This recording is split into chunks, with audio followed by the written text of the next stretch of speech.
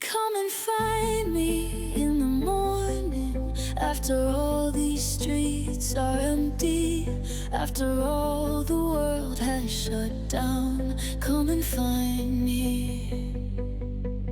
Lovers move and breathe together, every heartbeat lasting longer. Slow it down, make it easier. Come and find me.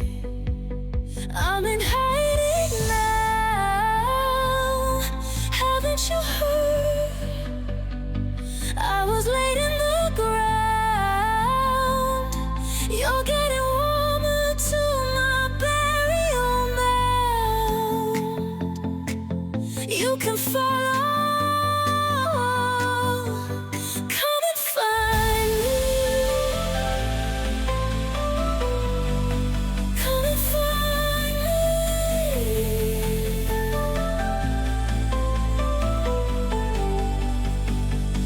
Slow it down, spin a little slower, so it's easier to hold on. If you wanna take it with you, gotta wait till this life's over.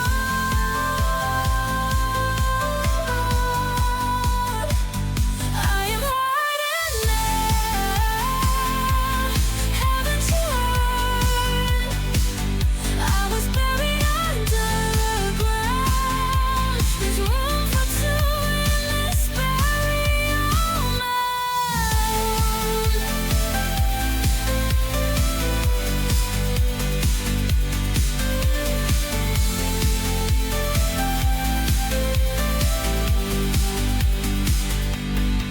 You can follow, come and find me, come and find me. Slow down.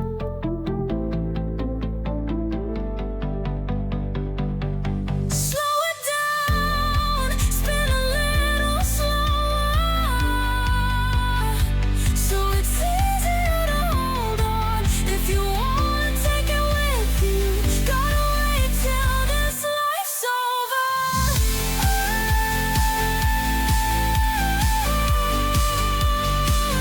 I am hiding now, haven't you heard?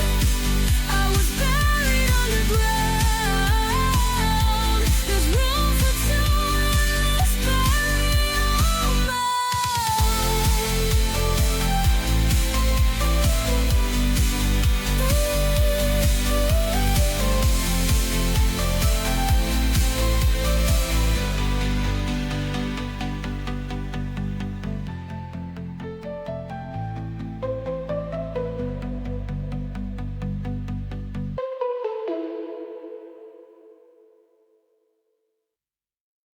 I was thinking about creation. One small seed changes everything. Through the force of latent promise, creation spreads its wings. I was walking through the country, I came upon a single tree. I took rest underneath. With every rivulet and tributary, the tree became the sea.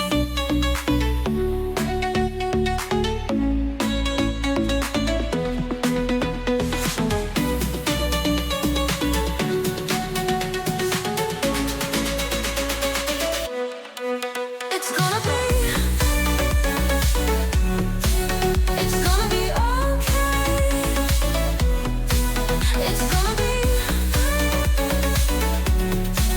It's gonna be okay. See the mother dancing in a circle, bathed in creamy twilight. The smell of the stars came over me, lifting me to a higher degree.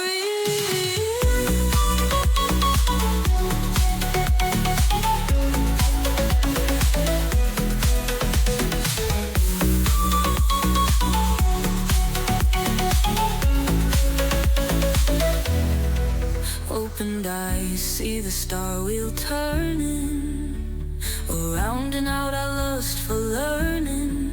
Oh, the crown connects to wisdom, to circle the amorphous as dusk turns to dawn.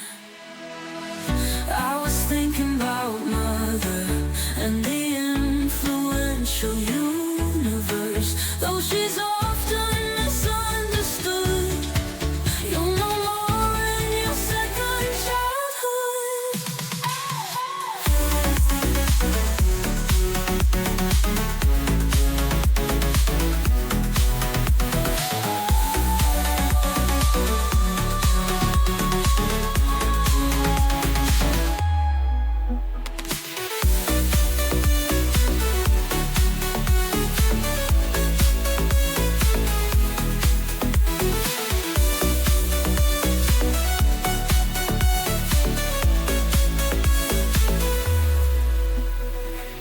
See the mother dancing in a circle, bathing creamy twilight. The smell of the stars came over me, lifting me to a higher degree.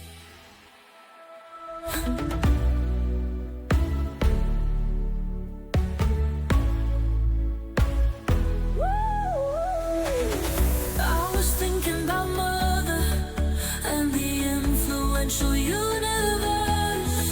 Though she's often misunderstood, you'll know more in your second childhood.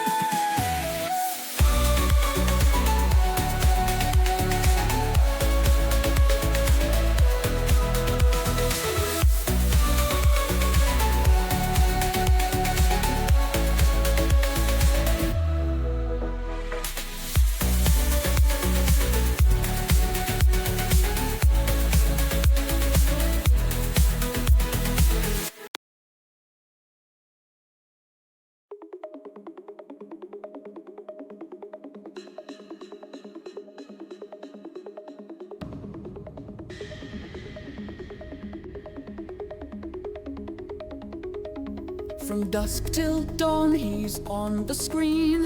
DeejTheSqueej, he rules the scene. With thumbs of thunder, skill so keen. It's like he's a calculating machine.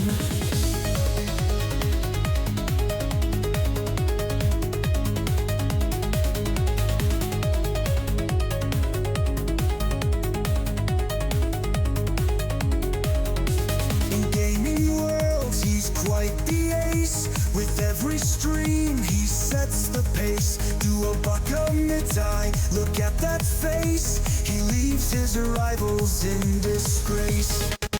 Above the rest, Deej lights the night, with joy and laughter shining bright. A stream so cool, it feels just right.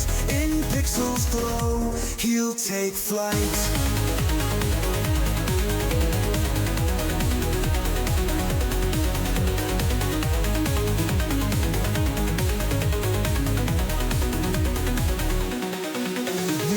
Set tight, he gains away. No bots can mess up the chat display. The squeegees erupt, hooray, hooray. A legend born with a big brain play.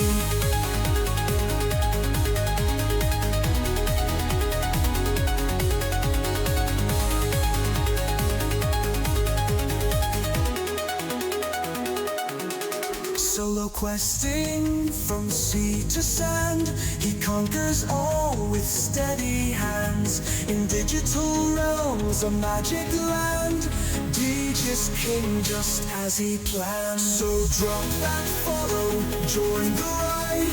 In DeejTheSqueej you can confide. Emotes will dance, fun won't subside. With every stream we feel alive.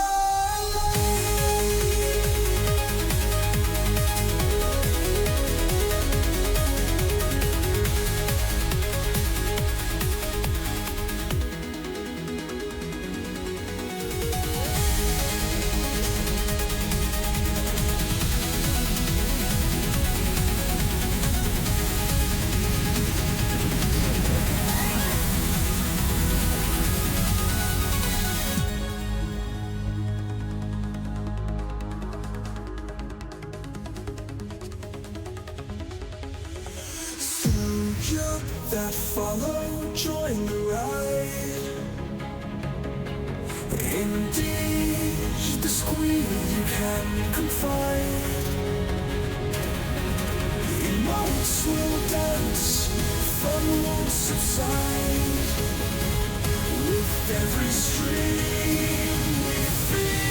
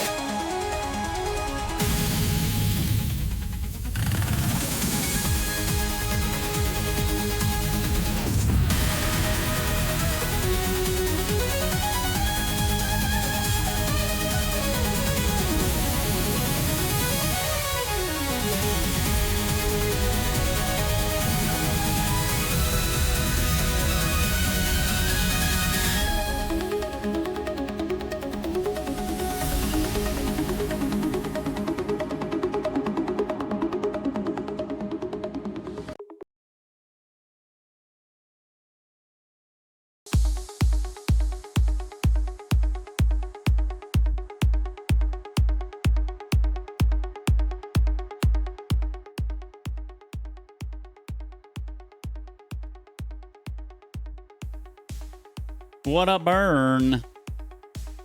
Happy Sundee. How are you doing today? We're going to be starting Eternal Strands.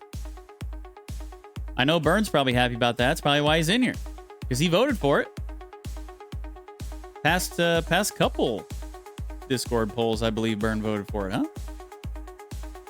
It ended in a tie between this and Kingdom Come Deliverance 2. And we're going to be playing Eternal Strands.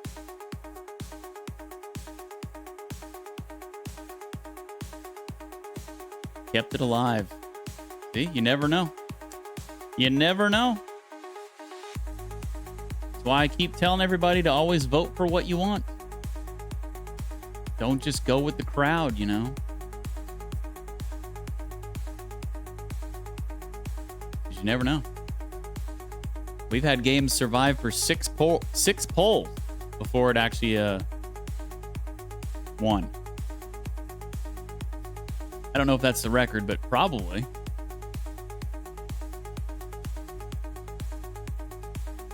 So we will be playing this. I predict this will probably take about, I don't know, 4 or 5 streams, probably the whole week. And then after this, we'll be starting Tomb Raider 2 remastered. So that's the that's the way forward. What up, Parado? I believe you also voted for Eternal Strands, didn't you? I think it was Burn, Parado, and John in the 3-3 tie.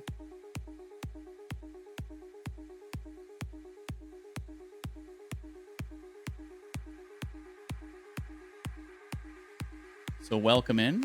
Glad to see that you're in here, ready to check the game out.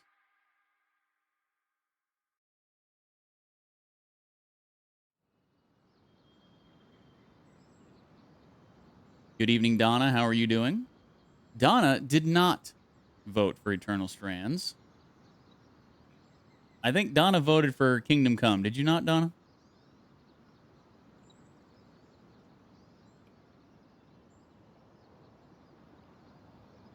No, you did not. No. Oh, no, you voted for Tales of Graces. That's right. Cert, Liz, and Godefo voted for Kingdom Come. That's right. Okay.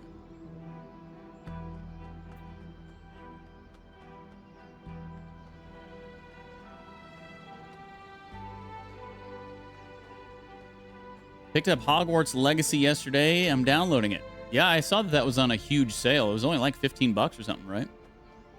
That's a pretty good sale.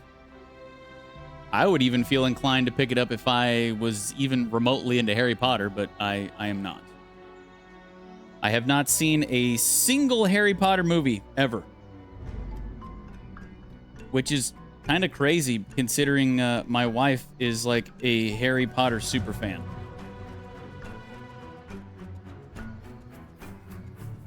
But nope, never watched one of the movies, never read one of the books.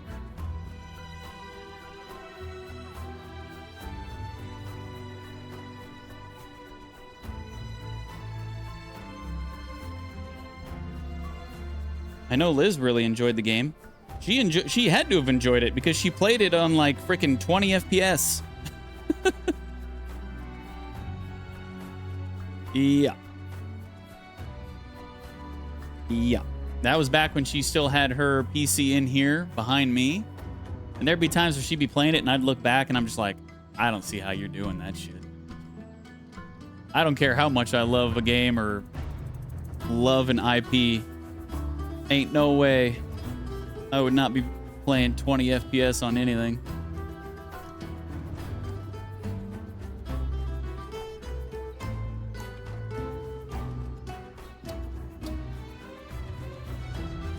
Kingdom Come is like 200 hours, isn't it? I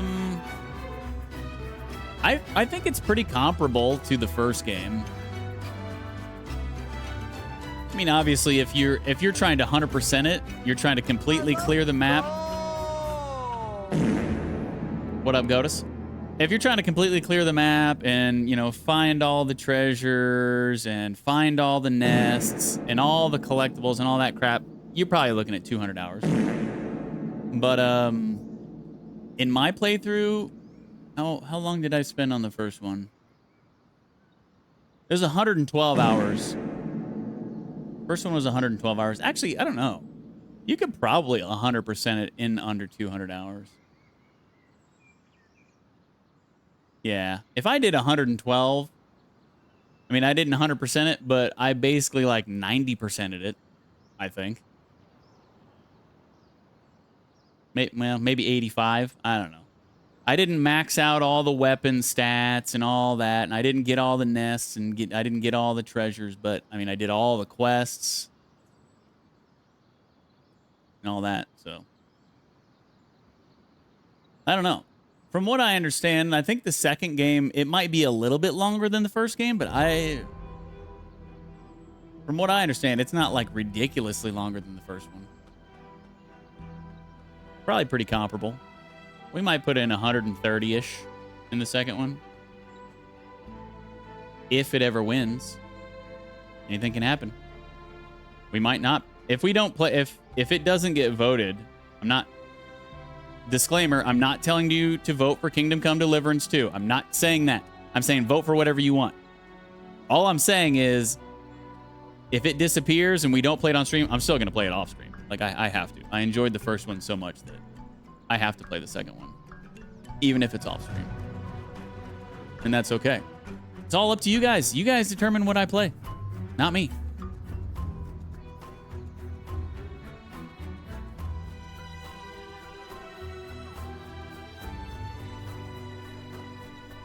They are heartbreaking, good story, horrible author.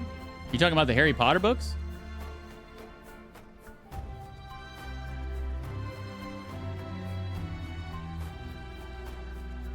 J.K. Rowling is a horrible author? I wouldn't know. I've never read any of her books.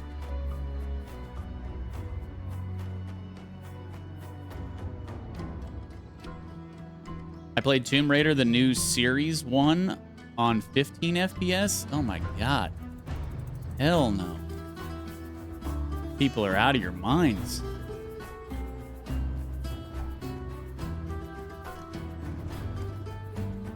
No shot.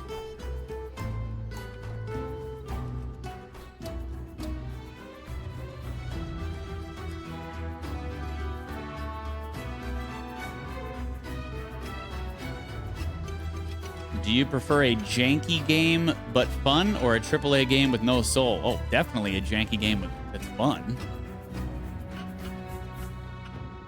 Definitely. Like, that's a no-brainer. The last AAA game I played with no soul was Dragon Age: The Veilguard, and I didn't even finish it.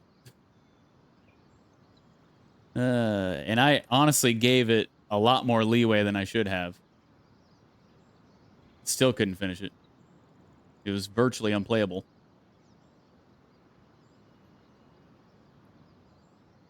Like, I would jump in Tomb Raider and it was take 3 seconds to land. Why would you play that? Sheesh.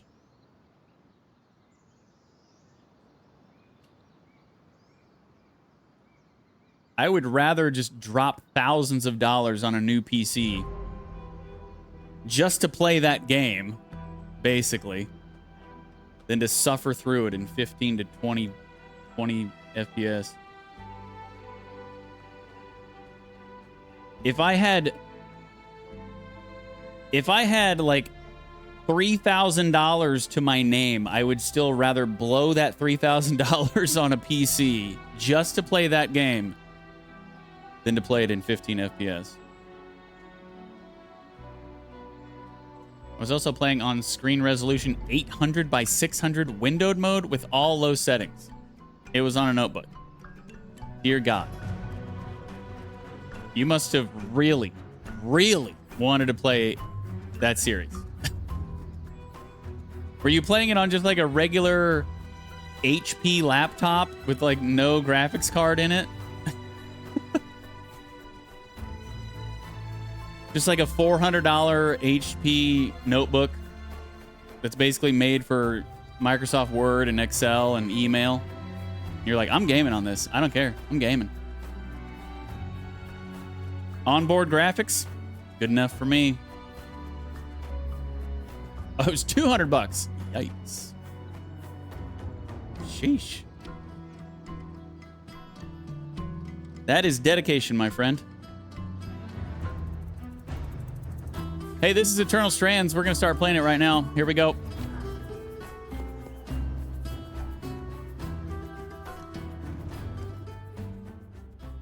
Pay attention. Everybody gets the lore. Pay attention. There will be a test. When Weavers born in the next era ask what we were willing to risk wrangling these capricious lands into hearth and home, our exploits must answer simply, whatever it takes. Maximilian Ardon, founder of something. Was once the heart of magical development and trade for practitioners of magic all across the Maida Basin. Not all weavers claimed it as their home, but those that did built a legacy of progress, constructs, and innovation.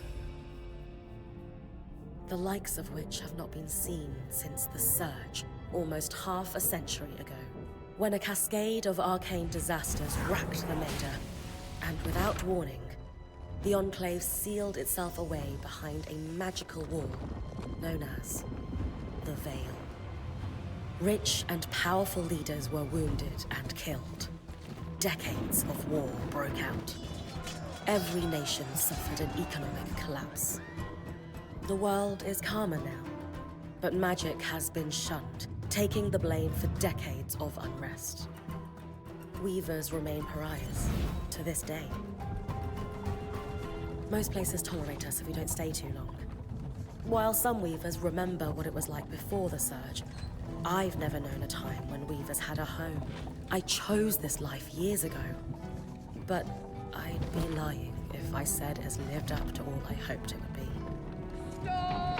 Still, my luck might be changing. A few weeks ago, I began traveling with a new weaver band. Now, they've brought me here, where it all began.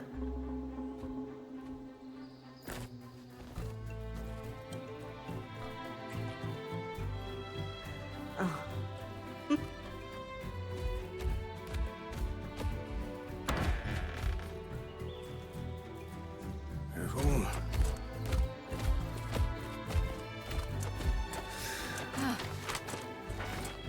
Thanks.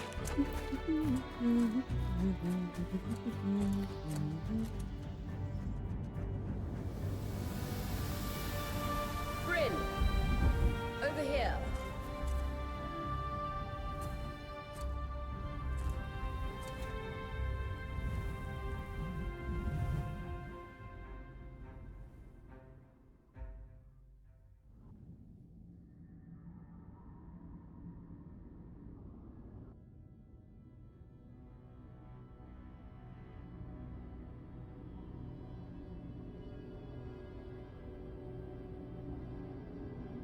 What do you think? When you told me that joining your band meant I'd see the Veil, I wasn't picturing this. No one's been this close in years. The base is shrouded in tangles. Weavers have known about this safe zone in the Vale's shadow for decades, but no one has found a route into it. Until now.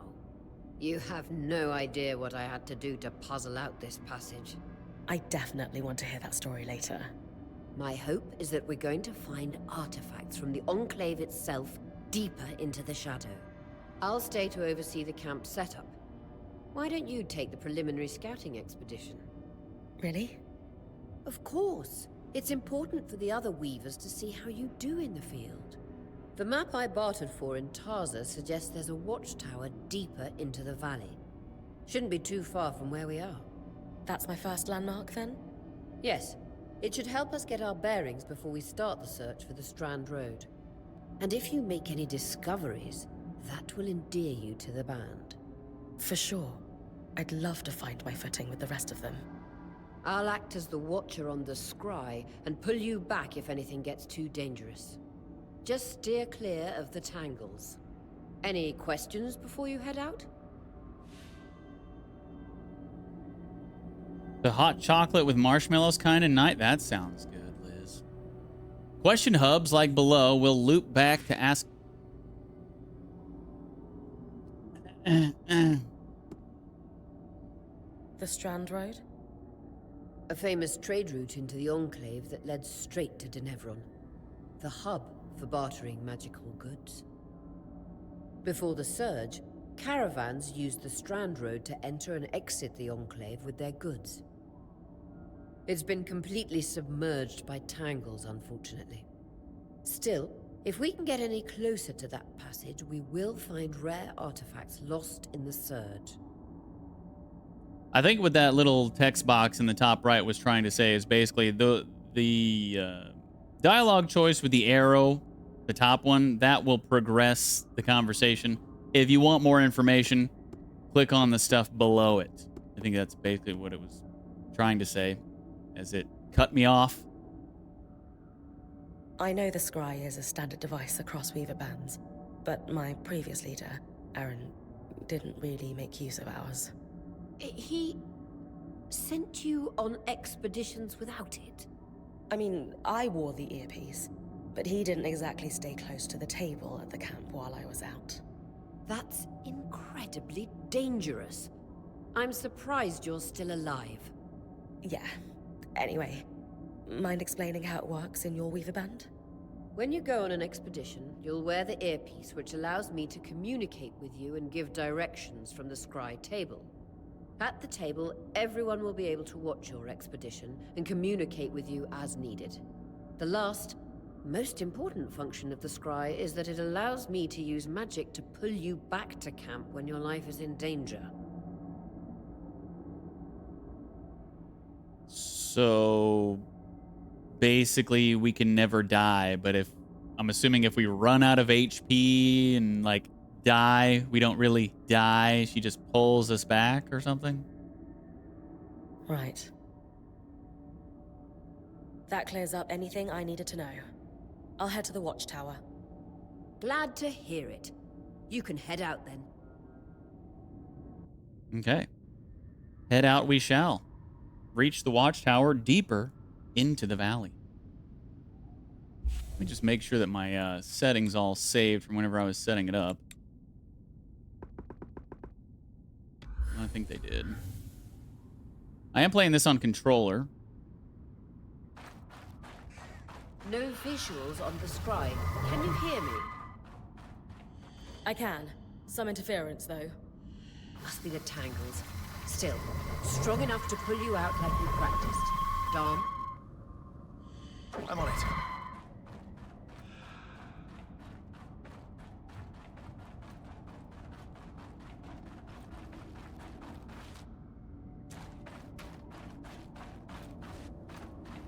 The veil. Even more impressive up close.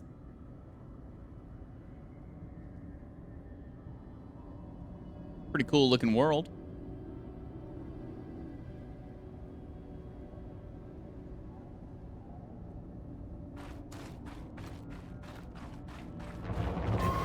Just this should magnify the enchantment, and Thanks. Got visuals back. The Veil's shadow is incredible. Never seen anything like it. Tangles. Beautiful. And deadly. Give them a wide berth. The closer you get to the Veil, the thicker they'll become. Its shadow is believed to be impenetrable. Until now.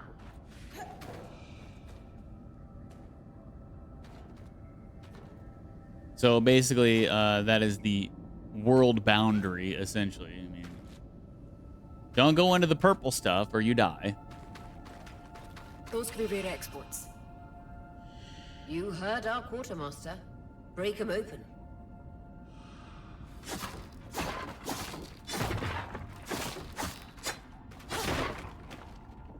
Loot. Rough leather, iron. Iron, rough leather, iron.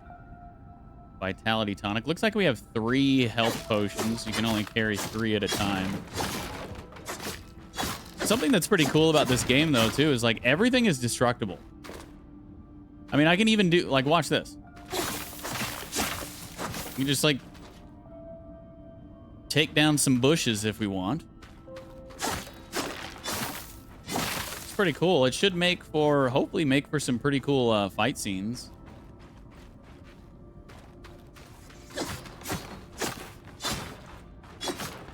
But I think actual loot is in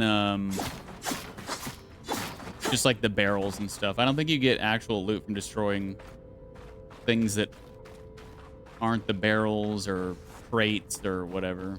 That wall is completely frozen. Weaver's Grasp. Lifts and moves objects and creatures. A purple aura marks valid targets, while those marked red are too heavy for the current level of the strand. Left trigger to prepare the strand, hold right trigger to cast, release right trigger to throw it forward. So this is our first power, so to speak. I remember playing Red Faction and you could destroy anything, even tunneling. Cool. We should expect enchantments to act strangely this close to the Veil. See those glowing bulbs? Infernal aliens. They combust when broken. So, if I toss one at the wall, its fire will melt the ice. Brilliant! Best to use kinetic magic to keep clear of the blast.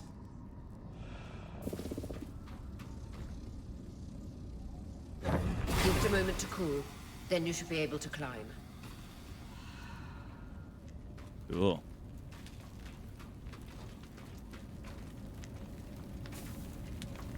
Oh no, it's spreading.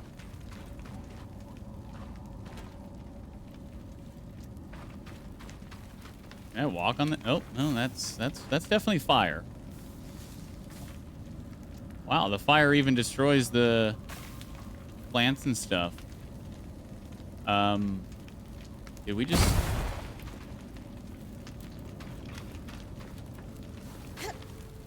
Just run! Get out of here! I think I might have just started a forest fire. Let's get out of here before somebody catches us. It's spreading.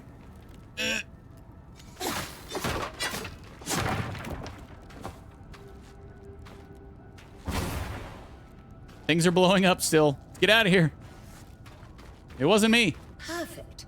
Knowing the watchtower's relative position establishes the distance to the Strand Road. You can come back to... What is that? Coral. There were rumors of a living mineral that grew deep beneath the Enclave's surface.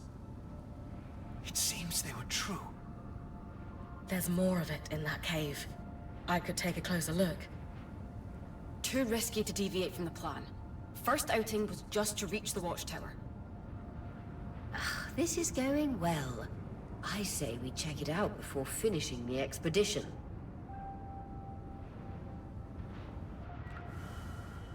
Okay, investigate the cave.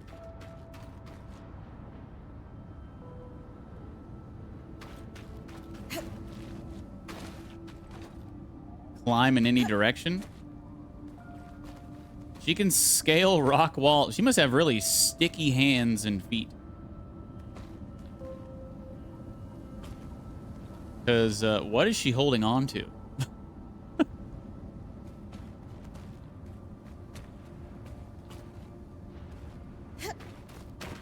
She's part spider.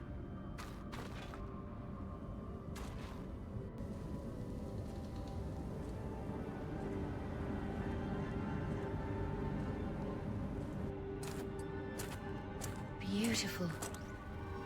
I've never seen anything like it. Dan's right about it being a living mineral. I can feel it humming with magic. Wait, I'm losing... Aurea? Oh, snap.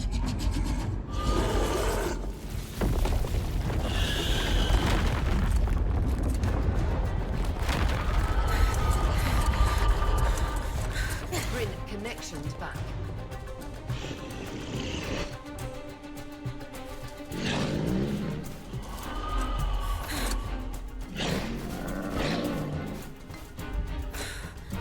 Was that a drake?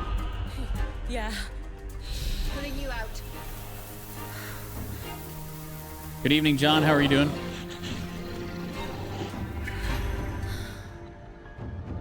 Mira's breath. I knew this was a bad idea.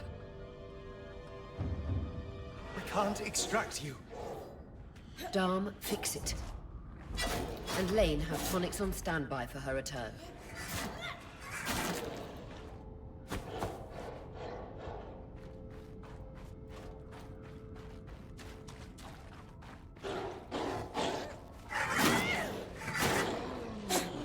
Good.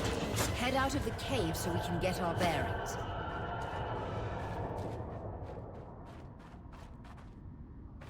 I'm doing pretty good as well, John. You voted for Eternal Strands, did you not?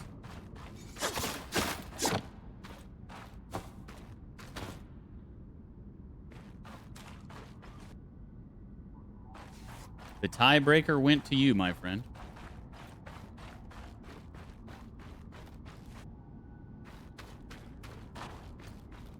I don't really know how much exploration or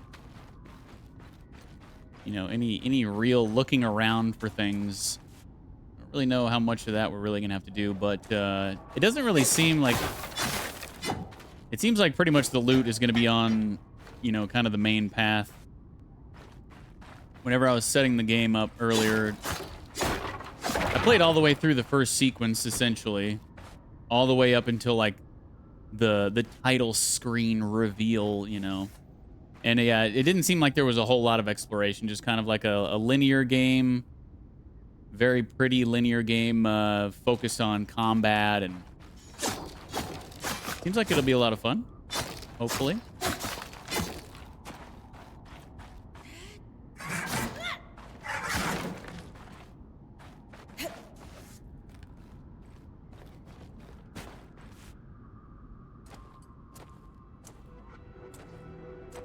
Yeah, I'm on medium settings with DLSS on because I wanted over 100 frames.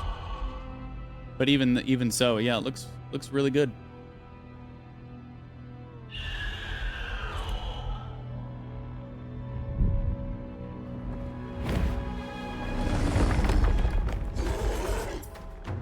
I hope we're not fighting that right now.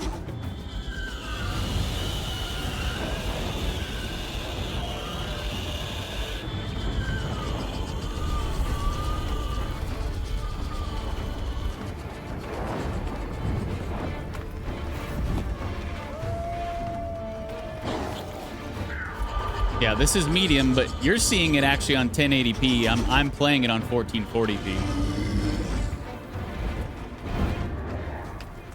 Oh, he was the one that started the fort? Yeah.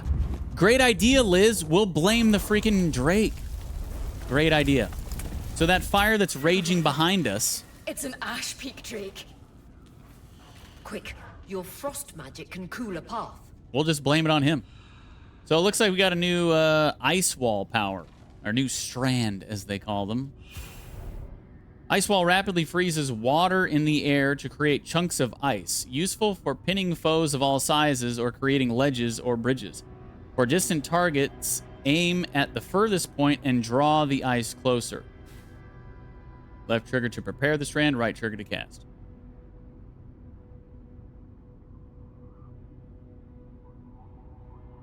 You had frost magic this whole time? No, we just got this.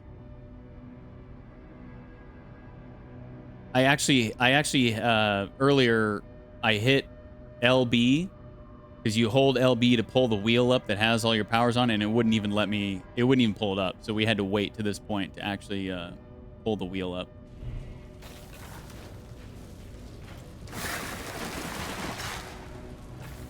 Man.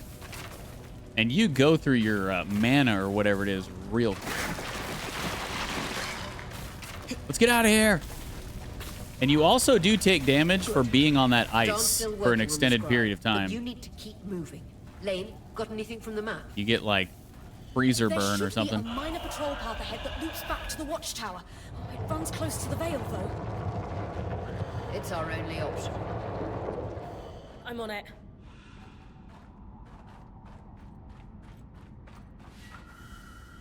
Aurea, that Drake's acting like... Let's just focus on getting her back safe. I'll go back to unpacking the armory.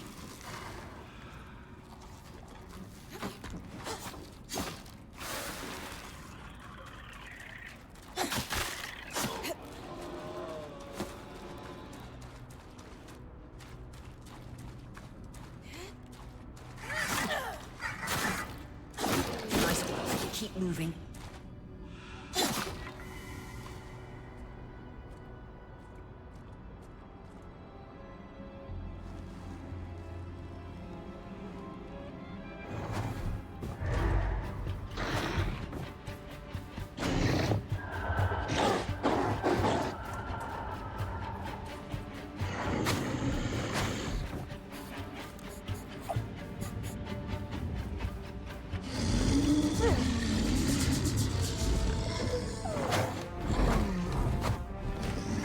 See ya.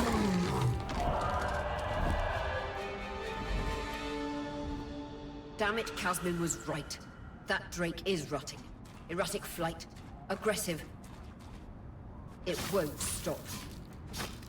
Skies, what do we do? We get you back to the caravan fast.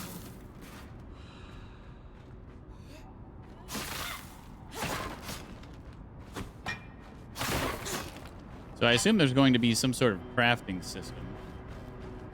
I don't foresee that being like super in depth or anything, but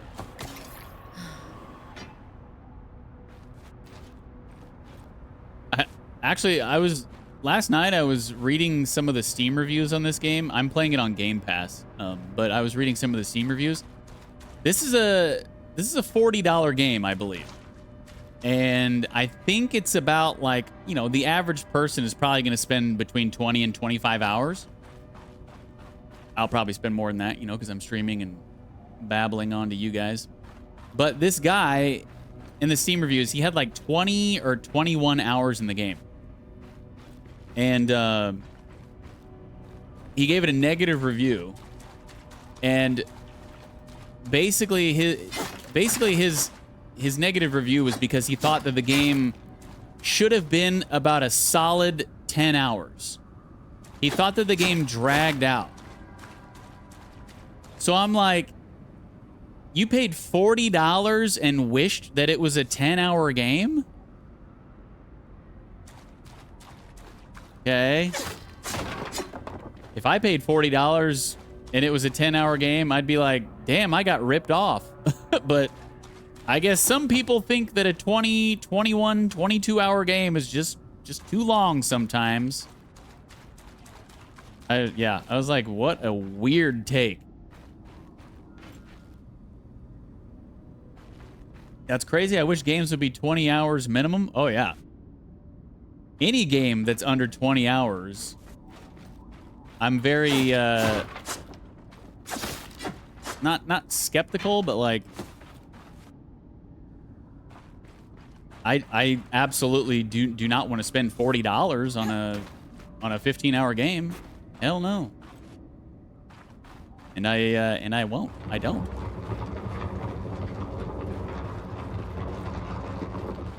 But I don't know. Maybe this dude is just, I guess he just has a different opinion on that than I do. I was just like reading that like, wow. There's actually people out there like this? Hold LB and press B to switch to Bryn's bow. Okay, so here comes kind of an issue I have with the game. Clear line of fire. Good time to use your bow. So I had to turn up the camera sensitivity because when I first loaded in, when I was setting the game up, like the camera just turns so slowly whenever I'm using my right thumbstick. So I turned it up to, where's it at? So it was on 100. I turned it up to 130 camera sensitivity.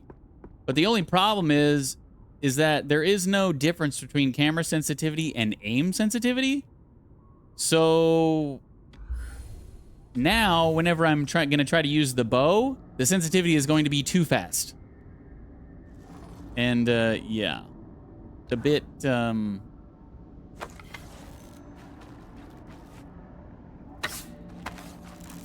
it doesn't feel super great. Then again, I mean, I'm shooting on a controller doesn't really feel super great anyway. But yeah, I wish that there was a differentiation between ow.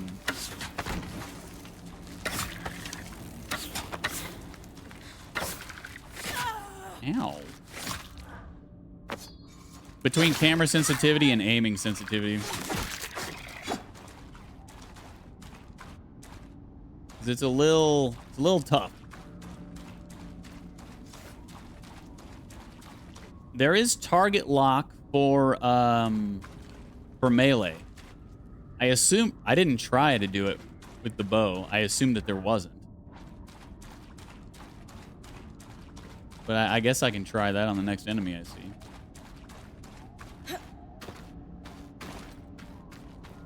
But I have been locking on whenever using the sword and the shield.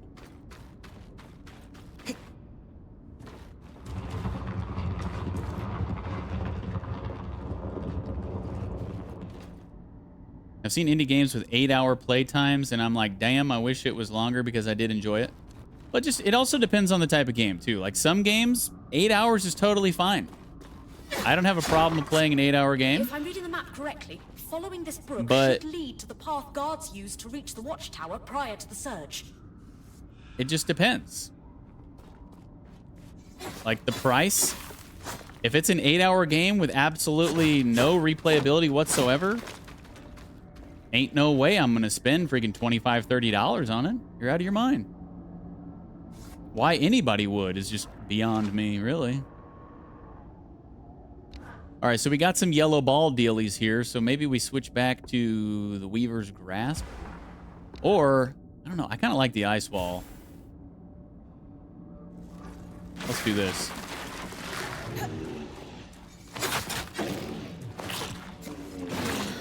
Jeez.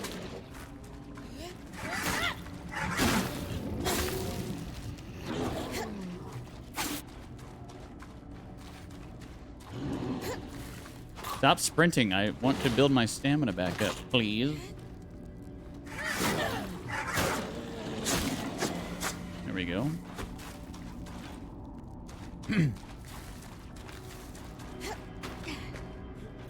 I prefer to pay a full $70 for an 8-hour game. Yikes. Hey, there's plenty of $70. There's a $70 like 14-hour game out there for you. It's called Silent Hill Remake. So, you know, if that's what you're into, 14 hours isn't too far off from 8, Burn.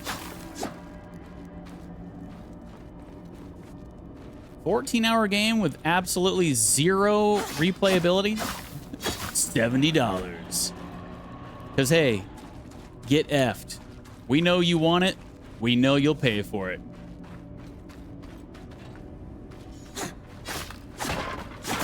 Isn't the new WWE 170 USD? What? WWE 2K? Like the wrestling game? Ain't no way that's 170 USD. Probably 60. With like battle, or not battle passes, but like season passes. I know I just read they're releasing a bunch of characters on DLC, so maybe that's included. Pre-order bonus and DLC, yeah. Some of the wrestlers that they're releasing on that game are really weird because they're going to be coming out throughout the season or pass or whatever they're calling it. They're going to be dropping wrestlers that were never even in WWE or WCW. I know, you know, WWE owns WCW and ECW. It's all like one big thing. But the game itself is WWE. But they're going to be releasing wrestlers that have like never even been in either three of those promotions, which is just weird. Like they're going to be coming out with Abyss, who was only ever in TNA. And it's just like, okay, weird. They're all the biggest. I know probably nobody except Peridot even knows what the hell we're talking about. But the biggest thing for me is they're going to be releasing New Jack into a video game. For those of you who don't know, New Jack was a wrestler in ECW, and he legit, he's dead now,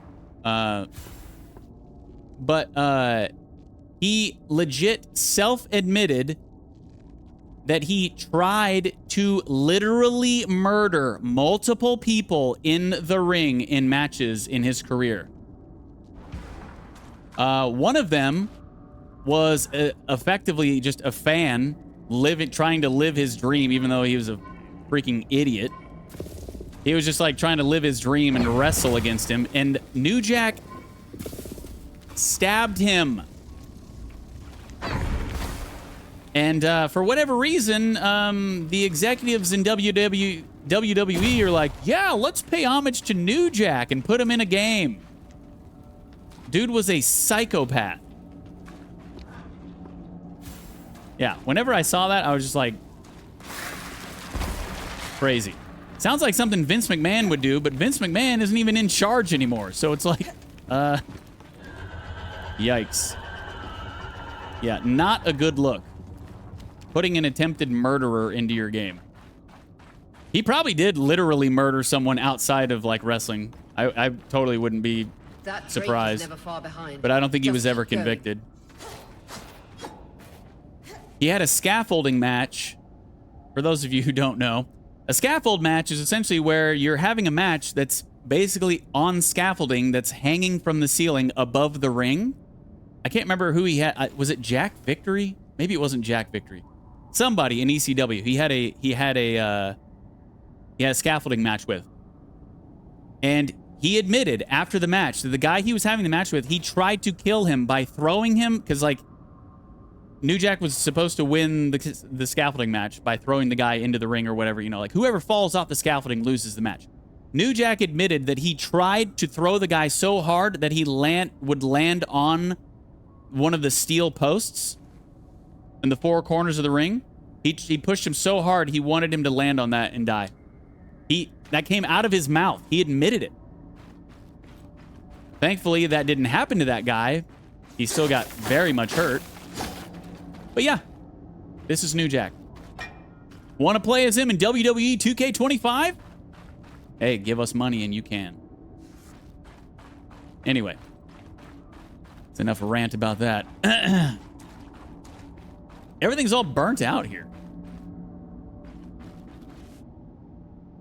I like the glowing. Kind of reminds you of like coals from a fire. It's cool. Cool looking.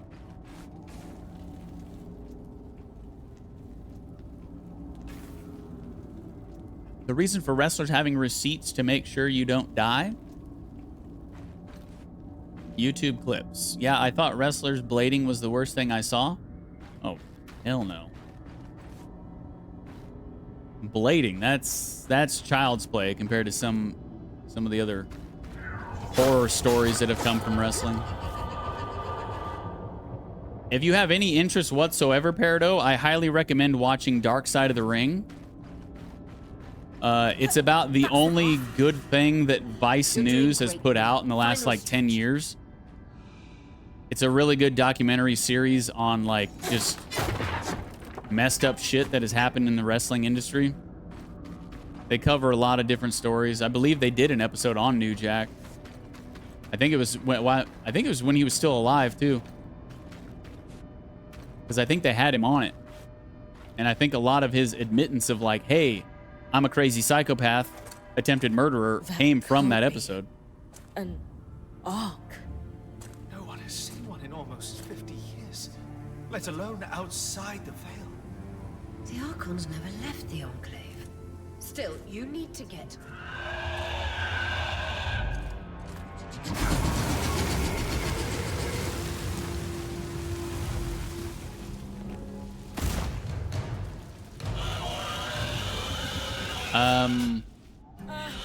I guess we're doing this. You've got to hold it off.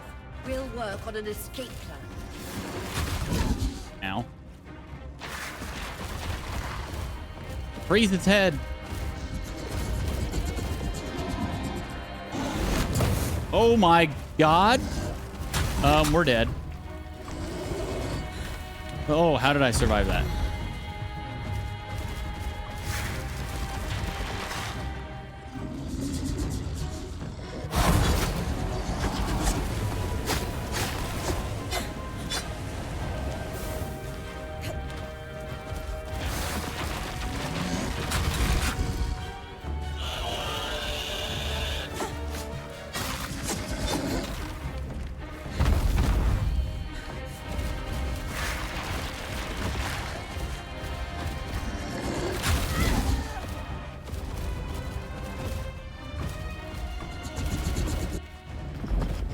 Okay, I was about to say, we really expected to fight this thing right now?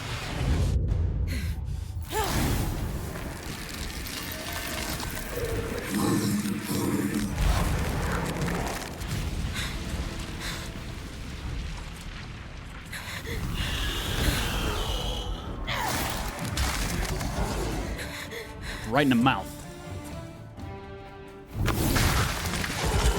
Well, that didn't last. Little help here. Oh, he's got a bubble.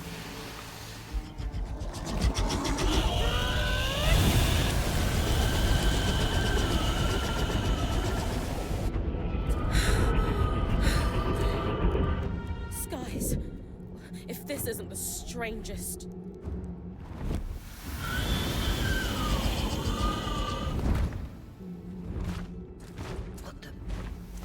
Hang on, Bryn.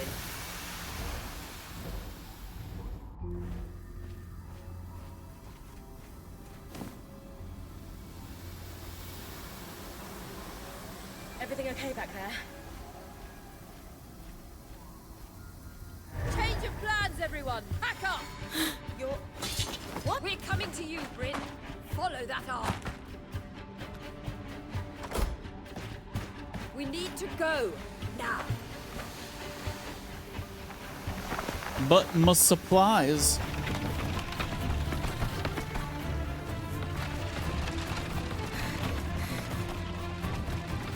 Up ahead!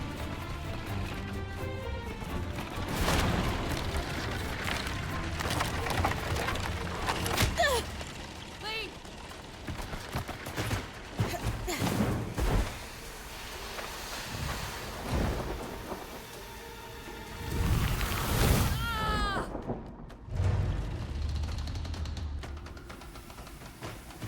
Fine, keep moving. She's okay. Guys, the arc!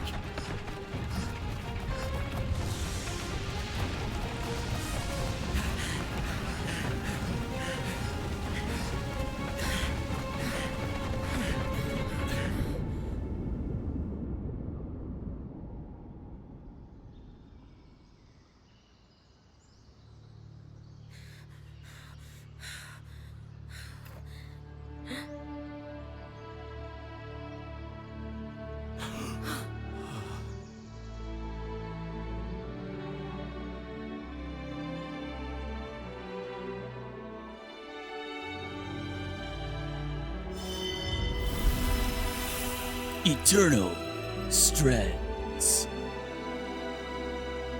So this is as far as I've made it in the setup.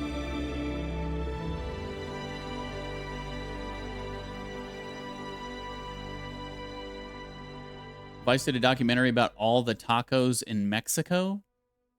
That's the only Vice doc I've seen. Vice used to be really good. Really good. Up until about 10 years ago, and then they just became like a propaganda machine. Which is why they're now bankrupt.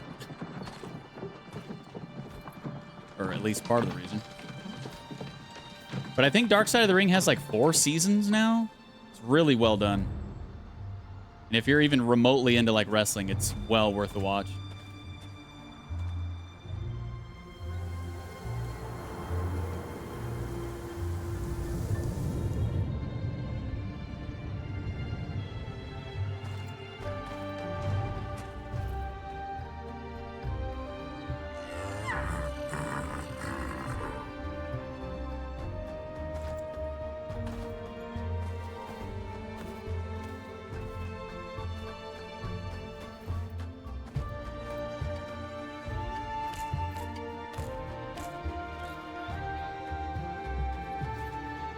Yeah, I'm both happy and sad to see Cena heel turn and what it can bring to the show. I don't watch current, but I watch old school wrestling almost every day. Has anyone else noticed we're practically sitting on a loom gate? I did hear about the Cena heel turn, and yeah, pretty funny. That can wait, Dom. Aurea, you should be resting. If your wing doesn't heal, our point is out of commission. That's what I need to address. While my wing recovers, Bryn will take over expeditions as our acting point. You sure she's ready for all of this? Bryn did face down an Ash Peak Drake and lived to tell the tale. I think we're in good hands. Yes. I have every confidence that she will make a great point. As long as we don't all die here first. Dialogue choices guide Bryn's demeanor and explore different parts of her character. There are no wrong choices. Really?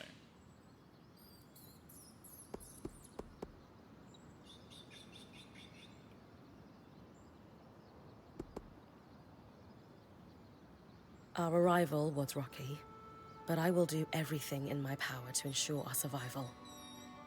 If we avoid unnecessary risks, we'll be back on our feet in no time. I'm glad you're taking this seriously. Seriously? Exactly. When we first set out to investigate the Veil's shadow, we had no idea we'd end up here. The Enclave was once a safe haven for all weavers, and the pinnacle of innovation. Since the Veil went up, weavers took the blame for decades of war. Stories that put children to bed preached the evils of our magic, all because of what happened here. We owe it to ourselves and to our brethren across the Maida to find out not just what happened, but why. Maybe then, weavers can find our place in the world again.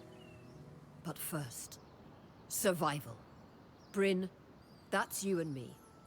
Find me when you're ready. Adjourned. Why they say it like that? Wrong in quotes? To make you feel good inside. Consult with Aurea to plan next steps. What is this? Scry. The whole band gathers around when I'm away from camp. It's nice to have people literally watching my back. Oh, the scry. So this is how they see what we're doing when we're out in the field doing it. Let's have a little look around. I guess this is going to be our base of operations for the time being. Oh, hello. Small journal. Codex fragments increase Bryn's attunement to locales around the Enclave, as well as unlocking lore projects at Layan's archive. Okay. Can I read that? Codex. The Codex stores information about the world and mysteries of the Enclave uncovered through exploration. Codex fragments represent points of data on a subject. When enough are acquired, Layan can research them to unlock a complete Codex entry. Aha. So, collectibles.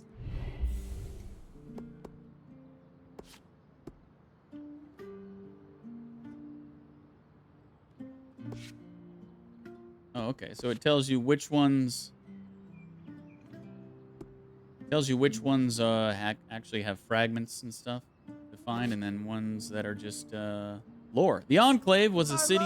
Gold! Please don't interrupt me. The Enclave was a city-state located on the southern arc of the Maida Sea. Founded centuries ago by a group of weavers led by the eccentric but daring Maximilian Ardun, it became a hard-won refuge for those most interested in the magical arts. Securing the territory that would become the Enclave was no easy task. The environment presented a variety of challenges. The terrain was often nigh impassable, the local fauna was unusually vicious, and the weather was unpredictable at best. These trials, among many others, tested the wills of even the most resolute settlers.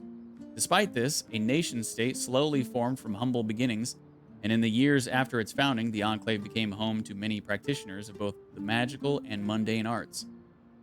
At the height of its power, the Enclave boasted the densest accumulation of magically trained warriors, vast wealth from its concentrated ability to produce and innovate on enchanted items, and remarkable political sway thanks to acting as a trade hub.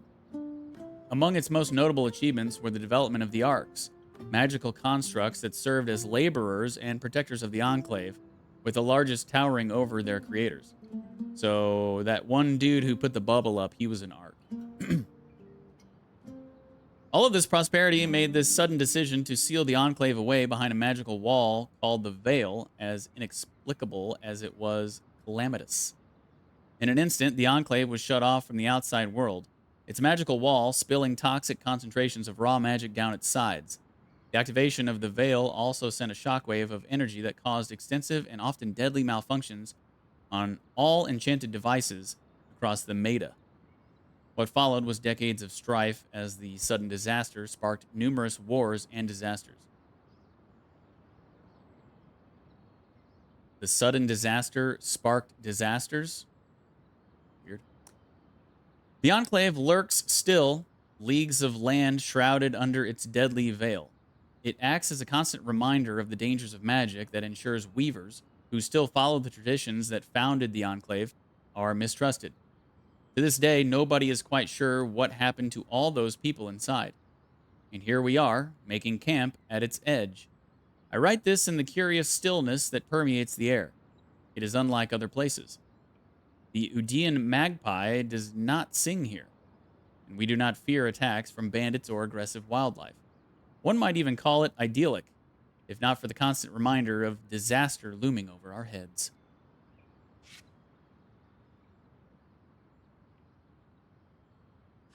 Okay.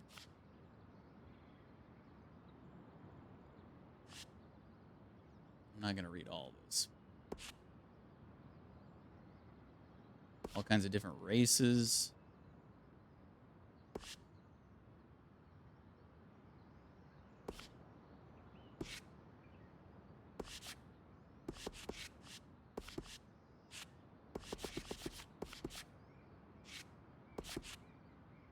A lot of lore. Inventory. Key items. Fragile ice wall resonance. Oh, okay, so these are for our powers. Let's craft a Drake killing weapon. Yes, right now. I don't care if that thing is going to be the final boss. Let's just kill it now. Looks like we're going to have some side quests possibly too. Right now we just have the main story quest.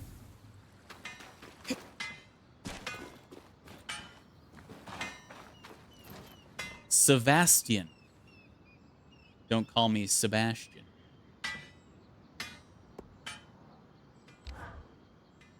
Sev, how are you holding up? When active, Talk provides optional conversations that react to events. Talk never starts or advances a quest. Oh, fine. I mean, I'm trapped inside a magic bubble that's filled to the brim with life-threatening creatures. So basically, that's the devs telling you, hey, you don't have to talk to people if you don't want to. They don't give you quests. So just skip everything. I will not be doing that. Also, left an entire known world behind, and I'll probably never see remnants of my past life again. But, you know, I'm fine. How exactly would one pierce a tusk? He has tusk rings. It's pretty crazy.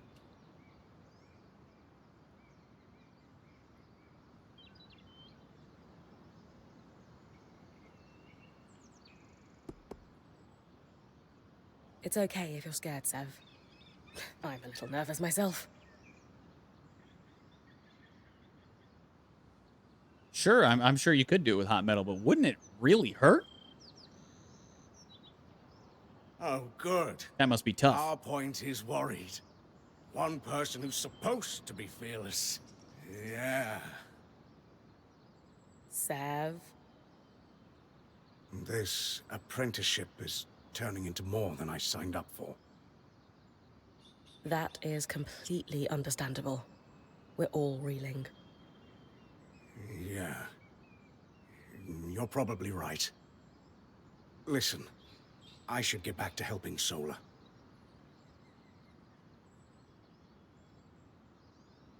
The tusk is pure bone, only nerve is at the base? Well, yeah, but... I mean, you could say the same thing about teeth, right? If you're drilling through a tooth, it still freaking hurts. Of course. I'm here for you, Sev. We all are.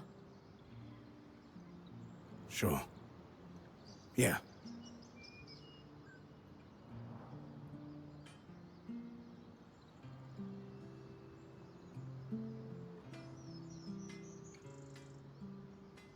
Okay, well, that's Sev. We must be buddies.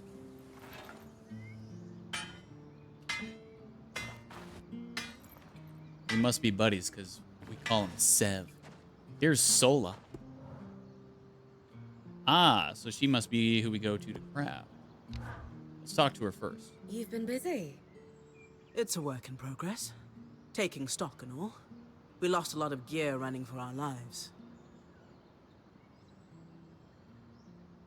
So tusks are like horns, not like teeth? Speaking of, Interesting. are you doing okay?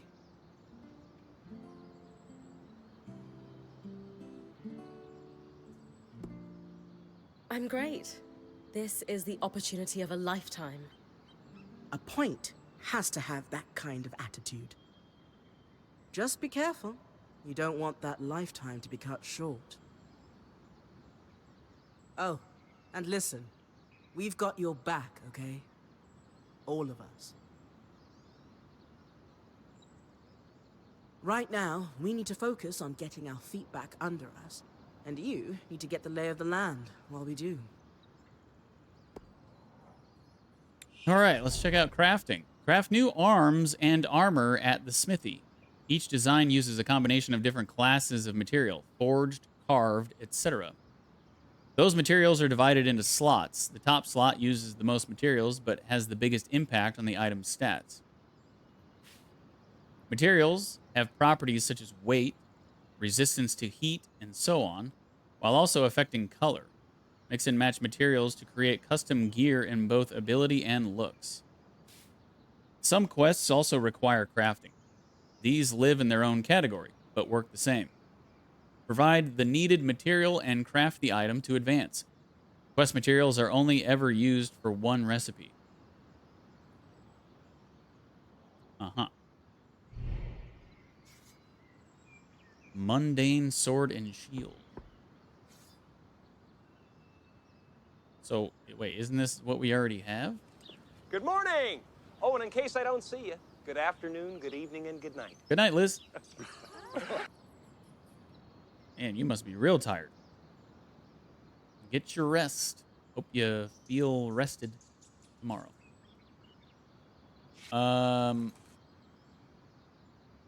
So is this to upgrade what we already have? Or I don't think it's crafting anything new, right? Because here's the bow.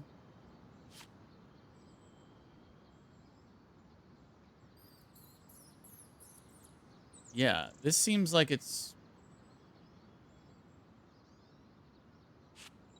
I don't know. It seems like it's upgrading, not crafting.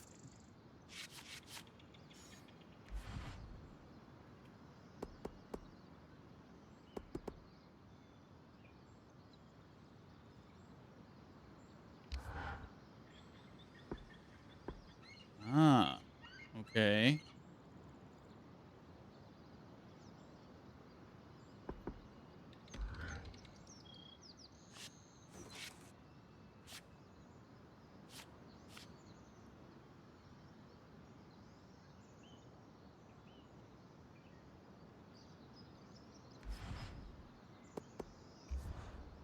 So depending on which resource you use, changes the increases or decreases. Interesting.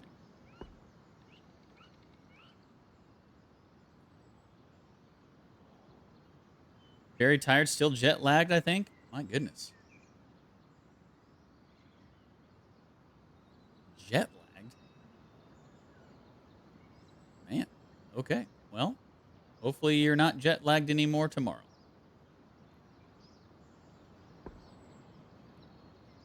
There's actually weight to everything too, huh? That's interesting. Can I can't hover over those to see like what that actually, like why is there weight?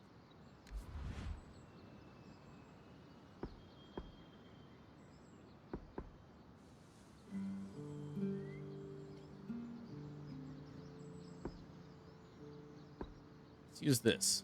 See what this does. Wait, what? Oh, okay. So I guess I...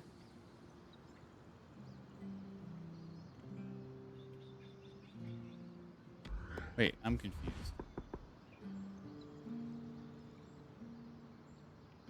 Oh, so did I just allocate...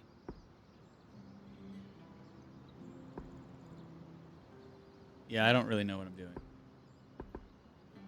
I don't think anything happened. Did it? Did it actually... Did it increase the stats? I think it did. So, but then what is this? Like down here.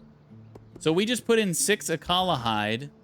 It took 6 away. It increased the stats, but we didn't craft anything?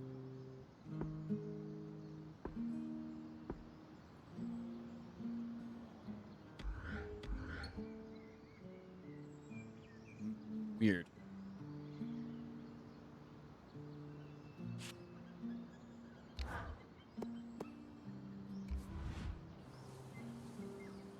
Wait, did it use it? Wait, I got this. No, they're back. Oh, okay. So maybe you... Okay, I think I see what's going on. So I thought it took them away, but really I was just adding it to that recipe that's in the bottom left. But I guess if you don't have enough to do everything, you can't craft it, and so it just gave it back. Okay. So yeah, I don't think we can actually craft anything yet.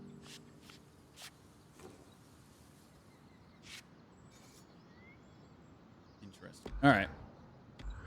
Moving on.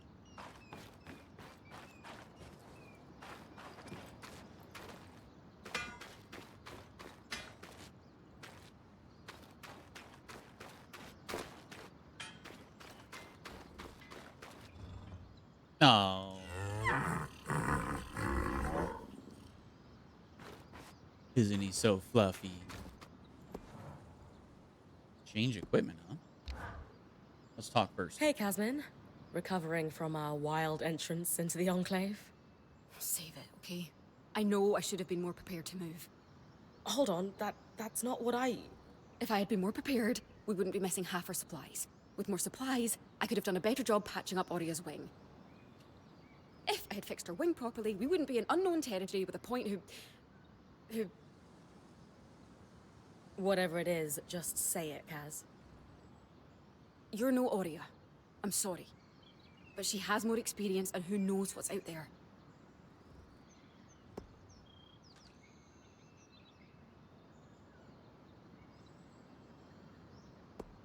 Hey, you're right.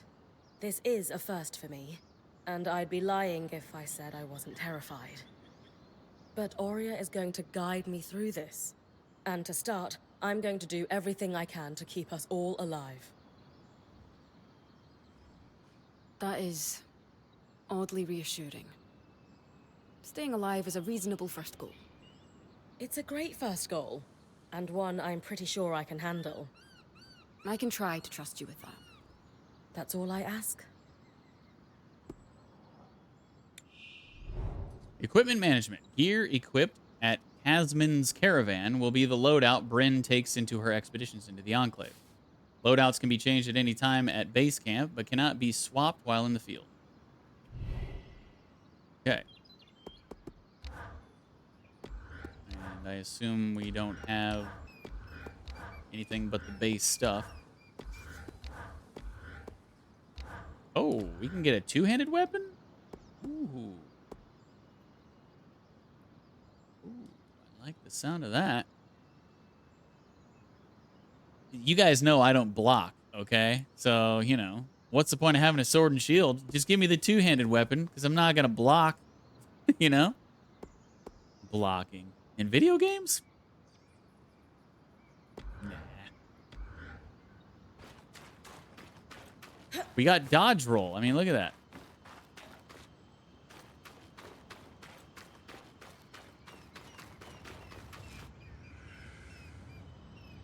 Oh, I see something over there. Arcane tools.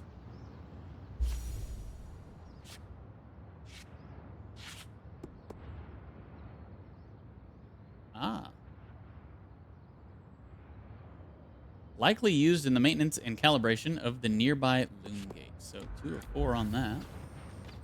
I'm assuming that the collectibles are all kind of in the same vicinity. That's the way it's seeming. So maybe all 4 of those pieces, all 4 of those fragments are going to be in this vicinity.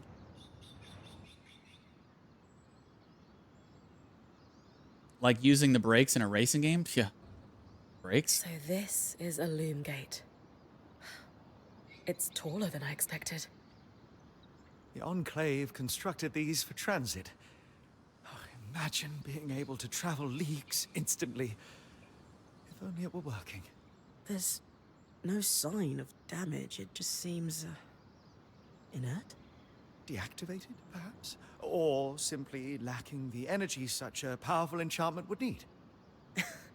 You'd know better than any of us. If we could get it working, though. Oh, the possibilities. All the places we could go. Oh, to hold the hand of my most darling wife as we whisked around the Enclave.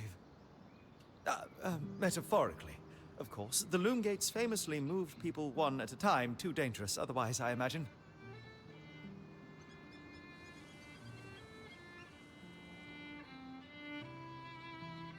Wait, oh, so they're husband and wife? So was he the one who kissed her hand in the beginning and she kind of like shrugged him off?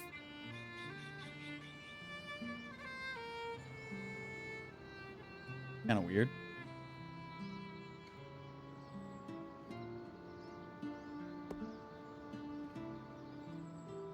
Hey, focus. If we could travel to other parts of the Enclave, we'd go down in history. It's not even a question. We need to find a way to power the loom gate. Yes, Bryn, I knew you'd understand. I'll get theorizing right away. I love seeing him happy. Me too.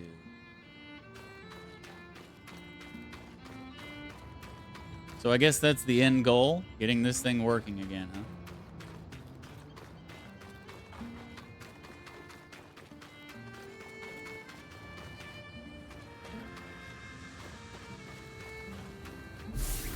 Logbook.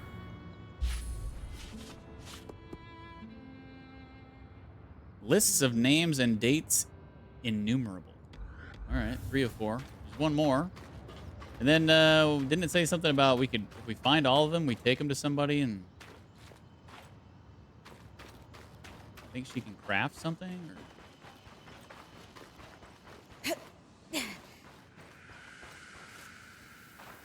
Oh, there it is. Shattered mirror?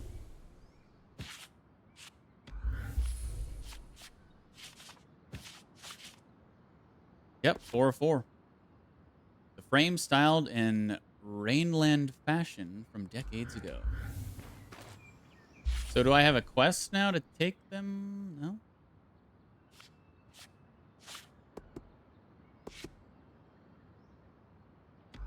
I don't remember who I'm supposed to take them to, but...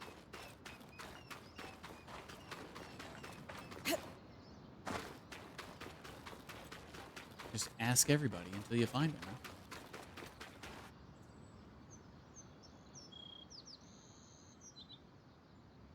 I wonder how this arc managed to get us through the Veil.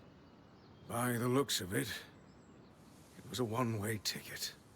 Well, the Enclave built many arcs and other magical constructs. I've never heard of one designed to repel Drake's breath, though. You think we might find another arc that could help us escape? Or possibly repair this one? It must be special somehow. As Aurea said, the arcs never left the Enclave, yet this one did. We know as much as we can from looking at it. Time to start exploring if we want to find answers. Okay. So a loom gate to repair and an arc to repair. Aha! I think it was Lane. I think that's who we're supposed to take the stuff to. Lane, you seem lost in thought. Settling in all right? Oh, Bryn. Yes, I am. And you? I notice you've been checking in with the others at the camp. You did? Are you spying on me? Oh, of course not. It's my vocation to observe. Not just you. Everyone. In fact, if you'd like, I can tell you a little about the others. You are newer to our band, after all.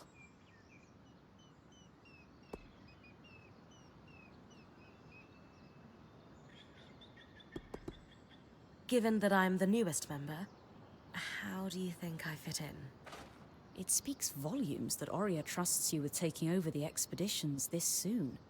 I would have thought Casmin might take over in this interim period instead of you. Casmin? Up until about 6 months before you joined, Aurea was training her to become her replacement as point. It was going well, then out of nowhere the training ended, and Aurea began searching for a new point. I don't know if it was Aurea's decision or Casmin's, but either way, I suppose it's all for the best. You wouldn't be here otherwise.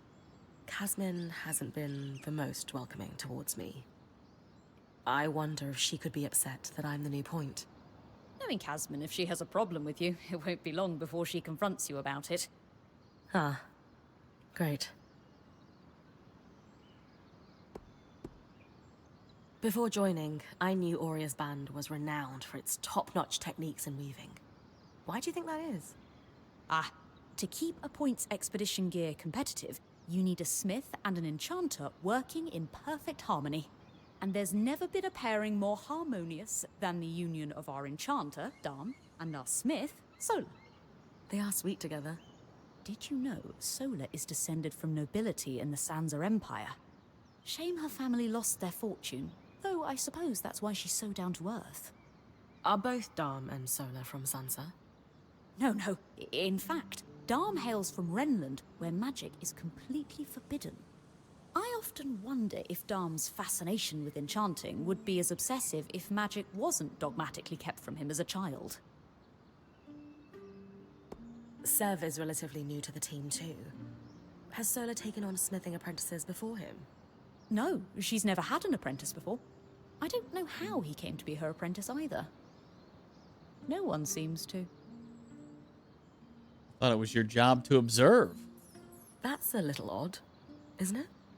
Not really. Typically, Ram are very secretive, culturally speaking. Sev may remain an enigma. I wish he would open up, though. I'd like to learn more about his people.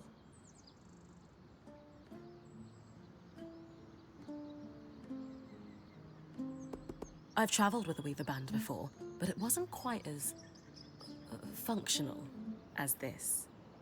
What makes this one run so smoothly? The obvious answer is Aurea.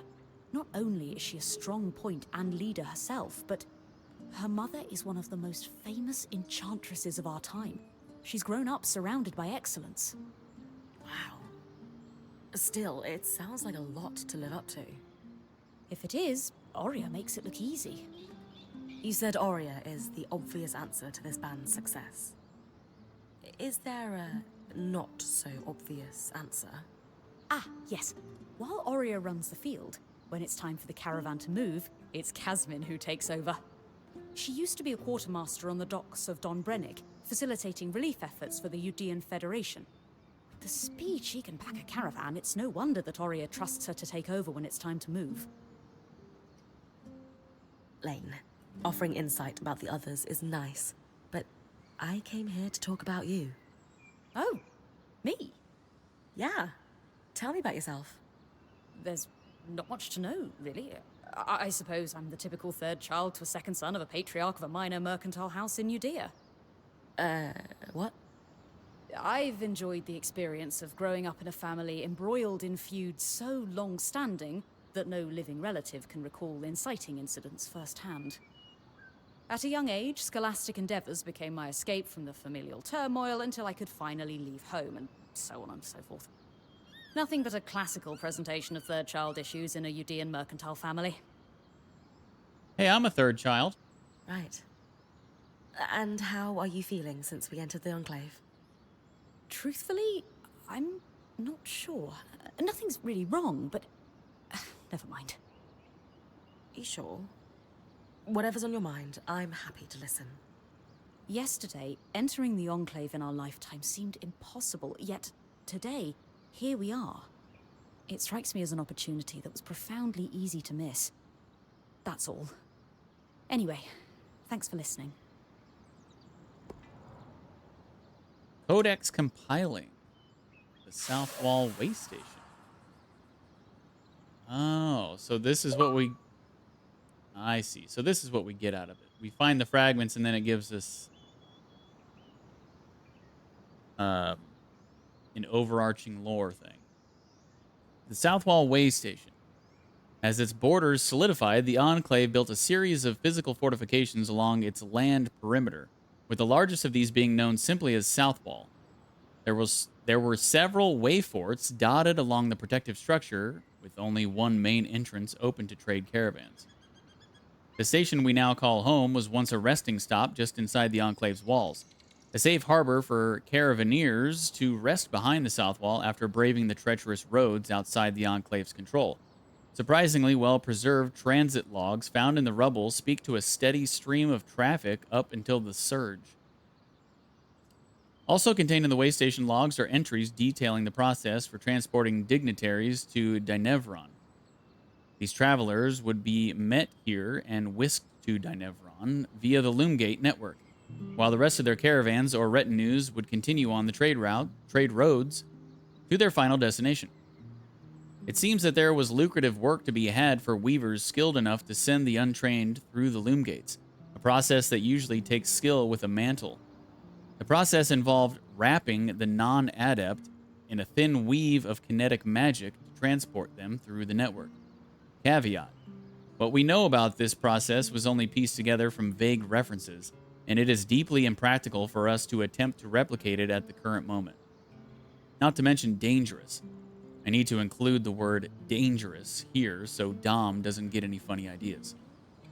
Regardless, it seems like we may be stuck here for a while. May as well try our best to make it comfortable. Okay.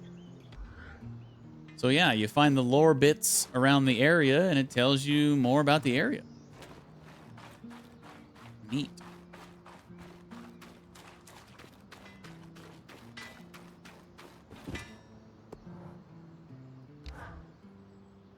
Loomgates must need a massive source of magic to function. Instantaneous transit across hundreds of leagues. Dom? Hello? Everything okay? Sorry, thoughts of loom gates rattling around in my mind incessantly. I'm sure you're the same way after seeing one. Not exactly, but it is exciting. Promise you'll keep an eye out for a way to reactivate it, won't you? Any thoughts on what that might look like? No, it could be anything. That's what's so exciting. So, our acting point. Is your heart racing at the prospect of traversing these lost lands?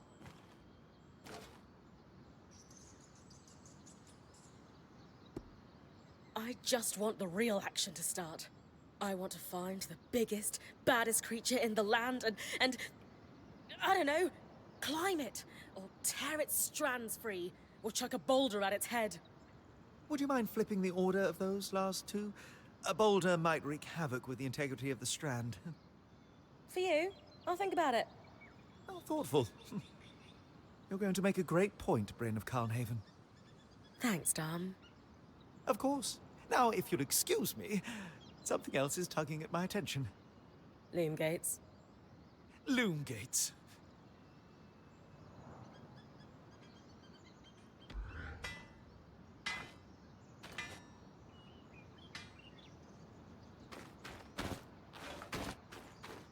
Okay, so I think we've talked to everybody.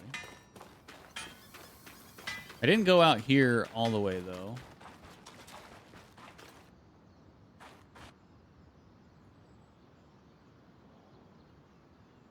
Uh-oh. Your tent. Might not be glamorous, but you can rest here when you're not gallivanting on expeditions. It's perfect. I don't know about perfect. I could have done a better job if we didn't lose half our supplies when we passed through the Veil. Seriously, I didn't have anything close to this in Aaron's band. Half the time I was lucky if I didn't sleep on dirt. Huh, that's unfortunate. I'll leave you to get settled.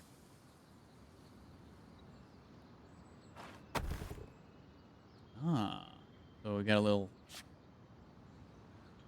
resource inventory box here. Okay.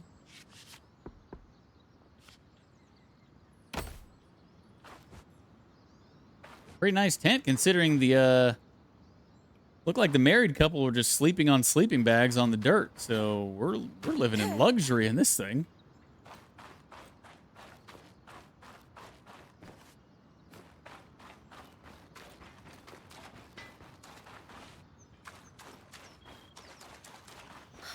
I am itching to get out there, but Aurea wants to talk to me first.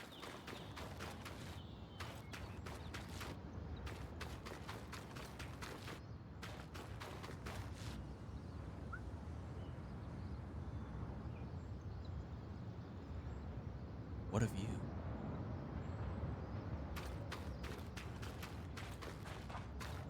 All right, let's go talk to Aurea.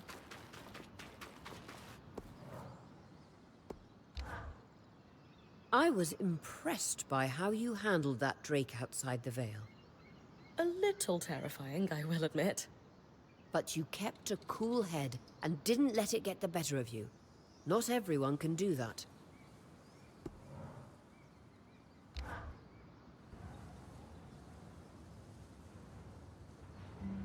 So after all the legends, this is it. The Enclave. Legends for you, maybe. Some of us trained under weavers who were born here. Still, it is surreal to see it for myself now. You're going to be out there, exploring.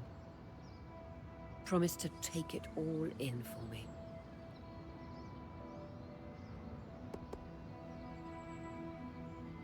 You know I'm happy filling in for you, but are you sure I'm ready? After all, my last mentor, Aaron, didn't...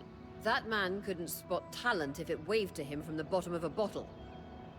Your old band is in the past. You've worked hard for this, and I have faith in you.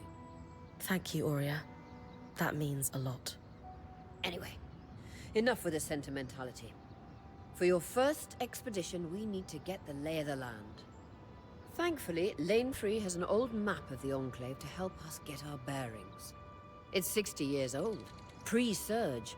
No chance it's accurate, but that's where you come in. I'll update it as I go.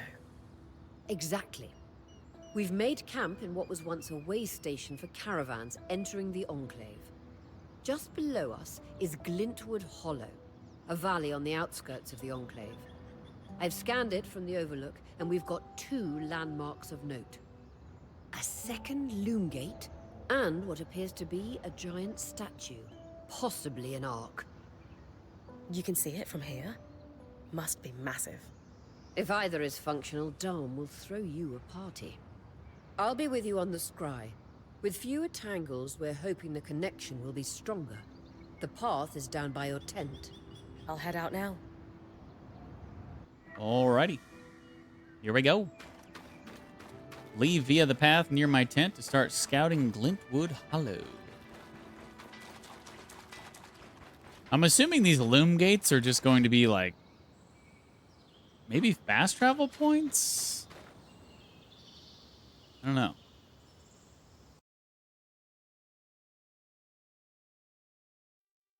Maybe not, though.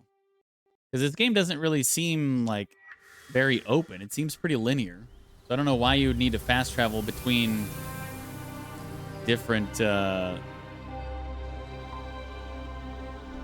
like safe havens.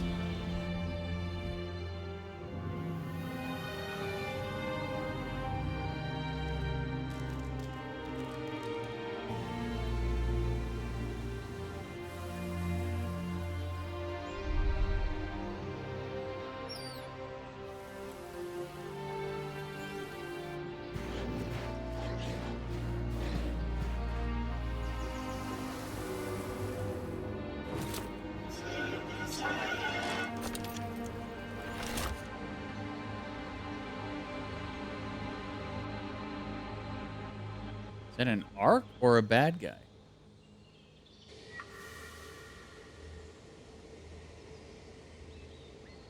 Scout Glintwood Hollow. Look for a second loom gate in Feller's Arch. Look for a great arc near the collapsed mine.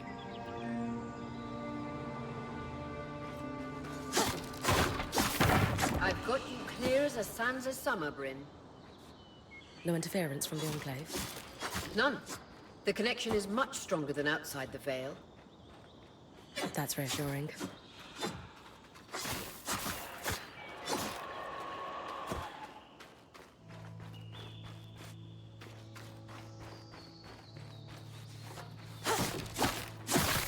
Oh, okay. So there is stuff inside those little bags, too. Oh, there's even stuff from... Oh, so you can destruct this stuff and get materials, it looks like.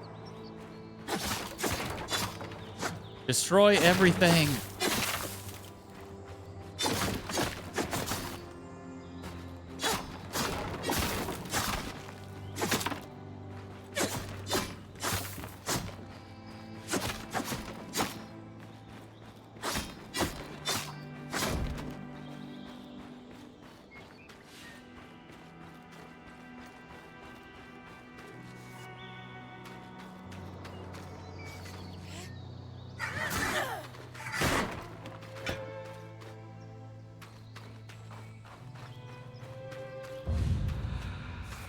Bryn updates her maps as she enters each region. Okay.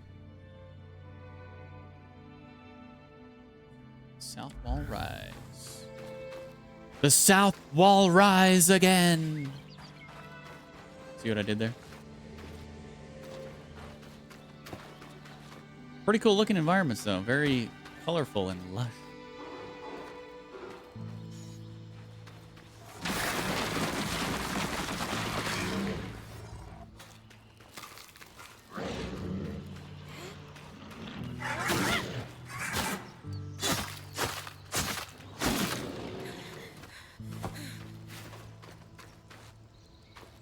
Well, I did the, I locked on, and then I did the ice move, and it looked like it had auto aim. So maybe the bow also does as well. That's kind of crazy.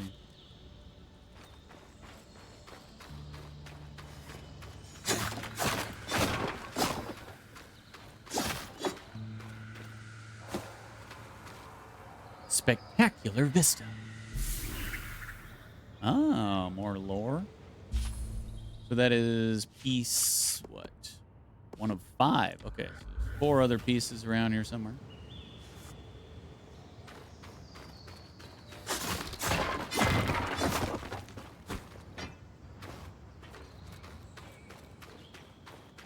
So there is a tiny bit of exploration, I guess, in the sense of trying to find those fragments. But I don't foresee the maps and stuff being like super complicated. It seems like it's just going to be kind of one main path, and you might have these tiny little branches that go off the main path, but not like too far or anything. Might have to do some climbing though, too.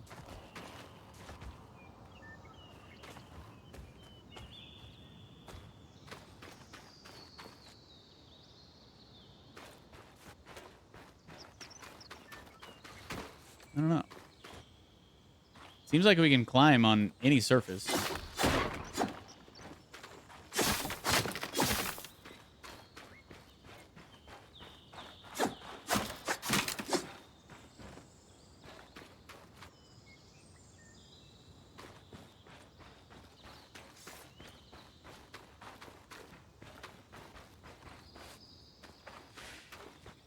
Ice pins foes in place for a time. Control them to reduce pressure during encounter. More arcs. And they're clearly happy we're here. Arcs were supposed to Okay, be so used some for arcs are manual bad, huh? labor. Hostility is strange.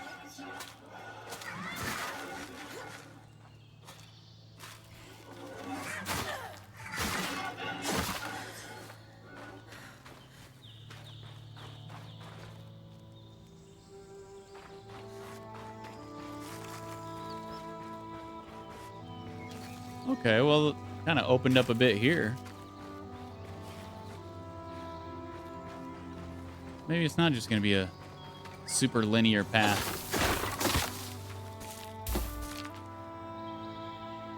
I do like some exploration.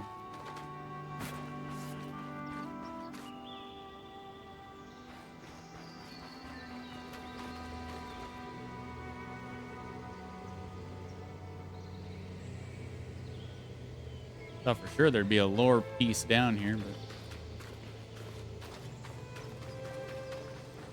I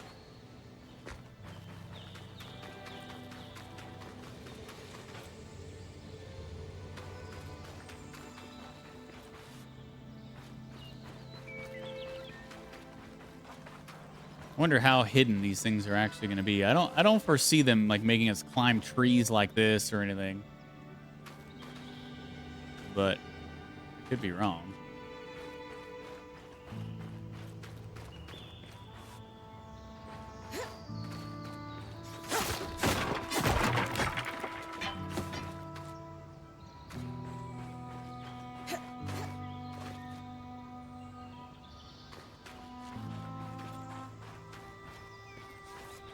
Great soundtrack too.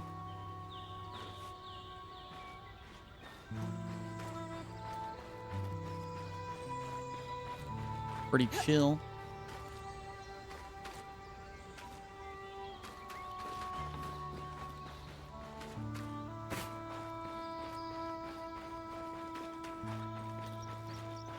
It definitely opens up. I guess I was wrong. water, I like how walking it distance of the I like how it campsite. opened up though. I'll set up a purifier for it and collect later. Makes the exploration a bit more Heinrich difficult. Brook, aptly named for the spirit of water that flows.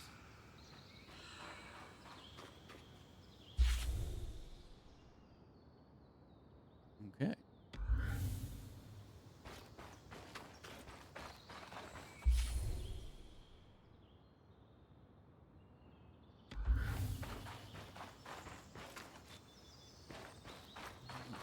Go back. I wonder if all those pieces are going to be in Southwall Rise, or if all these pieces are just going to be somewhere on this big map. Probably the latter.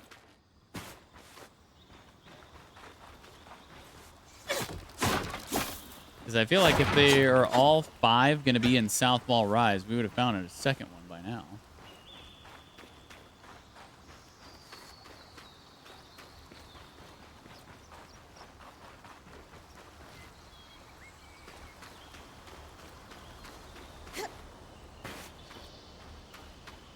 Here's one.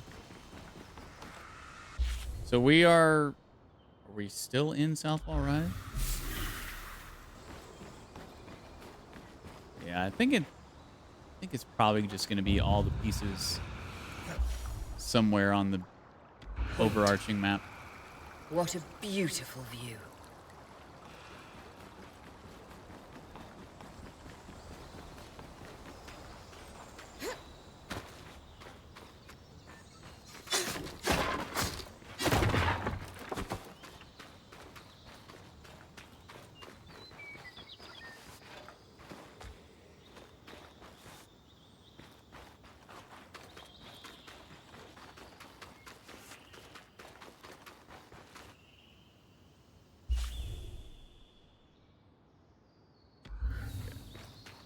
Let's go explore the point. And then we'll kind of just make our way east. Night, Donna.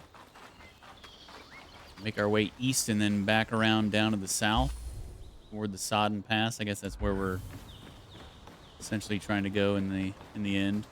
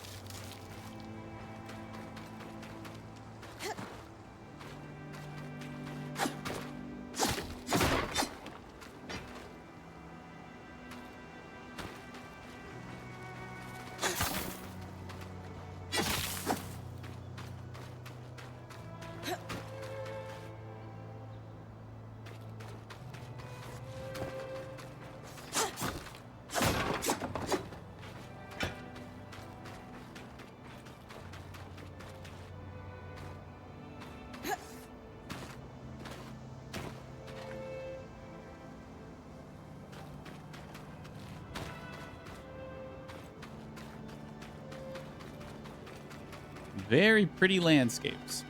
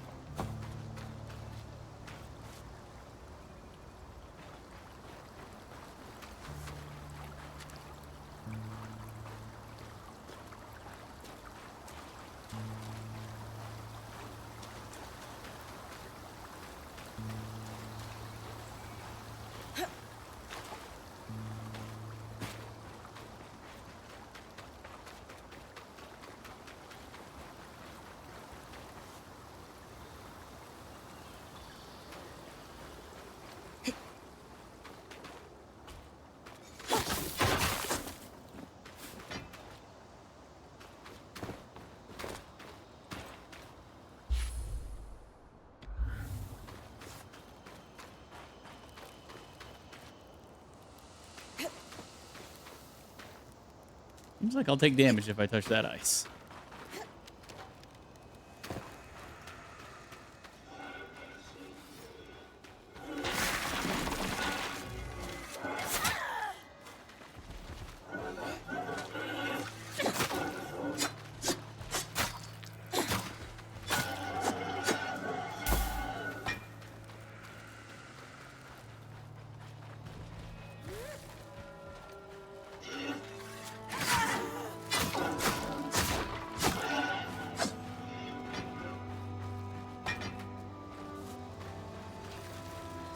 Oh. Chest. Cool.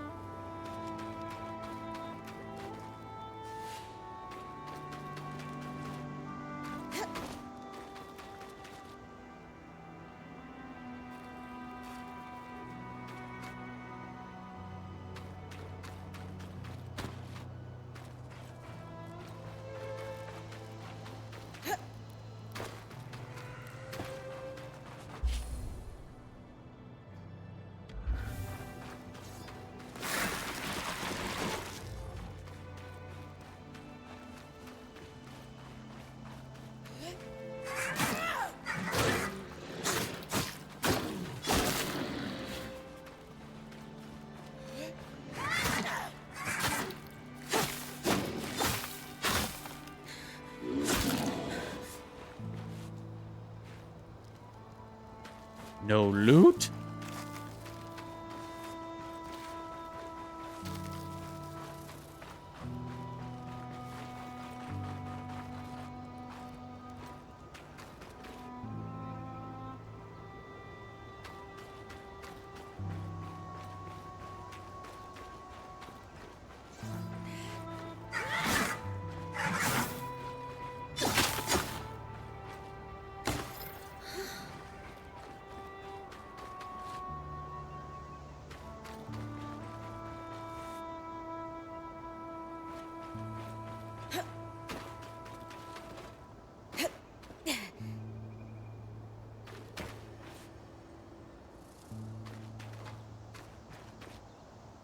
Oh.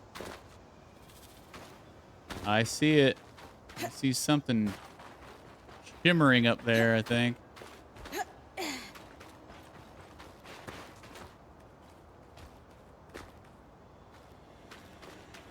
Chest.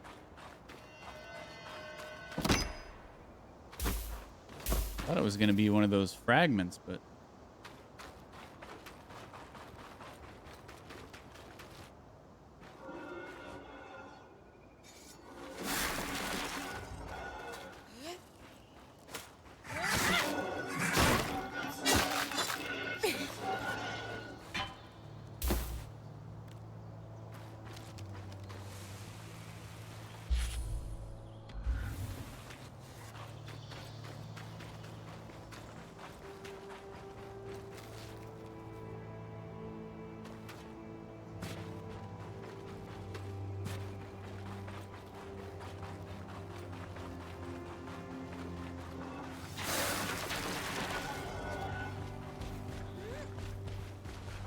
Where are they going?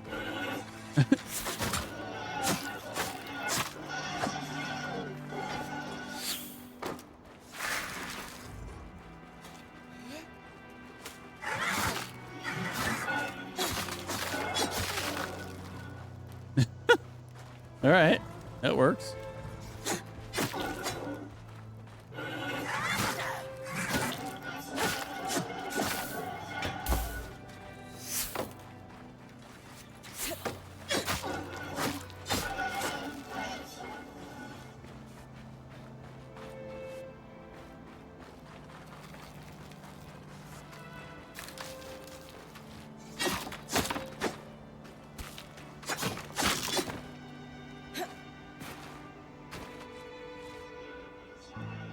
Oh.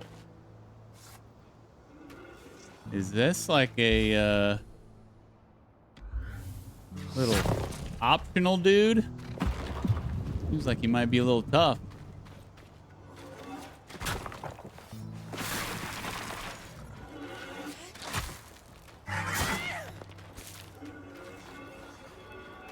Come on out here, dude.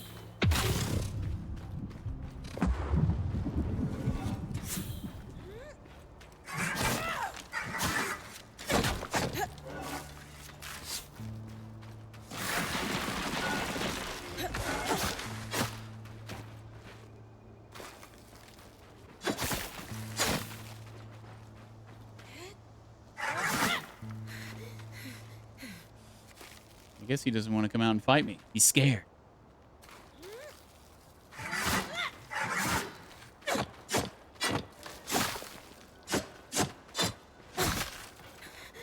Was I getting materials from destroying these rocks?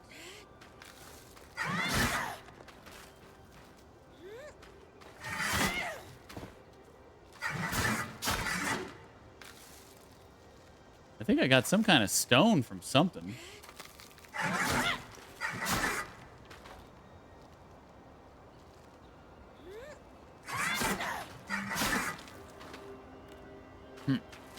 Maybe not. Where'd that guy go? Did he run off? Oh, there he is.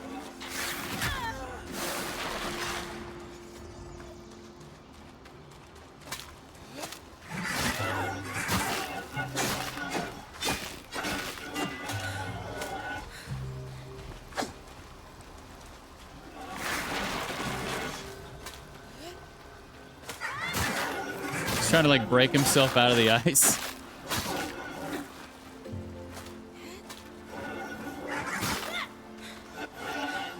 Definitely had more.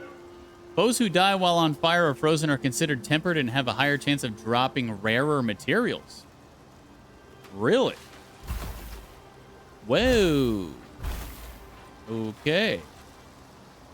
3 3-star luster weaves. Nice. Something to remember, I guess. Using the ice almost feels like cheating. Because they're just screwed.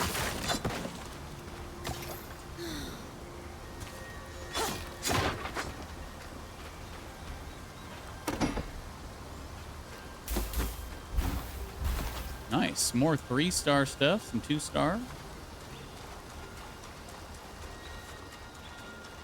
All right, so one of the quest markers is right up here.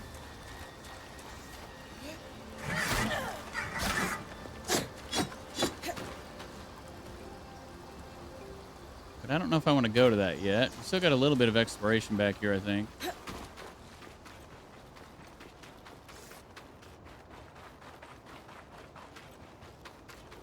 Creatures could be hunted for food.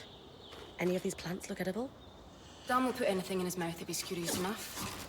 Whenever he doesn't vomit, we'll eat. Just try not to poison him.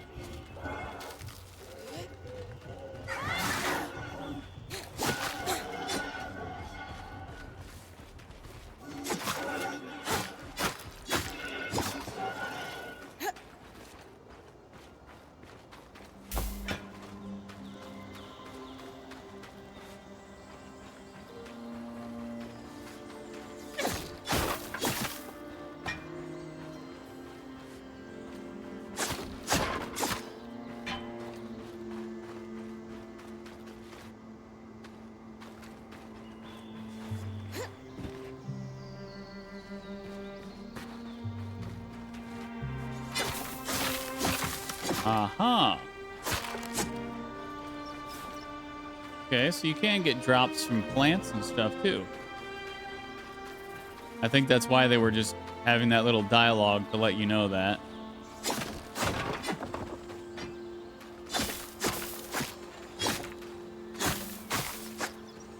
Yeah. Huh.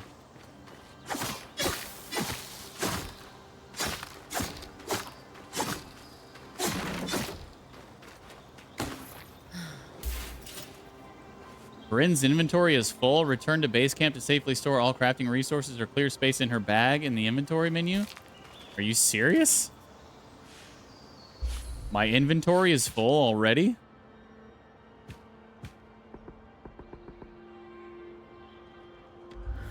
Wow. Okay.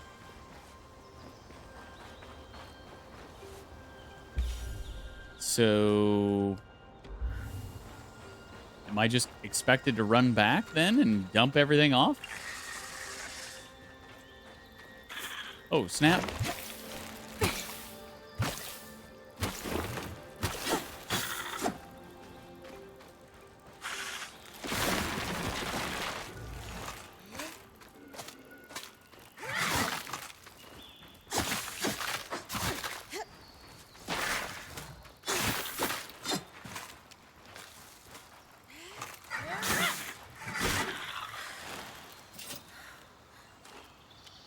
Well, if I go back to camp, are my drops gonna stay there? That's kind of crazy. I mean, there is no fast travel that I'm tracking.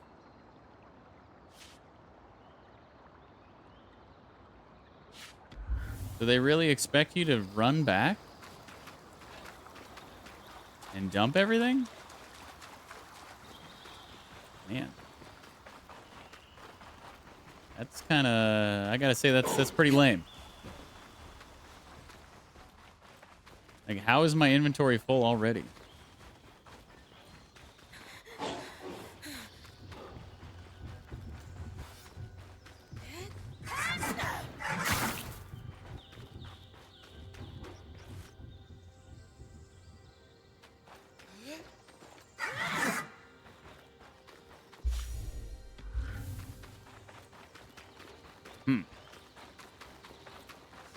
I'm curious, once we load back in here, if the loot that's on the ground is still going to be here, or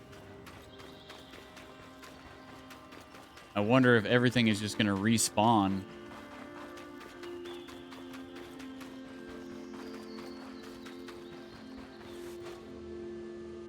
Yeah, I mean, if you design the game like this, you're essentially punishing players like myself who go and explore everywhere and pick up everything. And it's not good. So did I put it all in here? I guess I did. So you just visit the camp and then it automatically dumps and then you can just go back out, huh? It's nighttime now. But I guess I don't have to... I guess I don't have to sleep or anything.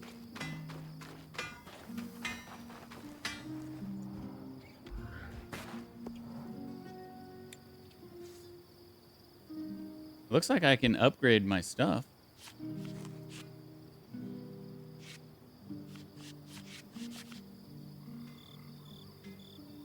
Let's see.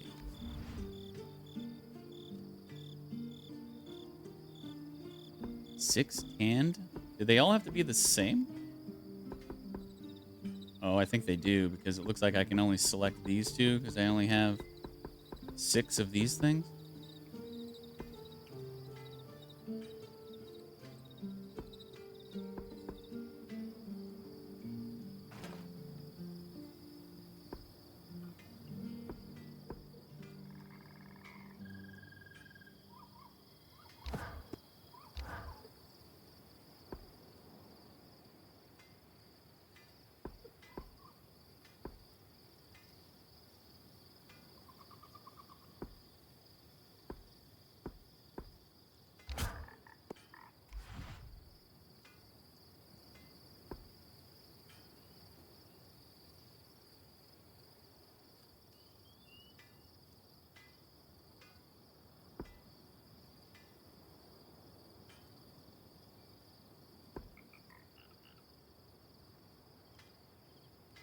Just go full on cold resistance.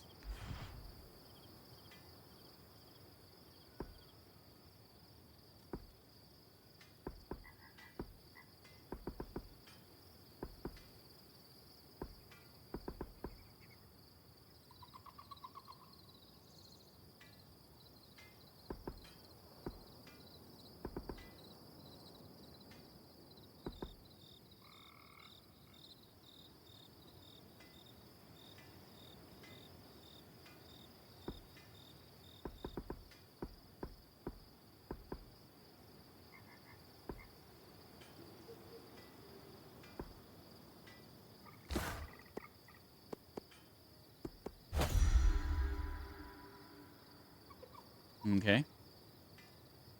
Still level 1, though.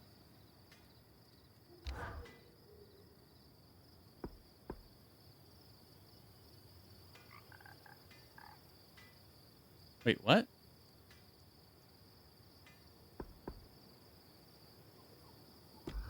Wait, so where did that go?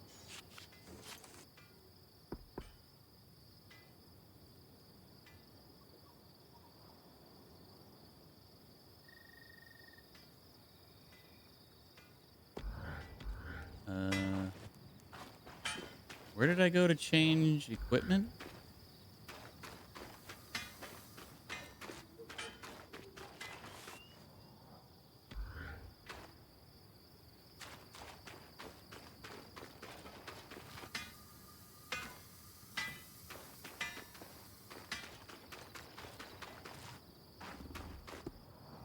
Oh, here we go.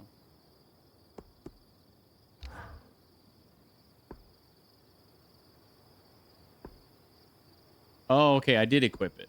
But I put the old one in here.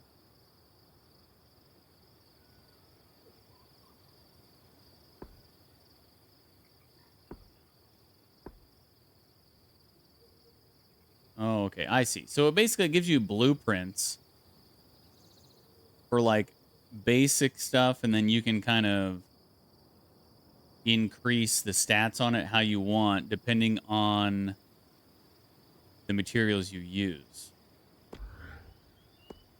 I think I get it.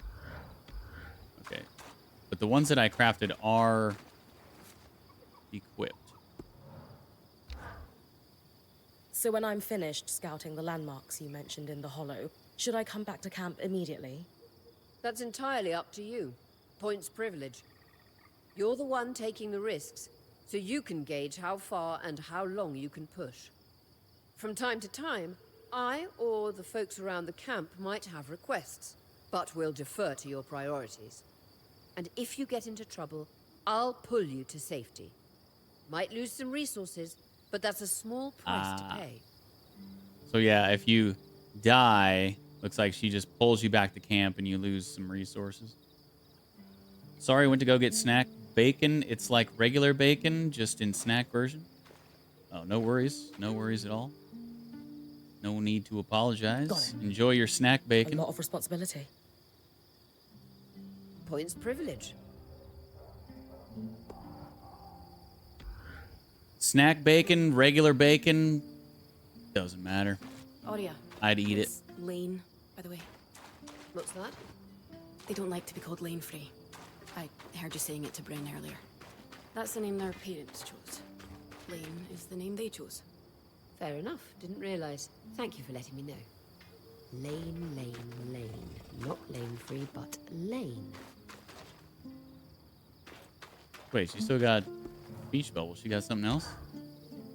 Can I ask how you knew to pack up the camp outside the Vale?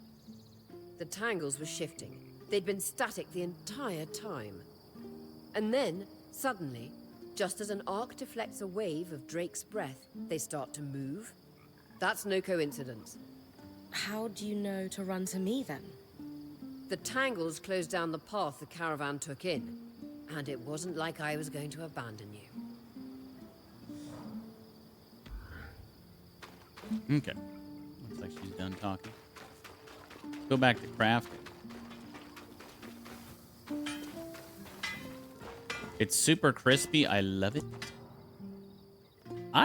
I like my bacon not super floppy, but not super crispy. It's a very fine line.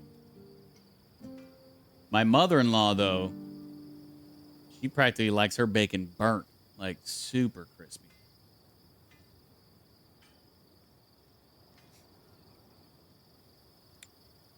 I don't like that. I like it to where it's like chewy, I guess is a way to describe it. Not crispy, but not floppy. Just right in the middle. Like if you hold it on one end, it'll be straight, but not super crispy.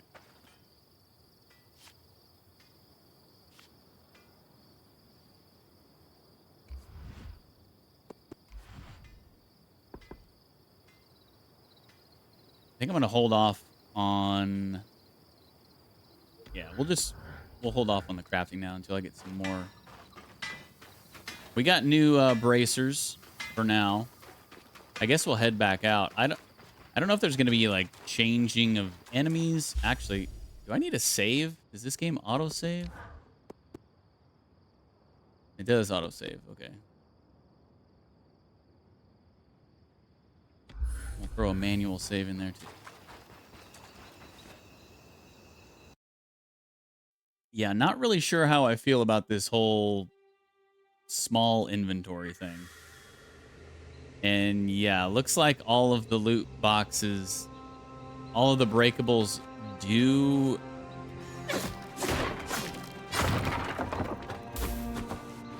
just respawn. I don't know how I feel about that.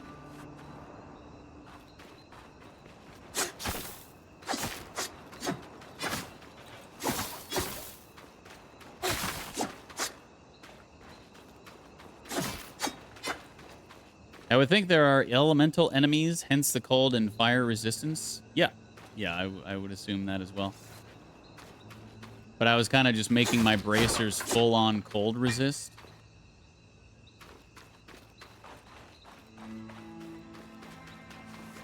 Yeah, enemies respawn too. I don't agree with this design choice.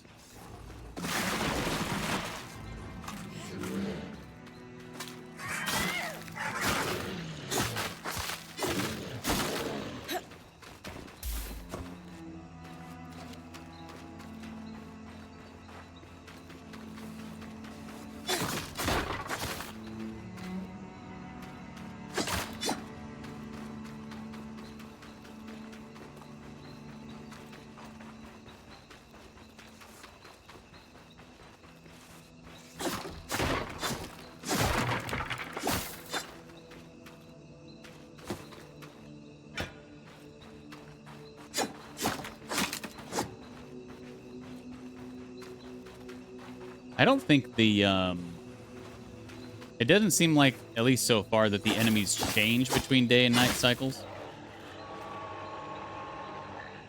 What the hell was that?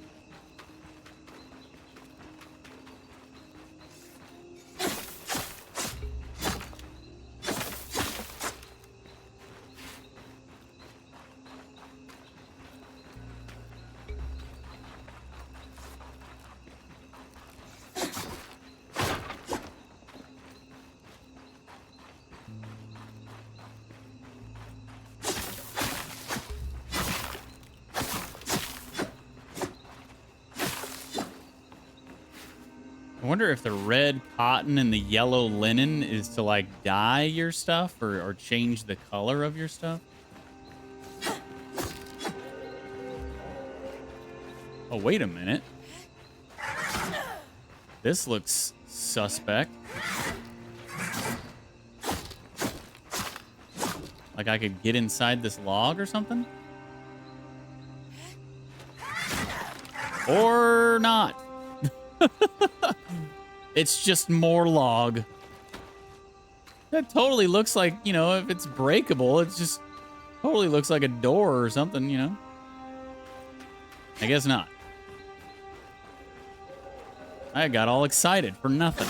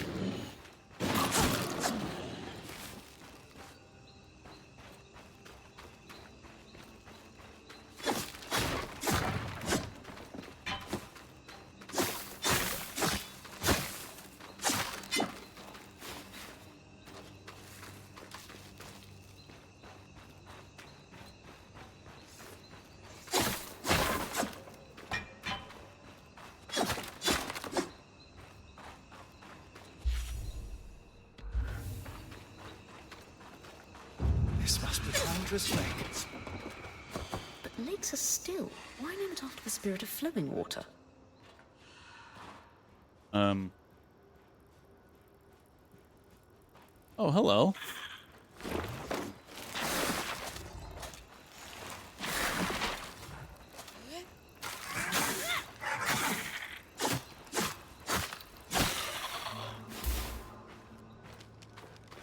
Why is there a sword which looks exactly like my sword just hanging out in the ground here? I'm not a fan of exploding loot. I rather it just be auto-looted into inventory. Yeah, I don't mind too much.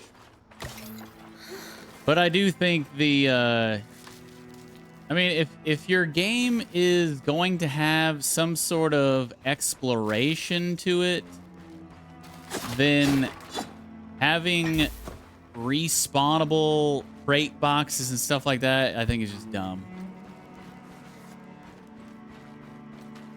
I am a fan of, like, going through a world once, finding everything, feeling the satisfaction of finding everything, and then leaving that area like it's complete, you know? Instead of destroying everything, finding the treasure chests, just to leave and come back, and then everything is just there again. It's like, okay, well, now I don't feel like the first time I came through here was like I really did anything. All the enemies are respawned, all the crates are respawned. It's like, I don't know. Just never a fan of that in games. I will say, too, that the combat is a little jank. It's not, like, super fluid. I mean, it's not terrible. I've definitely experienced worse, but it could absolutely be smoother.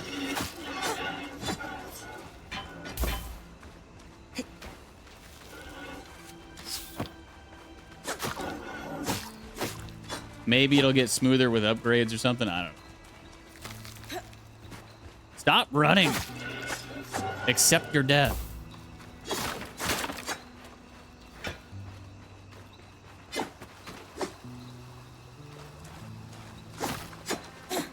Due to the risk of it falling off a cliff. Yeah, I think I actually did have something fall off a cliff earlier. But I think it was just like a material, but still, yeah, that really shouldn't happen. Makes me feel like I missed something. It just makes me feel like, I don't know, like I'm not accomplishing anything. Like, okay, I just destroyed all these crates. I could leave and just come back and do it again if I really wanted to. But it's like, why would you want to? I don't know. I just think games are better designed when, you know, if you... How do I say this? I feel like there should be a finite amount of resources in the game, because that makes it more... Ow. That makes it more difficult. If you can just leave the area and come back and grind the same resource over and over and over, that just makes the game easy and dumb. But if you have to actually explore and go around and try to find everything, then there's a sense of accomplishment.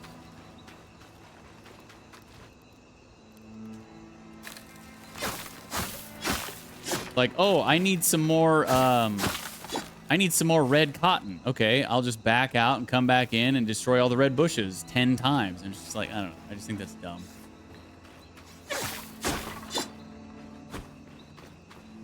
Maybe the playtesting phase didn't have a variety of feedback. I don't know. That shouldn't be the player's problem. I feel like I hear a chest or something. Oh, yeah, down there. Wait, did I get this chest when I came in here before? Oh, God, there is... Okay, well, that answers that. There is fall damage. See, now it's like, I can't remember if I got this chest or not. Do the chests also respawn? Whoa. What the hell? Why is there... Why are there things on fire now?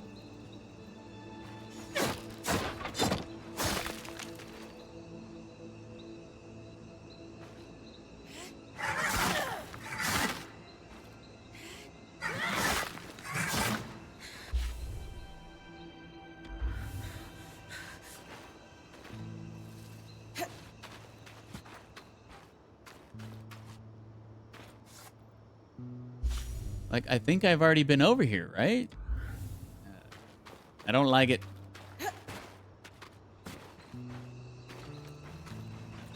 And it's also hard to tell, like, where I've been and where I haven't been. If everything just respawns, you know?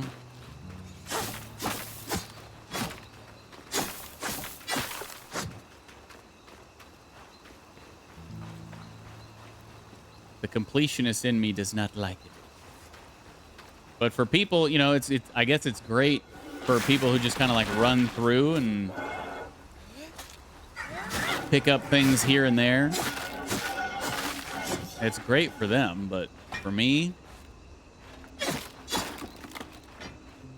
not what I really look for in game design.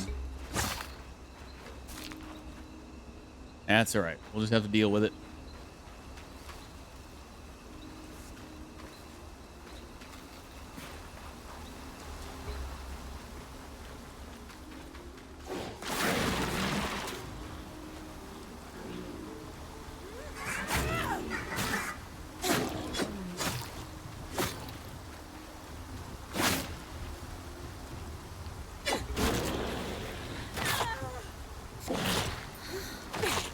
Jeez. Back off.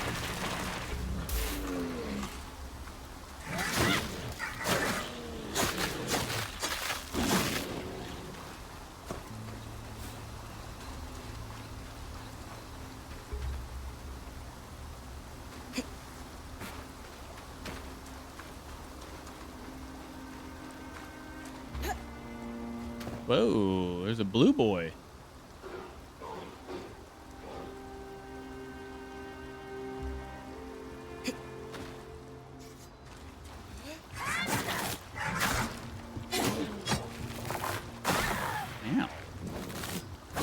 I am out of stamina. I would like to get it back, please.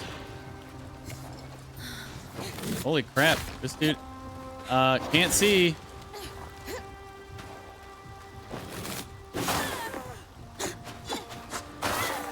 Why am I... Okay, I can't freaking move. Just get me out of here. Holy shit. We'll just cheese it.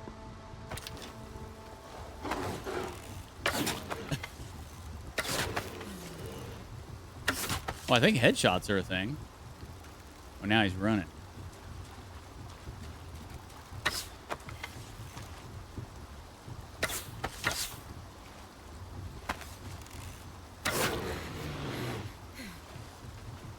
Okay, camera, you got to work with me here. Holy crap. If my back is against the wall, you gotta pull the freaking camera somewhere else.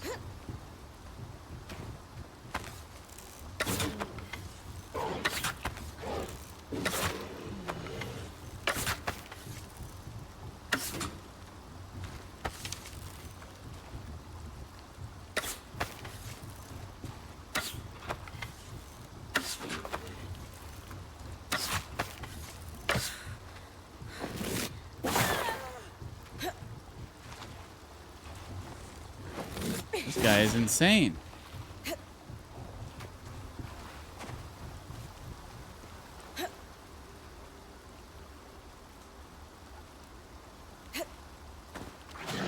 Holy shit, I didn't even know he was down there. What the fuck? He's like making the water all freezing too. Oh, I'm frozen. So I'm making the water. Oh my god. All right. Jeez. That enemy is insane. So it's like he freezes me, and then as I go over water, I'm freezing the water, and then that damages me even more. Crazy. I need some help. I think there was a chest up here, wasn't there? Some crates.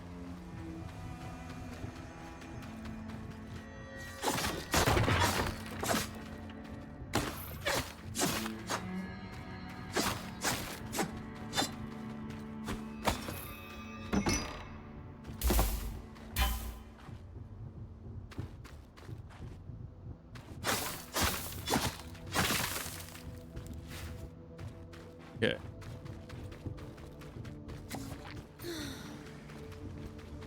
Got a couple of health vials.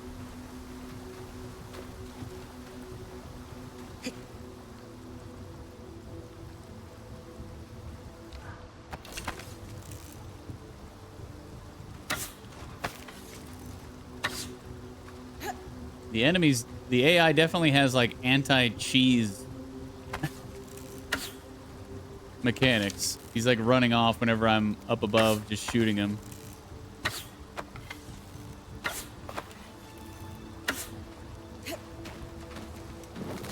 Ah! Oh god, he broke the rock. We're screwed.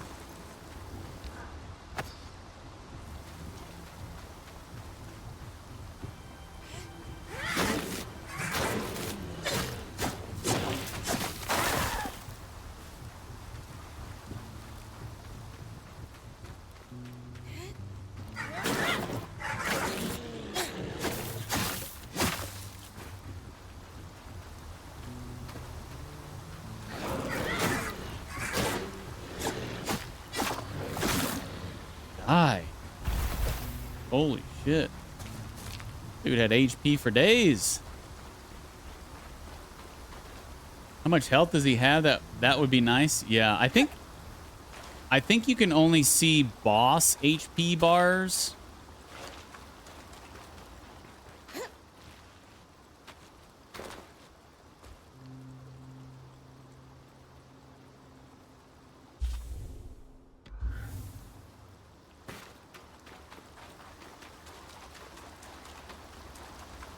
Wait, oh, okay. So there are different enemies at night then, because I totally came over here before. And yeah, it looks like the chests do not respawn. Because, yeah, this was where I was before that I was talking about, that I had a material fly off the world. Okay. So yeah, looks like there's a tiny bit of difference in enemies between day and night. At least that one.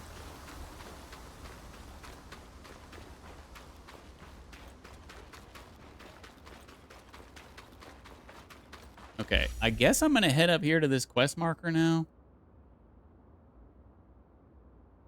Oh wait, what is this thing? What is this hammer icon at the bottom of the map? And I can see hammers on the map. Right here, here, here. It says 0 of 5. Maybe that's some sort of monument or something. I don't think I see any over here. 1, 2, 3. Maybe the other 2 are over here somewhere?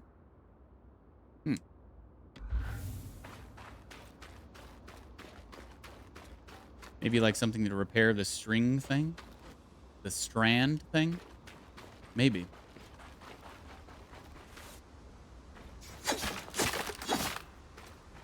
The way gate?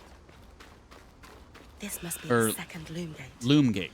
What's covering the base? Yeah, yeah. I'll check it out. I don't think that's what that icon is, though.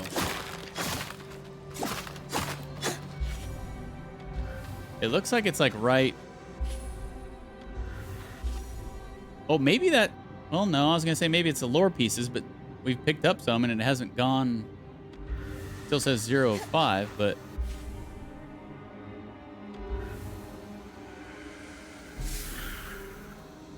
I don't know. They said you needed 5 of them to fix the gate. Yeah, no, it could be that. It's just where they're located on the map. It's not super precise, but I mean, maybe it is. But if that's the case, it probably is that, but they're just a little off on the A map. lot of debris on the platform. I could clear it with kinetic magic. What about the loom gate itself? Is it functional? No sign of life, but see that cloud of raw magic? It's leaking from the broken pipe near the edge of the platform. So we have 2 powerless loom gates and a tangle leaking out of an enclave construction. I wonder if Lane still has that treatise we picked up in Taza. And he's gone.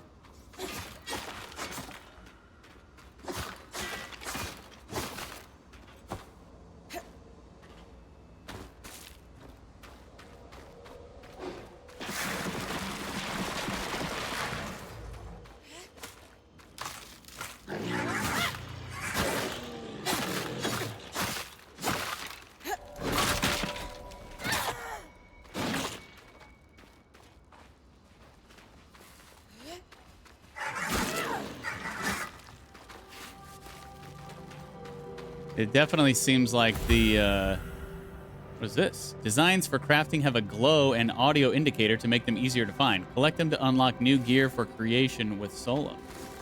Nice. It seems like the enemies have like a magnetic attack. And what I mean by that is like, once they start their attack, it seems like they just, if you move or dodge, it's like they go exactly where you are. It seems like if you don't dodge your rolls perfectly, like they just always hit you. Which I guess is fine. So what am I supposed to do with this? Well, there's a check mark on one of them. So yeah, I guess it must be for these loom gates.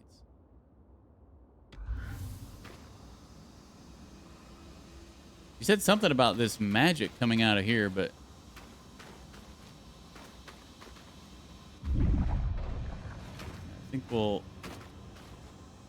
we taking damage? Yeah. I don't know if we need to do anything else. I mean, there is a check mark. It says 1 of 5. That kind of sucks, so 2-hand might not be an option. Well, I mean, I could be blocking, but I just really don't block.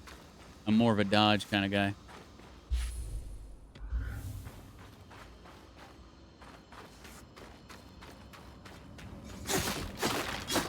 I think once I have the ability to make 2-handed or find a 2-handed, I think I'll definitely go that route. Hey, look, my inventory is full again. Jeez.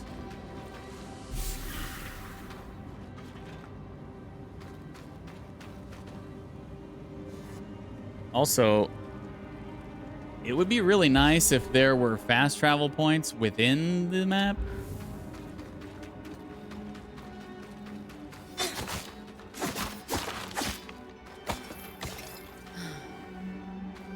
Because now, if I want to go drop off my resources, which I do, I have to run all the way back.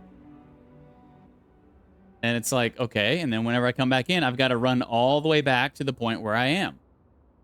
And it's just, yeah. Maybe once you fix those 5, they will be spawned. Yeah, okay, but then once we get all 5 of those things, like, what would be the point in staying here? You know? We'll probably move on to another area. If anything, you need the fast travel points while you're doing your initial exploring. But, yeah. Definitely not in love with some of the design choices they made.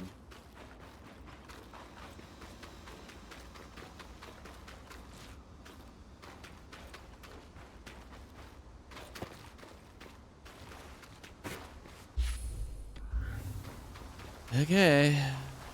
Guess I'm running back.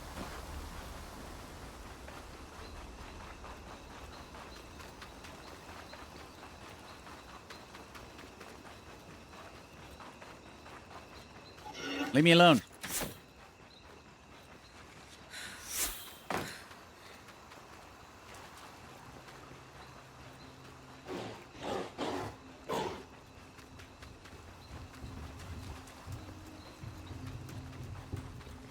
I guess the good news is if you're just running, seems like the enemy's... Is that my ice from before? It's still there? Holy crap. If you're just running, it seems like the enemies can't catch up to you, so I guess that's kind of nice.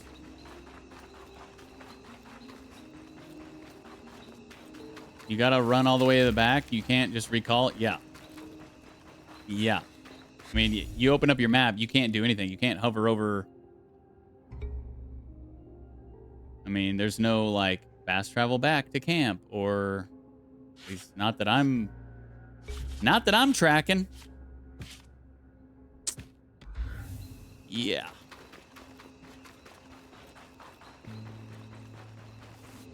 They either should have made your inventory infinite or put fast travel points in, one of the two. Having neither of those options is kind of bad.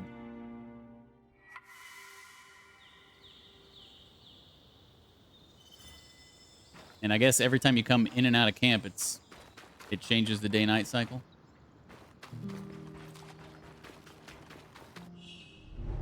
Passage of time. After each expedition, time passes as Bryn rests and recovers. Each day is divided into 2 daytime expeditions and 1 nighttime expedition. Really? I only had 1 daytime expedition, I thought. Or I guess we did one before we got to this camp, so it's probably counting that. Every time a new day passes, conditions in the Enclave change. Creatures can change locations, and extreme weather conditions may appear for that day?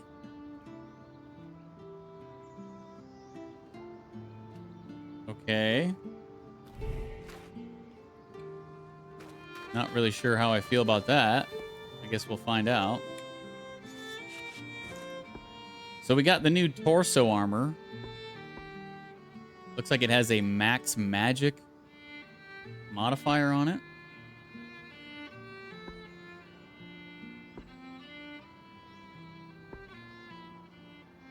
I think I might just go ham on the armor, though.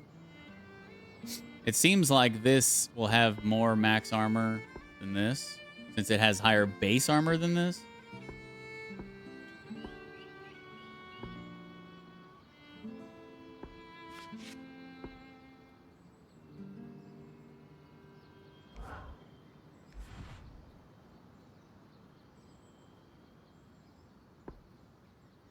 Whoa. Thick hide.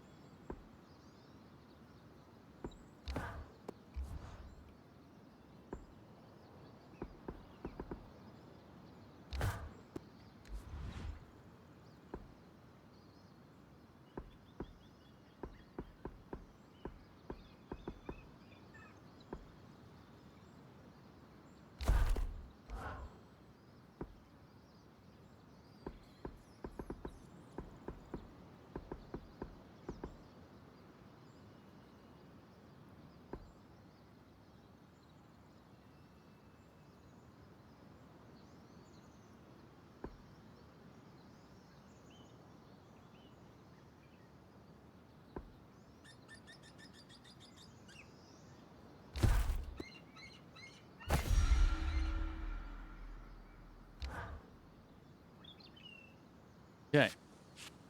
So we got some modified arm and leg armor.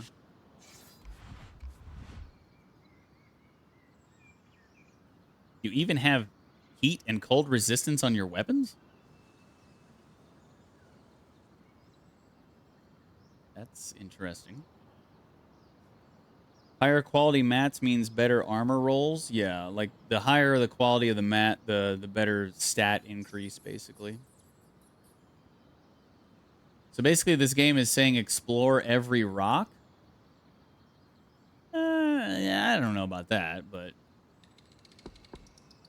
it's saying you're going to be doing a lot of back and forth, which is kind of lame.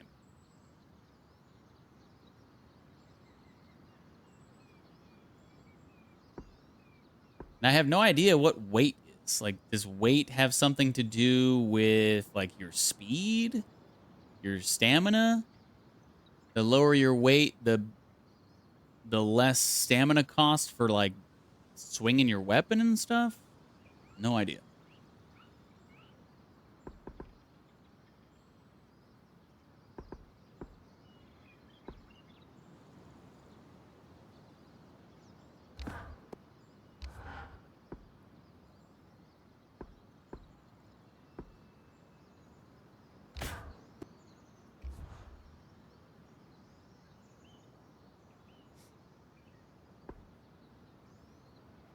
Softwood does nothing?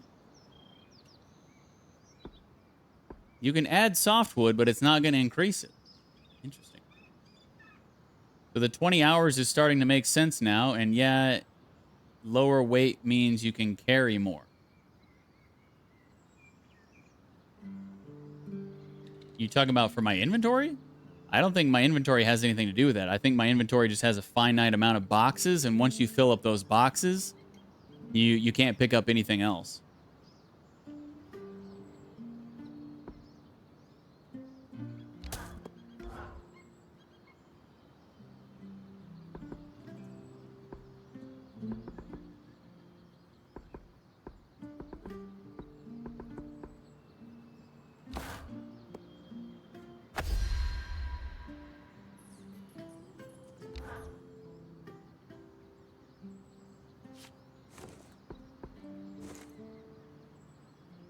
Do I even upgrade the bow?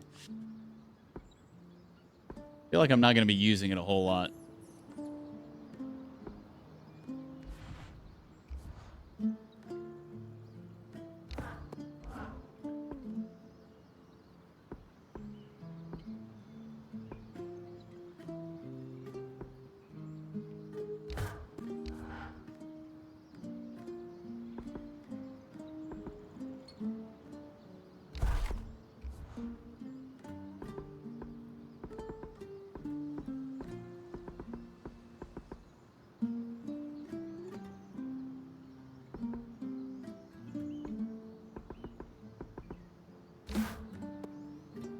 This one strikes a good balance. Okay.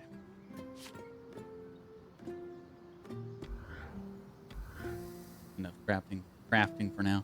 Because yeah, if you go in here to inventory, so whenever I'm out, I'll have a different tab, and it's like materials, and it basically has like this many squares. So basically, you can have this many different types of materials, and they also have some sort of maximum in that slot. But like, if you want to try to pick up something else that's new and it's not already in there, like, yeah, your inventory's full. At least that's the way it seems. These guys have some new things to say, huh? What up, Dom? Two wonders of enchanting, an arc and loom gates. We can touch them, smell them if we want. And they don't work. Maddening. Did you? Did I what? Smell the loom gate. A little, but that's beside the point. But mossy, hints of sage, a subtle yet full-bodied undertone of dirt. Yeah. Amazing. Weirdo. That won't activate it, though. The Hearthsiders created a dome of magical force that has stood 5 decades. Something so critical to Enclave society as loom gates would have received the same care in their construction. That's why I'm so intrigued by the damage you found. It's clearly leaking magic. Is that why the gates are inactive? Lane has some old texts that seem promising. We'll keep looking. You do that, my dude.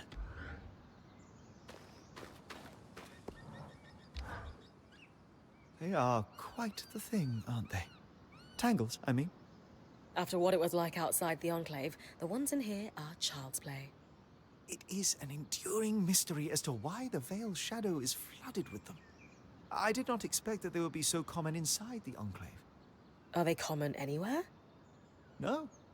They were theoretical until the Veil went up. And then, of course, they became political.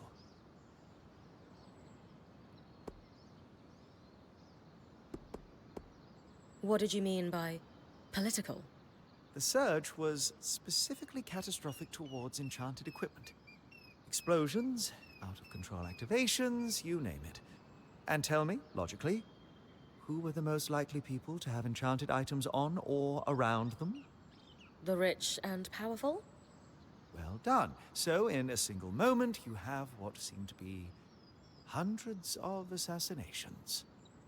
And decades of war followed. As I said, political. You said they were theoretical. What did you mean? Lane and I have been digging. The only research on tangles we could find were thought experiments until the Veil's appearance. As you might expect, that research was done here in the Enclave. Apparently, they did not publish everything they knew. What exactly are tangles? To our best understanding, magic is more than just energy. As far as we know, raw magic is a physical substance, but normally invisible. Our mantles gather it from the air as we move, but tangles prove it can concentrate on its own. Thanks, Dom. That helps me understand them better. Ultimately, the most practical advice I can give is very simple. Don't stand in the murder cloud. Easy enough.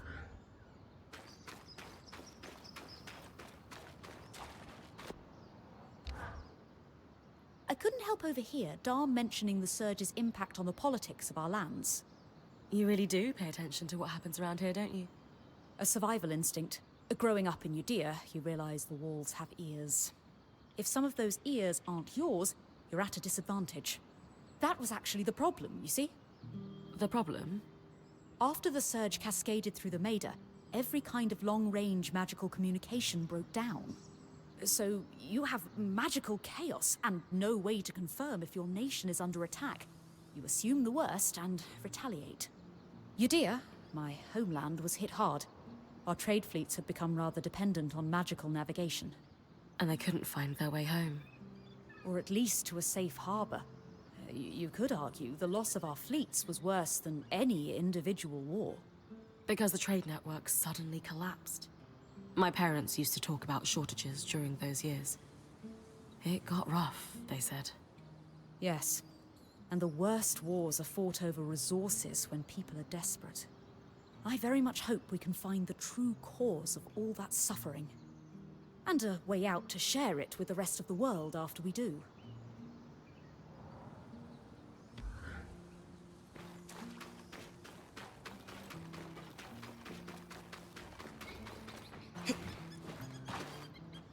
All right, let's go back.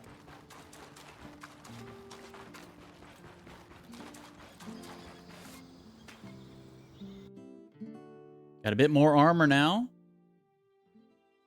Upgraded the sword and shield. Just gonna run right back to where I was.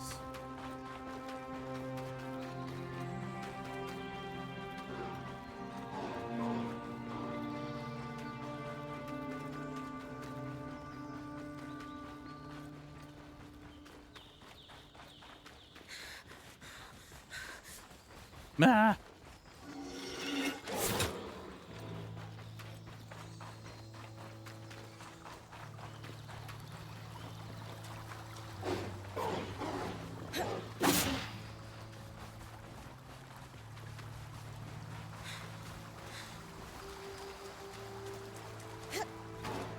Leave me alone.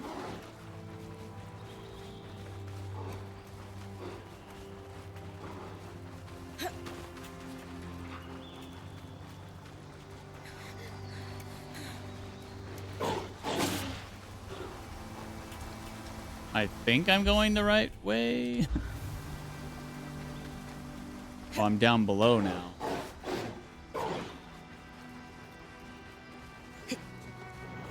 Uh-oh. Uh-oh. I was like, I'm going to run out of stamina.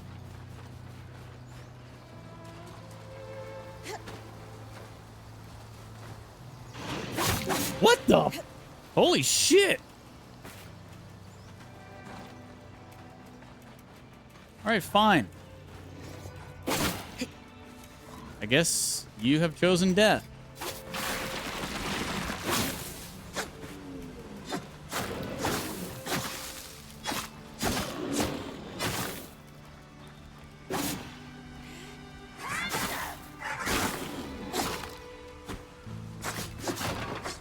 Dang, I was just trying to get out of there. Dude was like jumping up super high to get me. He was thirsty. I thought like, oh yeah, I'll just climb on this wall. As soon as I'm on the wall climbing, I should be safe. Nope. What the? This place is dangerous.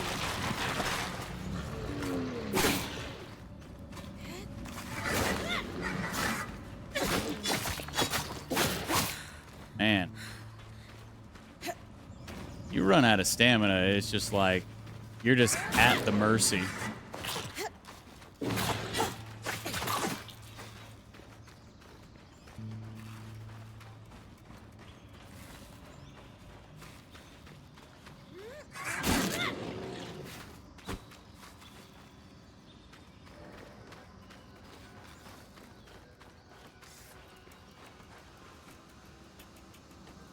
Okay, so the other one's got to be through here, right?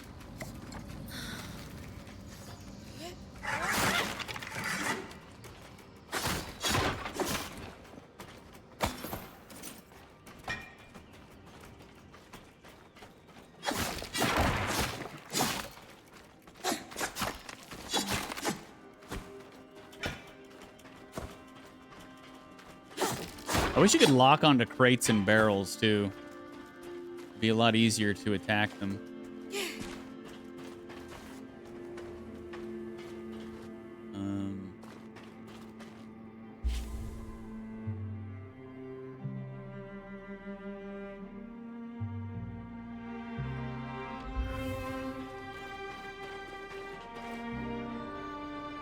So I don't know.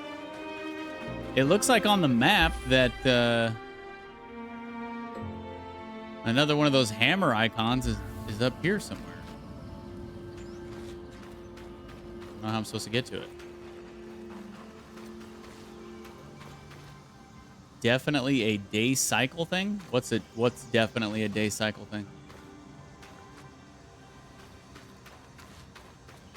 You guys should follow this pipe.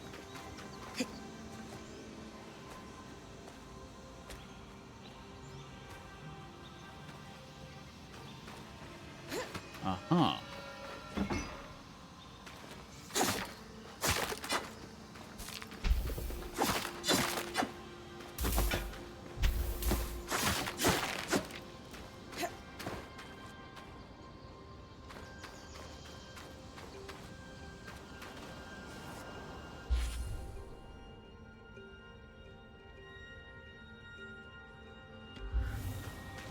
Well, it doesn't look like I can really go anywhere else.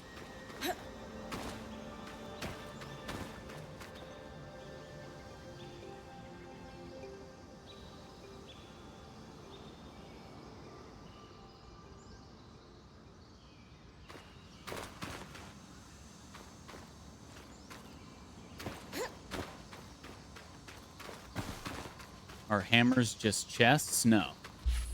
No, the hammers are definitely these Loomgate things. Because it became one of 5 after I interacted with it.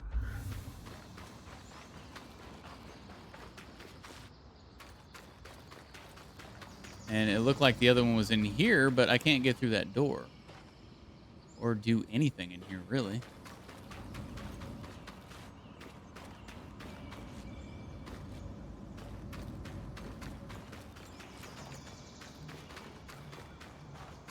Maybe I need to go underneath. Maybe that's what it is.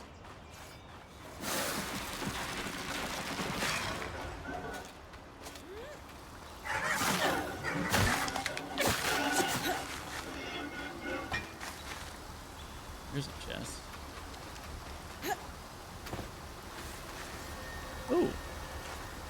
And some A lore. set of schematics. Tarmakind smithing? Maybe Solar would know. Oh, that was actually a quest marker.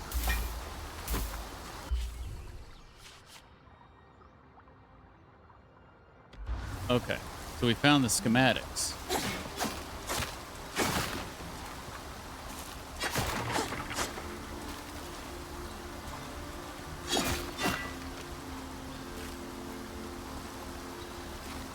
Maybe freeze the leak?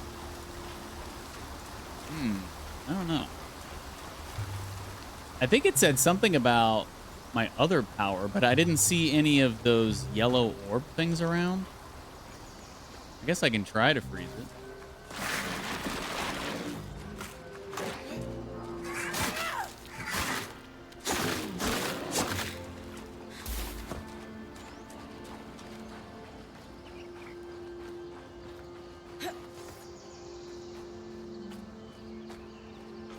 I thought whenever I was talking to somebody back at the camp, it said something about doing something with that, but I didn't hear what it was.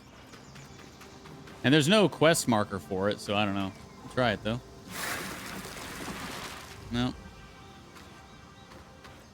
No, our quest marker is basically just says look for a great arc near the collapsed mine. So basically we just have to keep moving our way around. But yeah, not really sure what these hammer icons are supposed to be. Is there a way to go back down? Maybe there's like a cave underneath or something over here.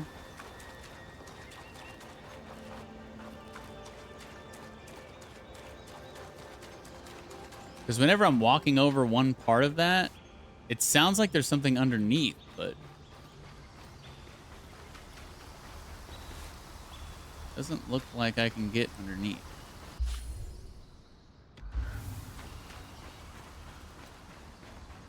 I don't know. I guess we'll just keep on keeping on.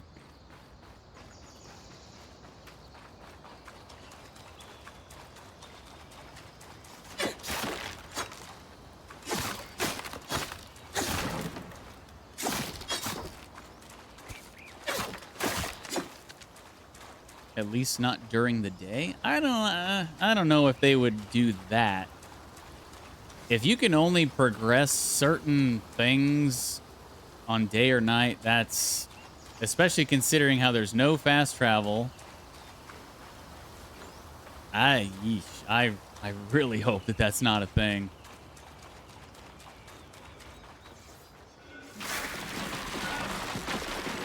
That would be really bad.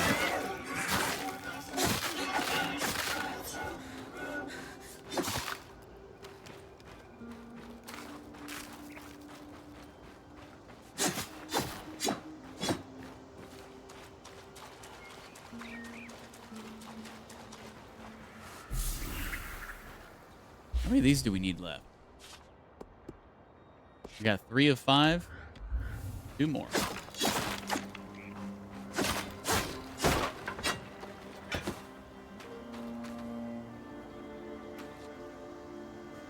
I mean, here's one of those yellow things. Am I really expected to take that all the way up there? I wouldn't think so.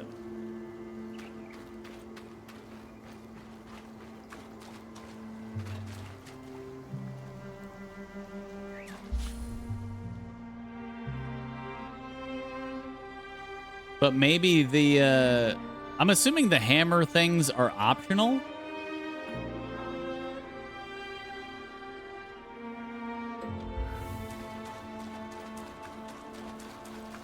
But I don't know.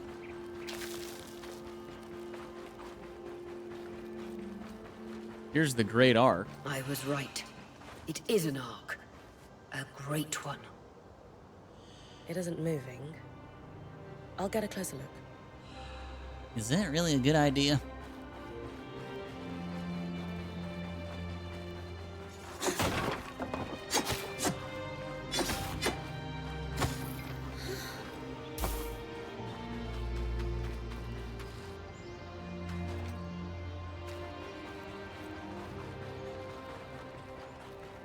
Famous last words. I'll get a closer look.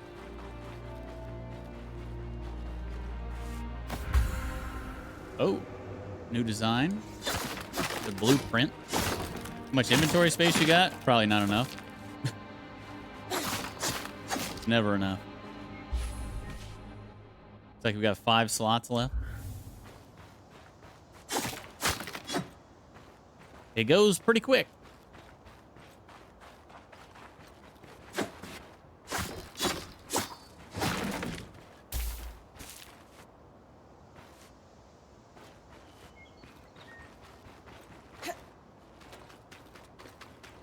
I'm wondering if later on there's going to be some kind of like resource trade-in thing, you know, because sooner rather than later, I assume these low-level mats are just going to become useless. And it's like, okay, well, am I going to be able to do anything with them, or are they just going to sit there?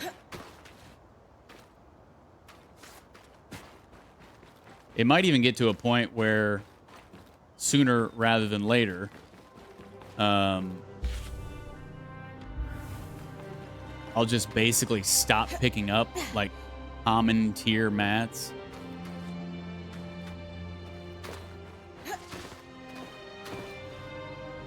Hey, buddy, what are you doing up here?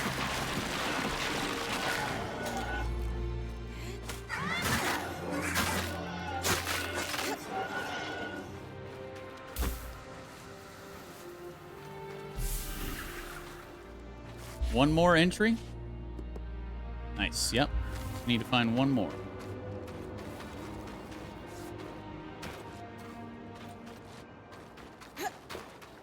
Is there storage at base camp? Yeah. Yeah. So that's what I'm doing when I go back to the base camp is I'm dumping my inventory into the storage at the base camp.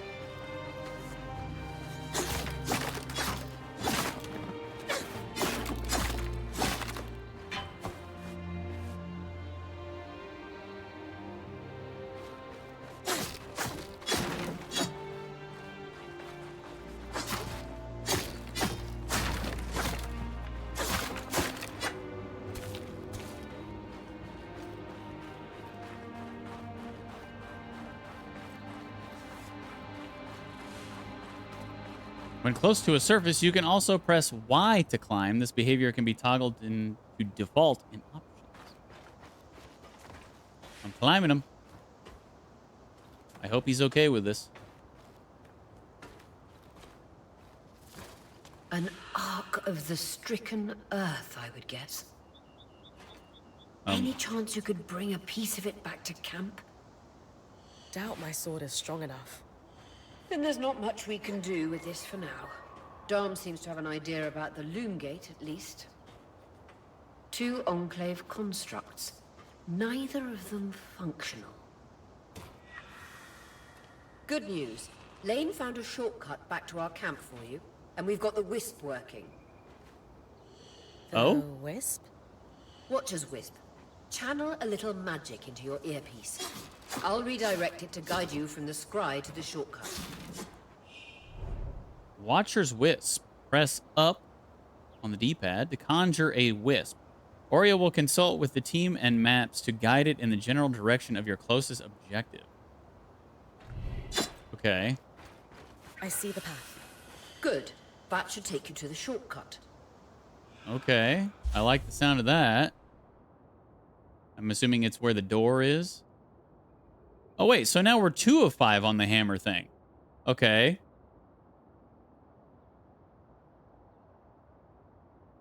Interesting.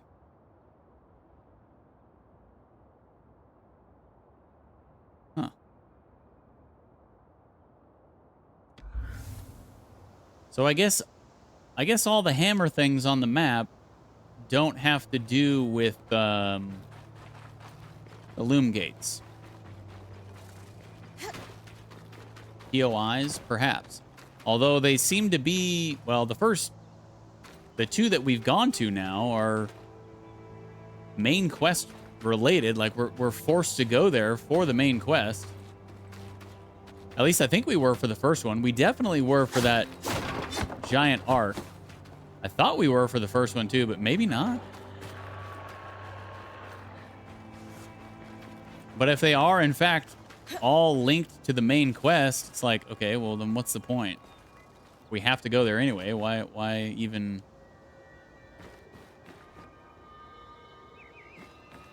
I know I saw a chest. There it is.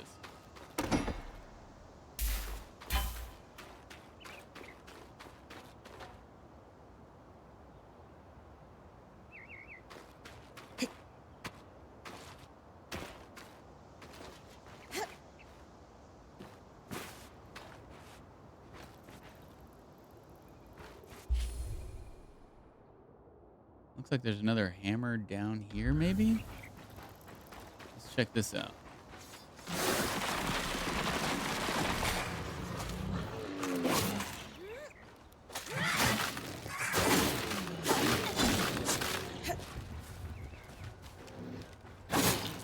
Yeah, see, do you see how that I was talking about earlier with the whole magnetized thing? I dodged back, and as he lunged even further because I dodged back. That's pretty cheap. It's almost like they're increasing the distance of the animation because I dodged. They got aimbot, yeah, essentially. It's basically like artificial. It's like artificial difficulty in the fights, basically.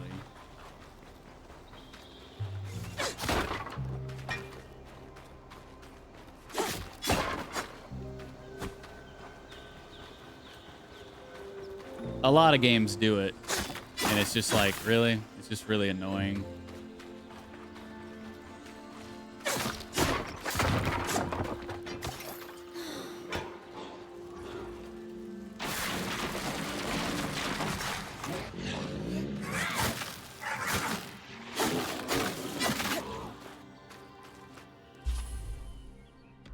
Okay.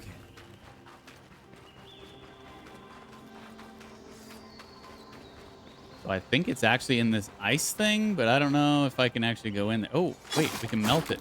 That's right. We can melt it. I do this.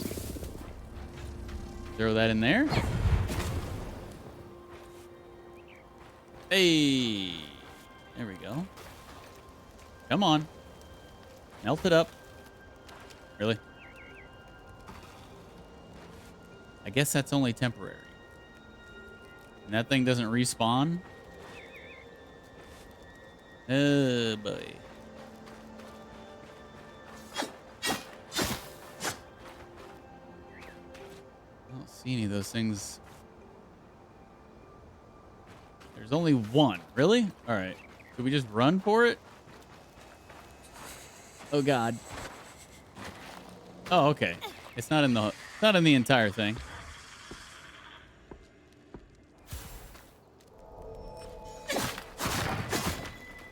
In combat. Oh, there's an invis thing up there.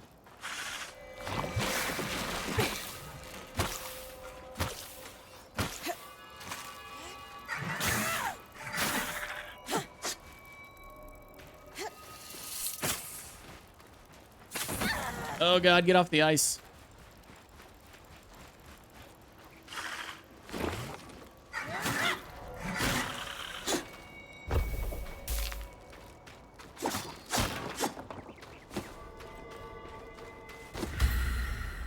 Okay. So I guess we got all 3 of the opportunist armor pieces? 'Cause there's just 3, right? Bracers, leg armor, and then body armor? Although, I don't know. I think I might just stick with my upgraded standard armor. No! Let go! That's not what I wanted.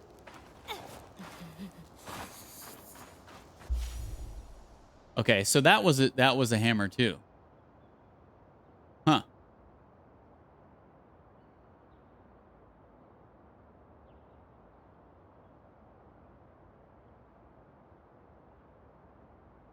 Interesting. So sometimes they, I don't know. I don't know if they're just encounters or, like you said, POIs. Interesting.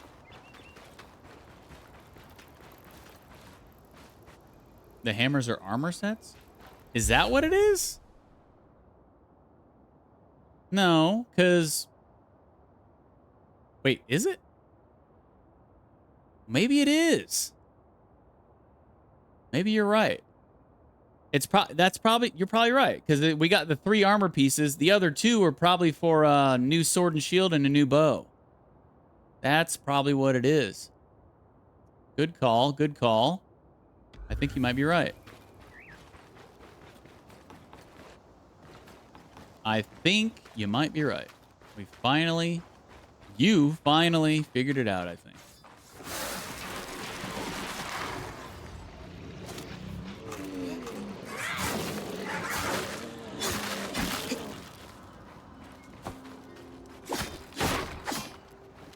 God forbid they just tell you, you know?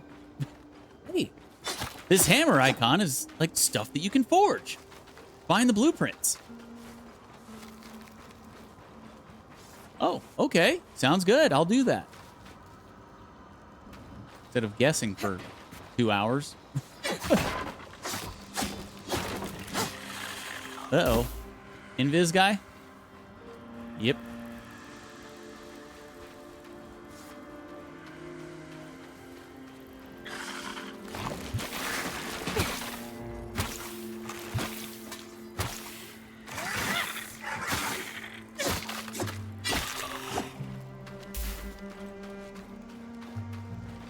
I think you're about to max out inventory. Probably.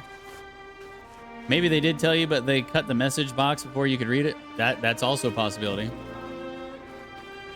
I've played a few games on stream lately where it's like, man, if you're not a friggin' speed reader, you ain't gonna get all of it. Did we get all of these? No, that was not it. We still need one more fragment. I don't think I'm a slow reader. I'm not a super duper fast reader. But I don't think I'm a slow reader. But man, sometimes it's like, if you're not just speaking a mile a minute, you just cannot finish text in games. That's where we need to go.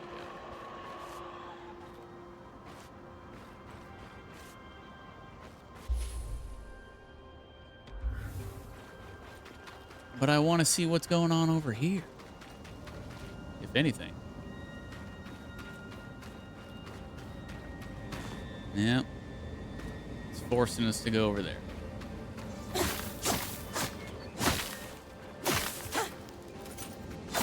Inventory's full. Perfect timing. We should, this shortcut's supposed to take us back to the camp, right? That's what she claimed. That should be it. According to my map, it's a man-made tunnel that grants easy access to the way station. Well, something's probably going to happen when we get back, because they're really cutting us off here. Like, hey, Something story related is going to happen. Do not go any further.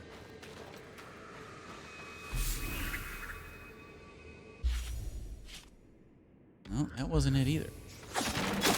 Hopefully this last fragment that we need is in the area that we can't get to yet. And I didn't just miss it. Uh-oh. Uh-oh. I should not have opened that.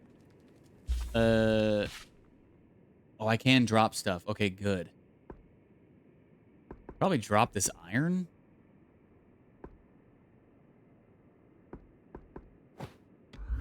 Yeah, because I definitely want to pick these up.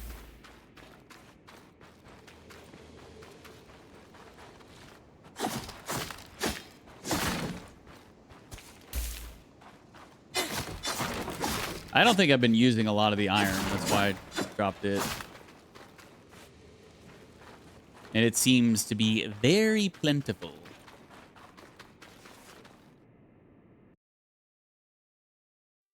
I need the red cotton so I can dye my armor red. Make it look sick. If that's even what it does, I don't know. Bryn's back. Let's fill her in. We believe we found a way to activate the Loom Gate in our camp and in Glintwood Hollow. Okay, I'm really glad that there's a fast travel point. However, I think there needs to be more. Like, we already should have found a fast travel point. But it does make me happy that there's at least one. Even if it's a bit late.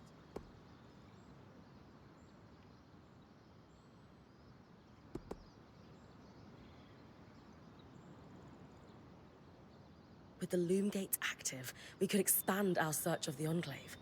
Who knows what we might find? The potential for discovery is endless. Agreed. So, how do we repair a Loom Gate? What made the Enclave remarkable was not merely their constructs, but their ability to power them. It has long been rumored that beneath our very feet exists an extensive magical network known as the Tapestry. The pipe you found in Glintwood Hollow is proof of its existence. It must be a conduit that directs raw magic to the Loom Gates as a source of power. And the tangle that formed around it was a leak. Precisely. Our theory is that patching the rupture will restore power to the gate. Thankfully, Seven Lane have a plan for that. We don't know a lot about arcs, but I dug up some old stories from logs that we inherited from a weaver band that broke apart. In notes dated before the Surge, this band managed to get one of the enchanters who worked on the arcs riotously drunk and talking.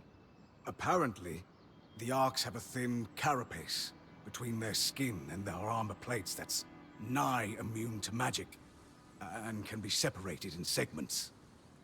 A magically resistant material like that would be perfect to seal a rupture in the tapestry. So I need to cleave this carapace off the Ark? There's no way my sword is strong enough. Come see me and we can make some improvements to Sola's forge. Which, in turn, means... I could hone your sword so we can cleave the carapace, no problem. Okay, and then what about after it wakes up and we have to fight it? That's almost certainly going to happen, right? We'll talk. One more thing. You'll need to remove the debris on the Loom Gate's platform so that we've got a clear workspace once the patch is forged. Easy enough? Everyone's got a part to play in this. Let's get to work.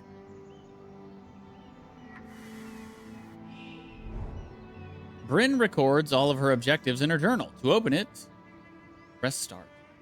In the body of the journal entry, Bryn often records additional details about her objective. Ah, so we have companion quests now and side quests. We got 2 main story quests and a companion quest. Consult with Casman to learn about improving the base camp. Ooh. Upgrading camp? Nice. But first... Did you see the size of that mine entrance? Amazing, isn't it?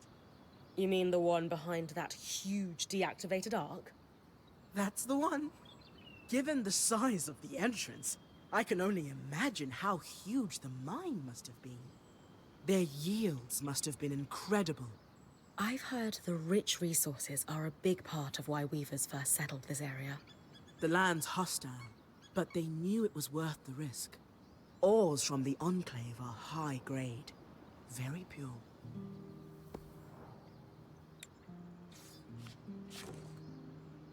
Oh, there's head armor too. Forgot about the head armor. But there's only 5. So we got the torso, the arm, and the... No. Okay, well now that doesn't make any sense. The hammers aren't blueprints.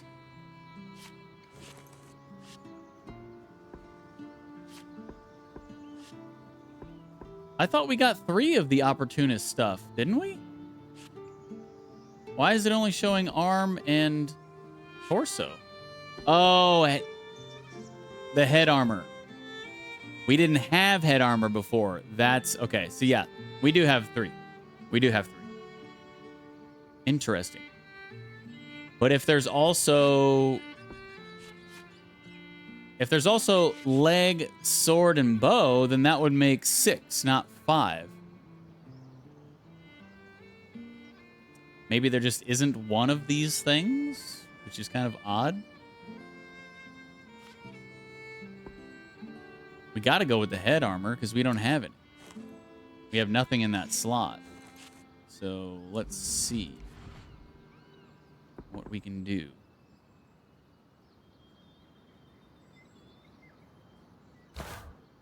Wait, did it put all of my mats in? Why do I feel like...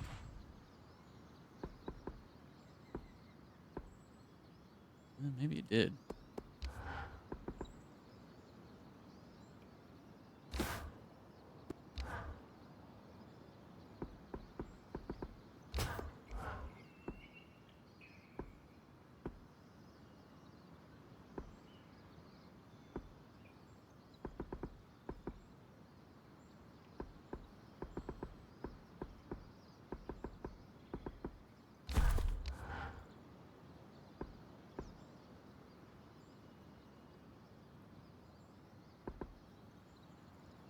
Wait, what? This ironwood 3-star material raises the armor and the heat resistance by 1. This weathered bone, uncommon, raises the armor and heat resistance by 1.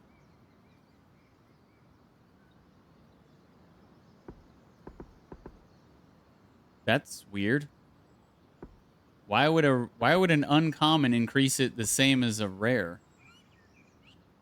I mean, I guess I'll use the uncommon if it doesn't make any difference. But that's kind of weird.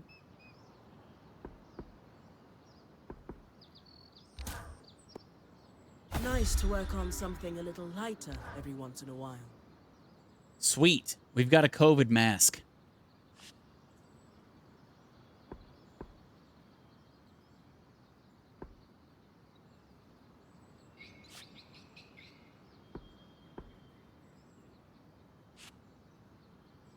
Okay.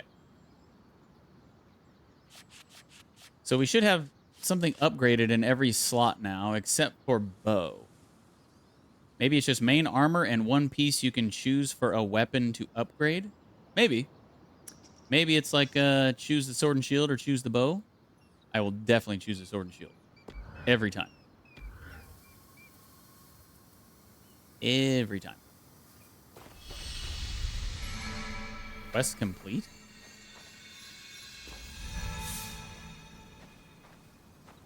What?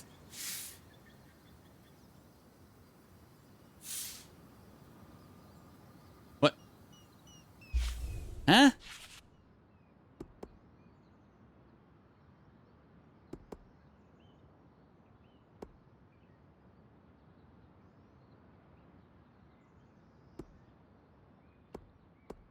Did I just, like, skip something by...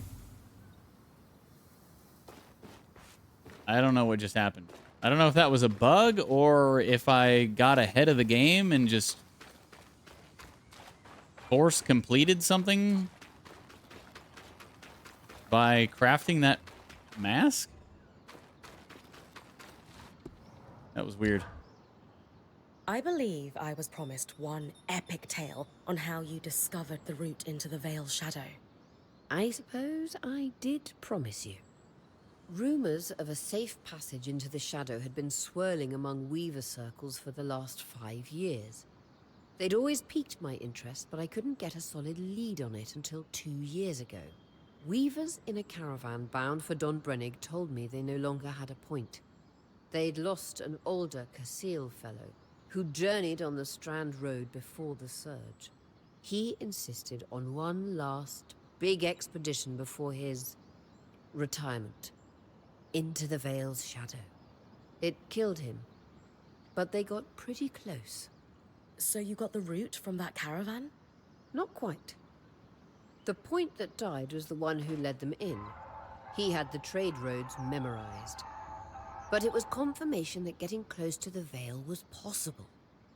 I spent the next few months chasing leads.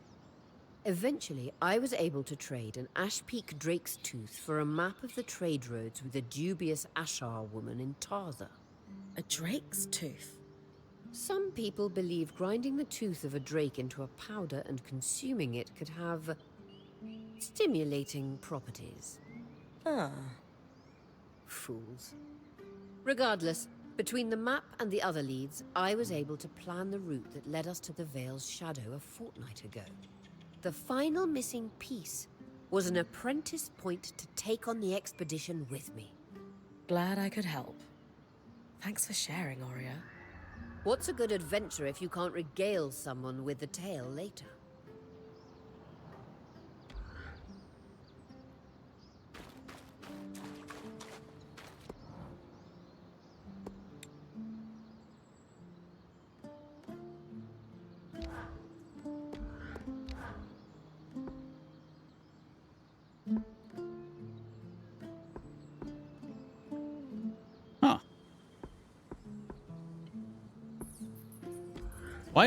Why is the color different? So this is the armor that we started with, and this is the one that I crafted.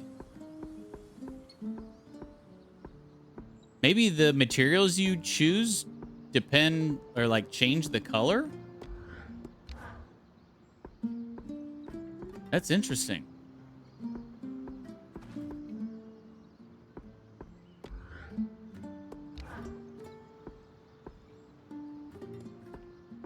Huh.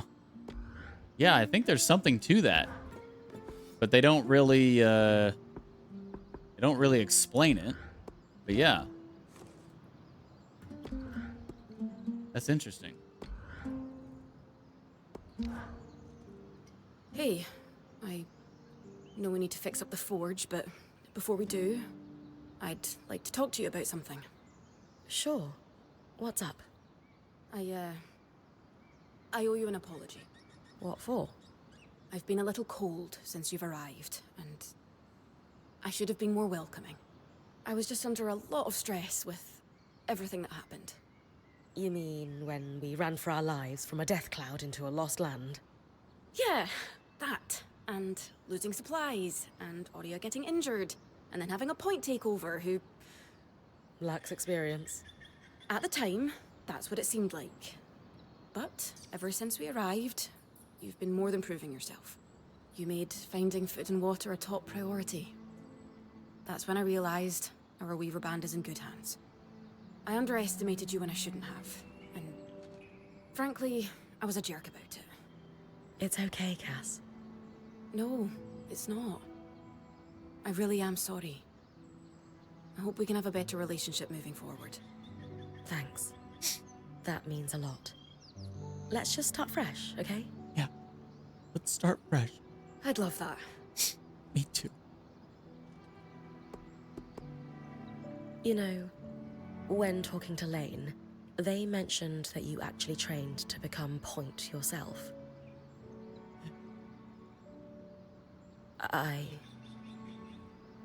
was wondering if that had something to do with why we weren't getting along. Oh, no. Being Point just wasn't for me. That's all.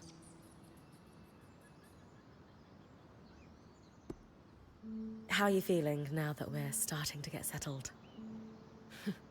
if this is settled, I'd hate to see us scrambling. I have a hard time letting my guard down when there are so many unknowns. We're still missing supplies, and our campsite isn't half what it should be. Can't see myself relaxing and smelling the roses anytime soon. The role of point seemed really serious to you. Can I ask why that is? Because it is serious. If you screw up, we all die.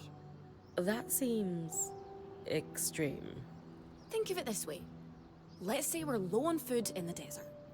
If you scout 3 leagues in the wrong direction, we're all 3 leagues further away from food we need to survive. Right. I guess I see what you mean.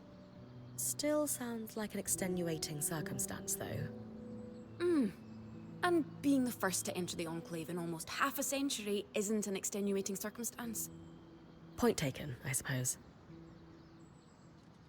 So, I know Sola mentioned improvements to her forge meant being able to hone my sword. What does that entail exactly? Unfortunately, the missing supplies I mentioned. Is there a way I can help you restock? Right now, we reserve the materials you bring back for your armors and weapons, because that's the priority. But if there's anything you can spare, I can repurpose them into supplies for our campsite. Sounds simple enough. Glad to hear it. Repurpose resources into supplies for the camp. Uh-huh. So is this what I was talking about earlier? Visit Casman to salvage any excess resources into supplies, a generalized resource. Supplies are used for multiple things over the course of Bryn's adventure, but the earliest use is to restore the band's capabilities through station upgrades. Okay. So yeah, I was talking about earlier about, you know, if I get a shit ton of just common basic resources, will I have anything to do with them? This is apparently it. We got a lot of rough leather. You want some rough leather? I don't know if we can do anything with softwood. Every time I hover over it in the upgrade, it looks like it doesn't do anything. So maybe I should use that?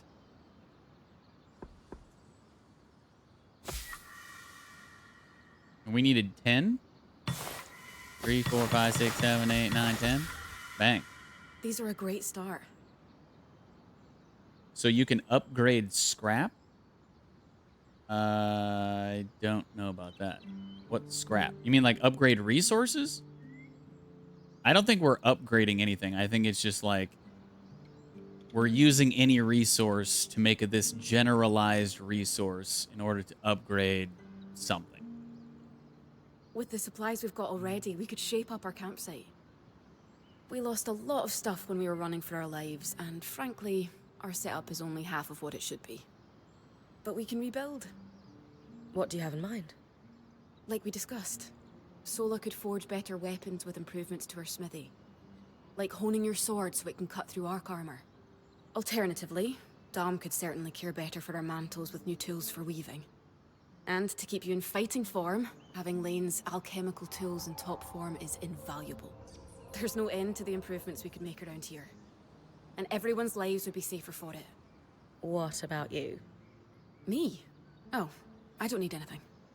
Come on, there must be something.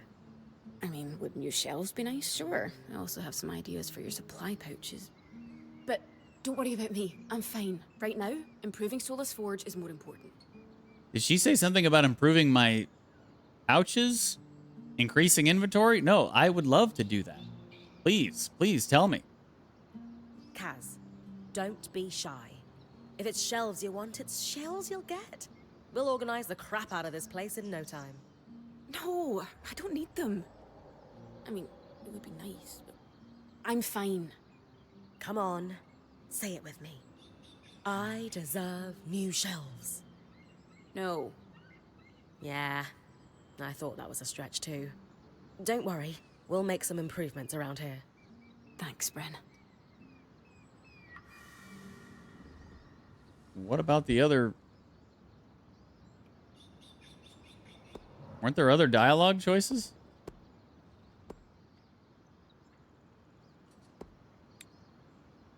Upgrading stations. Okay. So that's what we're going to use our excess resources for. Soulless Forge to level 2.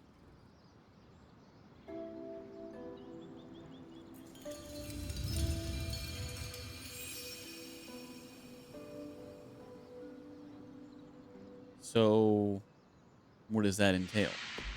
Sola is delighted with the improvements to her forge. She can refine your sword as soon as you'd like. Great work, Bryn. So is this just story Turns out we related? make a pretty good team. This campsite will be top of the line in no time. Yeah, we're definitely going to need to start directing a water flow to the camp. Maybe even install a fountain in the back. So it seems like these side quests aren't really side quests, because you have to do them in order to progress the main quest. Would help to get a garden going in here too. Fruits, vegetables, medicinal herbs. Oh, that reminds me, we'll need the... What? Do you ever take a break? You know, to enjoy a job well done? Sure. Sometimes. Once there are fewer fires to put out, I'll relax. I swear.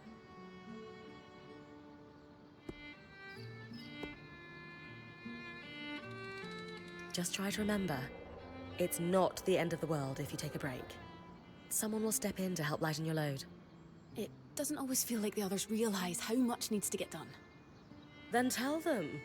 Like how you told me we needed supplies. I stepped in to help, didn't I? You did. I see your point. The others will do the same. Maybe. I'd better get back to work, but... this was nice.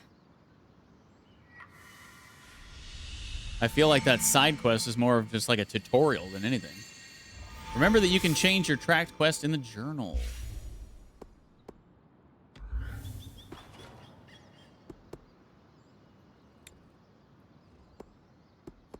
Okay, 20. Progress further in the story to unlock new upgrades. So it looks like once we get everybody to level 2, we won't be able to go further until we move on in the story. So we need 20, 40, we need 90 more to get everything to level 2. I probably have that. Let's go. Let's get rid of all of this. I don't even think it does anything.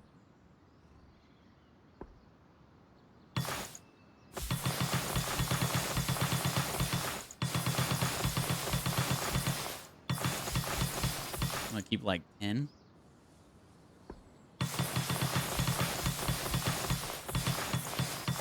Done and done. 90.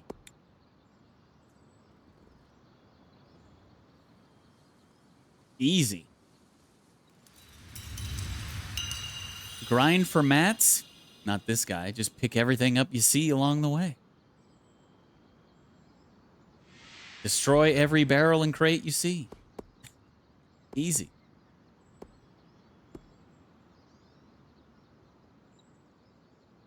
Frost Shroud File? Flame Shroud File. Oh, did that just upgrade our abilities? Our magic ability things? Oh, resistance files. Frost Shroud Blue and Flame Shroud Orange files provide strong resistance or shrouding from their namesake conditions, meaning a Flame Shroud potion will make Bryn highly resistant to heat. The resistance lasts only a short period of time, but is very strong. These files will automatically refill on each return to the band's camp. Okay, so they're essentially like potions. But we only have a certain amount of uses in between camp visits.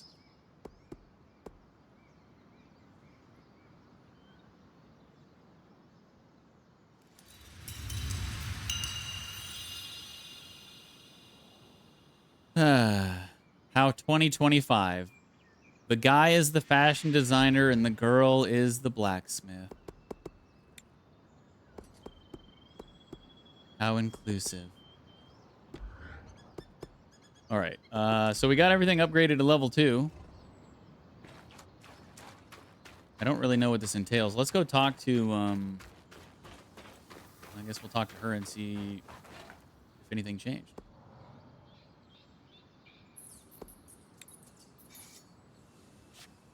No. Crafting all looks the same. I knew we'd recover. We always do. Still feels nice to have my core tools back this quickly. Still a long way to go, but we'll get there. Speaking of, I've something for you. We've been scavenging around the way station and reclaimed a fair amount of useful materials. Oh. They're stored away and ready for you. Should be enough to reforge your sword as we discussed.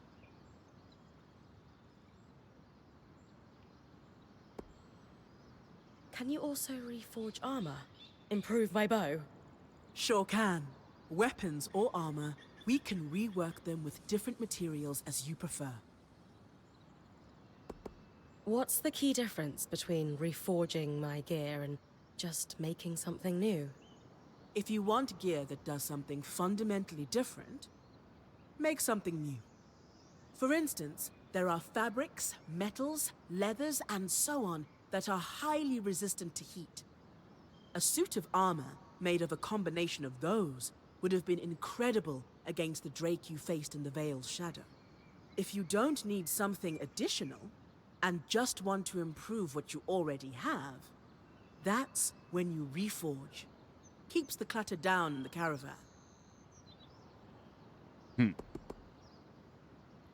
What should I expect from a reforged sword? It depends on the materials we use. Some hold edge better, making your swipes that much more deadly. Others make your gear lighter, or, for something like armor, change the way it handles heat and cold. Sounds like it's time to make something that can punch through arc armor. That's the spirit. Oh boy, look at all those 1-star mats she just gave me. I think I'm good, actually. Oh, it's gonna force me to. Reforging. All of Bryn's gear can be reforged to swap out lower quality materials for stronger ones of the same category. Oh, nice. The original materials are reclaimed for use as part of the process. Naturally.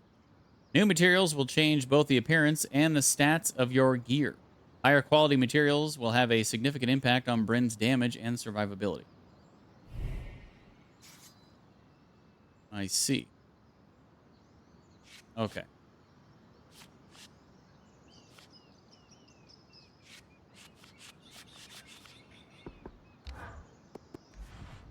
So basically you can just swap something out for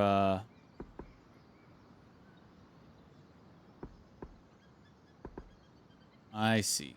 Okay.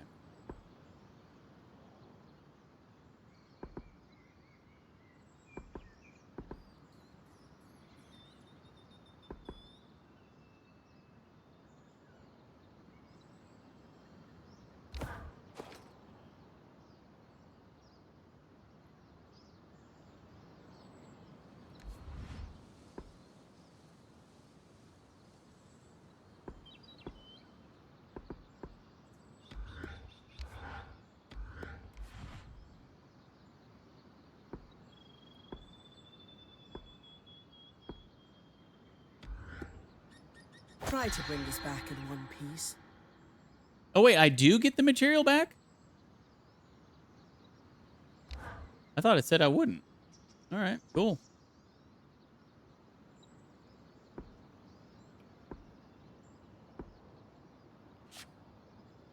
Pretty sweet. You just kind of plug them in.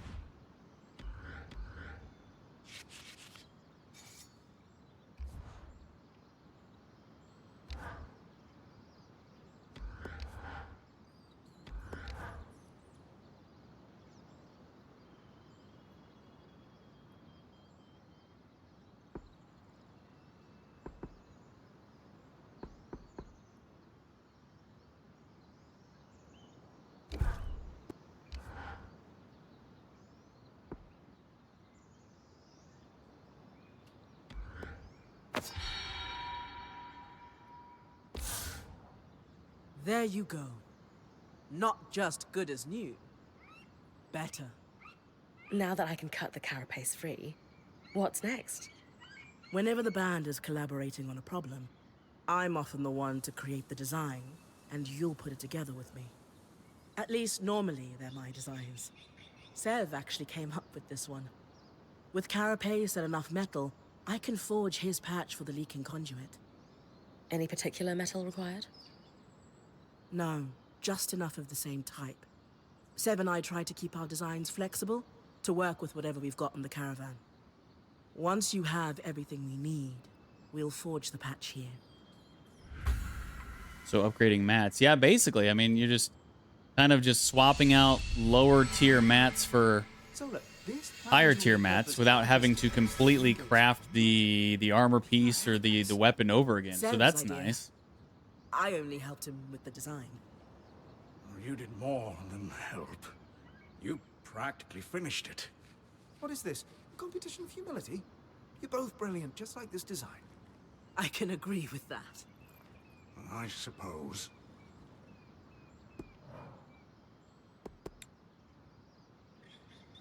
Sev's fantabulous conduit patch.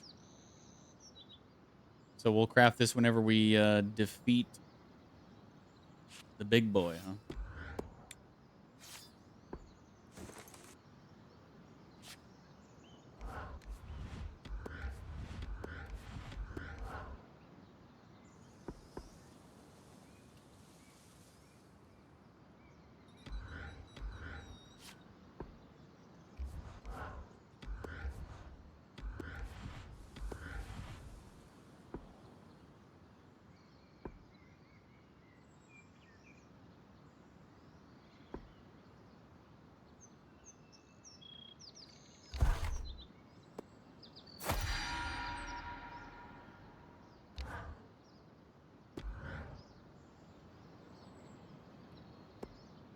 Upgrade equipment now, huh? Upgrading gear. After improving the smithy, gear can be upgraded to increase its effectiveness. Upgrading requires additional units of the same materials used in the gear's creation. Upgrades can only do so much, however. Certain materials are just fundamentally better, and sometimes it's better to craft something new.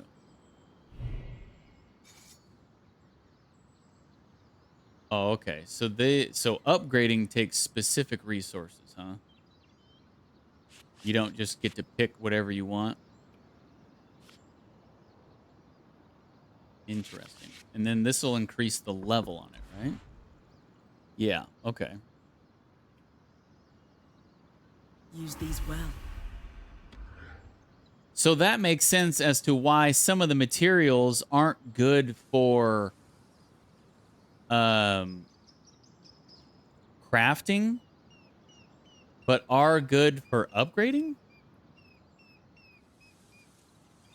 Interesting. Oh, there's the softwood I need. Yeah, you remember the softwood that did nothing whenever you're trying to craft it? Well, looks like you need it to upgrade the bow. And the sword and shield, actually. Oh, jeez. Well, I'm glad I got rid of all that. Bum, bum, ba-dum. All right, looks like we can't upgrade anything else. This is fine. What does this goof do now that this is level 2? Nothing? Nothing. Okay.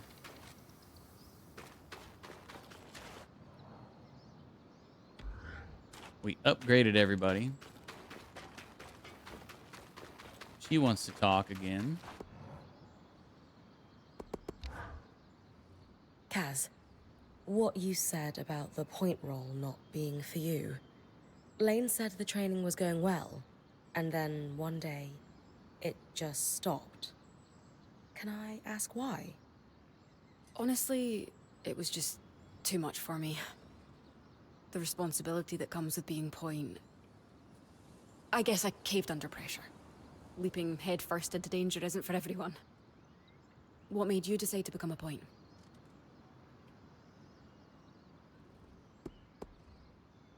I love using my skills to serve our band. It brings me a sense of community I've never felt before. Really? That's what I love about being a quartermaster. I guess we're both fueled by camaraderie then. I always felt like a black sheep back in Calnhaven. And has being Point given you what you're looking for? So far, yeah. Good. For a long time, I felt like I let Aurea down. She wanted me to continue with the training, but I just couldn't. When she offered to keep me on as a quartermaster, I was surprised. In time, it made sense, though. I always enjoyed the planning of my expeditions, more than the expeditions themselves. So you've been happier as a quartermaster? Yes. This is much more my speed. Besides, someone needs to hang out with Arva. Seriously. I'm more than happy to leave the creature wrangling to you. I'm not sure I have what it takes to pack a caravan anyway. I've seen how messy your tent is. You most definitely do not.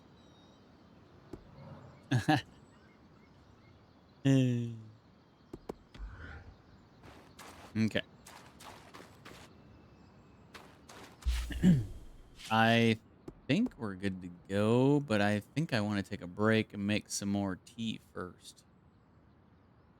Stand up and stretch.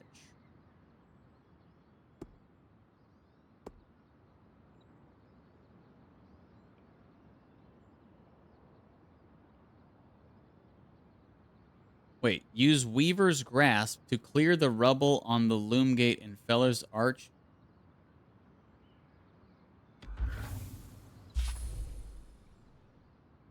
Wait, is that the...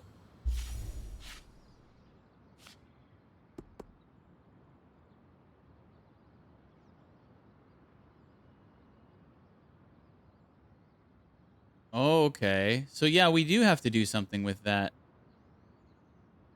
We got to get one of those yellow balls and use Weaver's Grasp. Or maybe we don't need... No, maybe we don't need a yellow ball. Maybe we can just grab... Because I think it said something about we can just grab stuff with Weaver's Grasp. So yeah. Yeah. I think I... Yeah, okay. I probably should have read this before, but...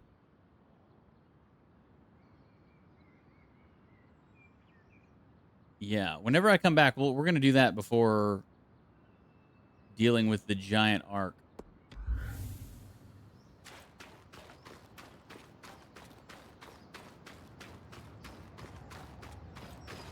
Oh, God.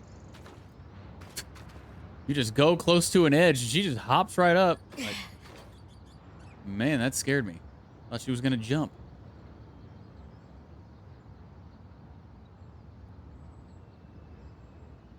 All right, I leave you with this amazing view. I'm going to take a little break and eat a snack and make another cup of tea and go to the bathroom and stretch my legs, do all the things.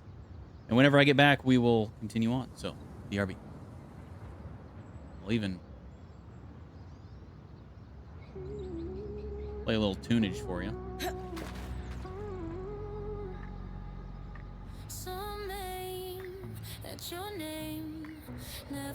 All right.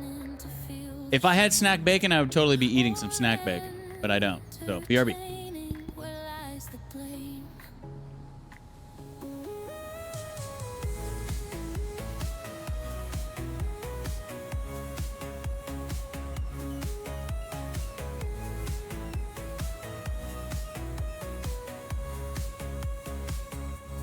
All those cliches they say, like someone chose the path I made and saw that it became the way. At least I've learned from my mistakes.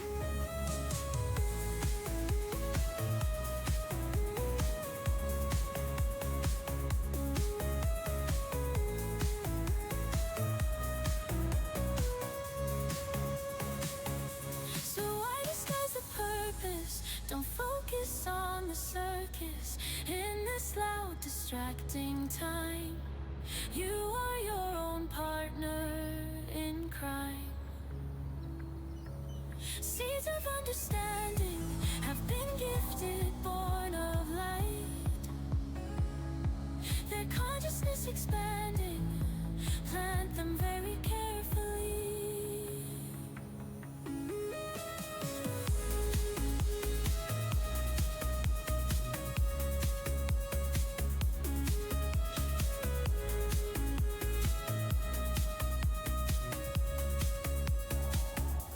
All this world birth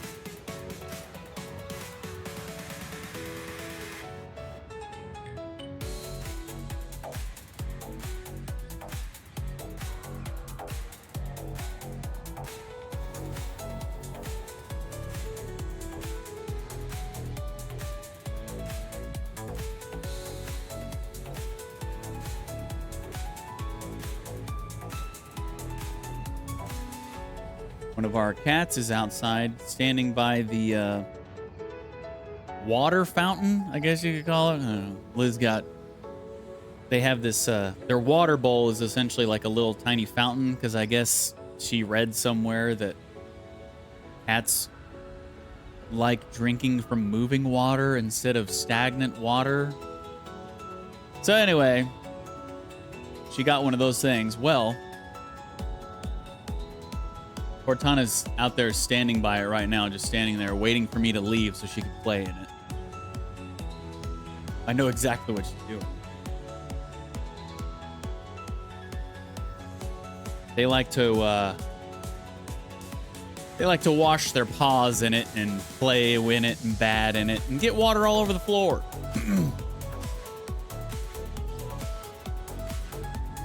We still need that FPS counter? What are you talking about? What FPS counter? You asked for an FPS counter?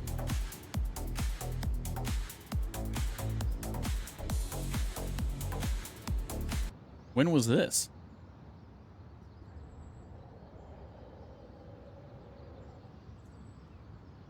Oh, farts per stream? The counter won't go high enough, dude.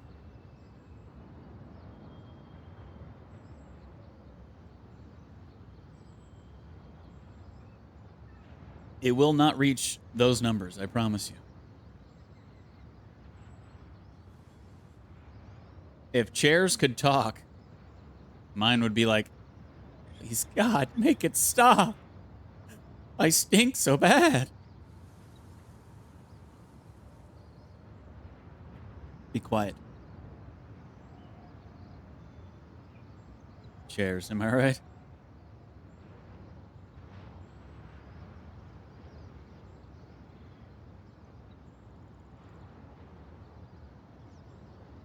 What a view, though.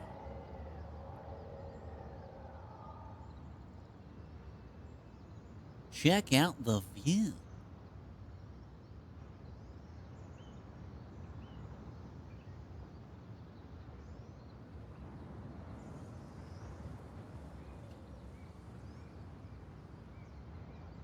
Okay. Let us continue.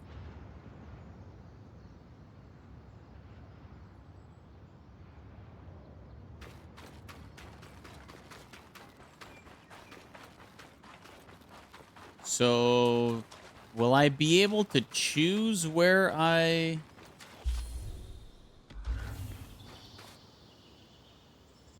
No?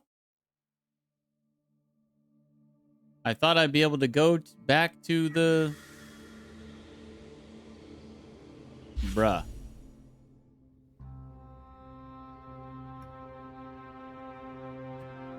I thought I'd be able to go out the other exit. So it would be closer. Can I seriously not do that?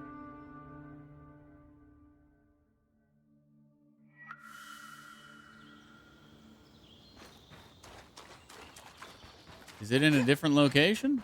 Ah, here we go. You know, if they put that on the map, here in the base camp map, that would be nice. Also, it'd be nice to have, like, the different, you know, upgrade stations and where they are. What's the point of a map with nothing on it? Silly devs.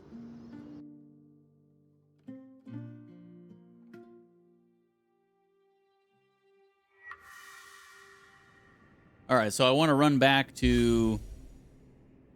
I should have it. Yeah, I've got it tracked, so we'll just...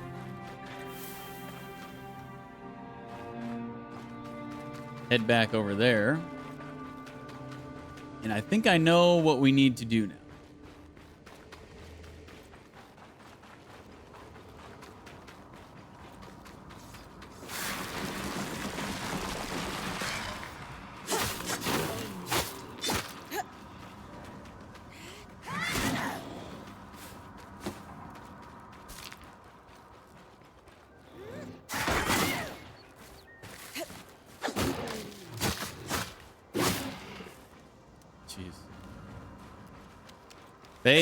Whenever... I think the enemies know when you're out of stamina too, because they attack me every single time I run out of stamina.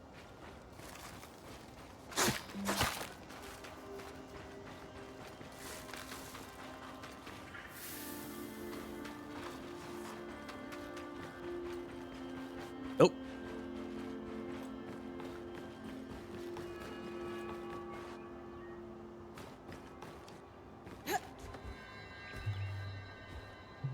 Didn't I already get this chest? I thought chests didn't refill when you left the area and came back. I guess maybe it's time-based. Maybe that's what it is.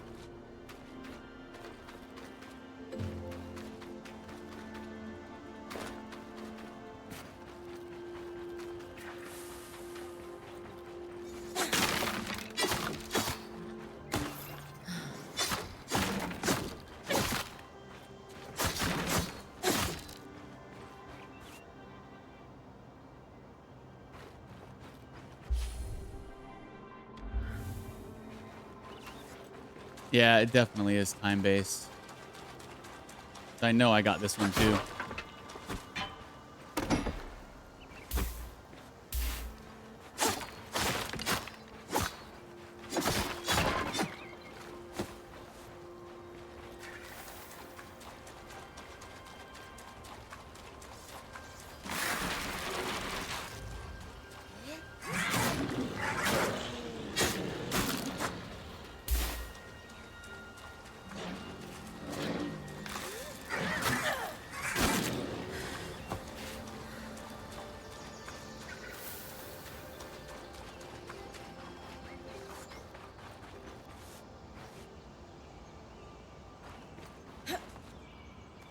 Okay, I think I know what we need to do.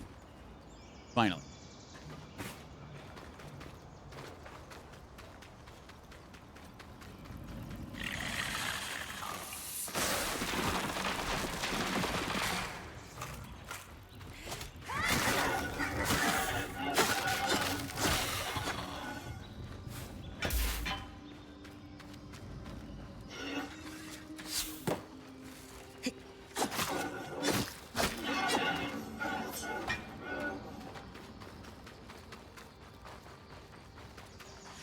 Yeah. All right. With kinetic magic, I should be able to clear the base of the loom gate.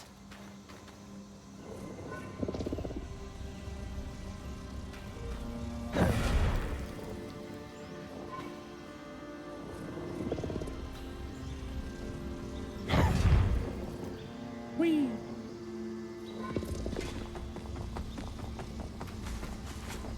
Come on.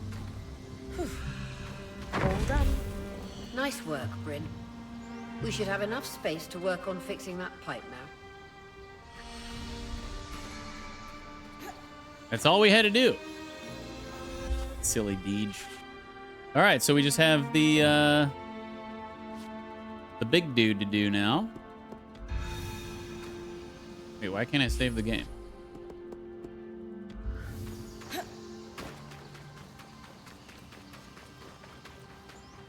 OMG, really? It was that simple. Yeah, it was that simple. And you notice how she said something when I walked up, like, hey, we need to move this stuff. That's because I had that quest tracked. I didn't have it tracked before, so she didn't even say anything. But yeah, we got it figured out. Why can I not save the game?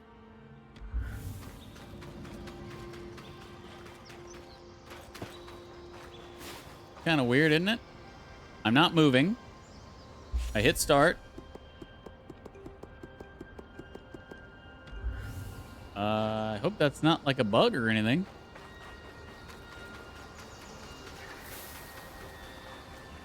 It does autosave, but who knows how often.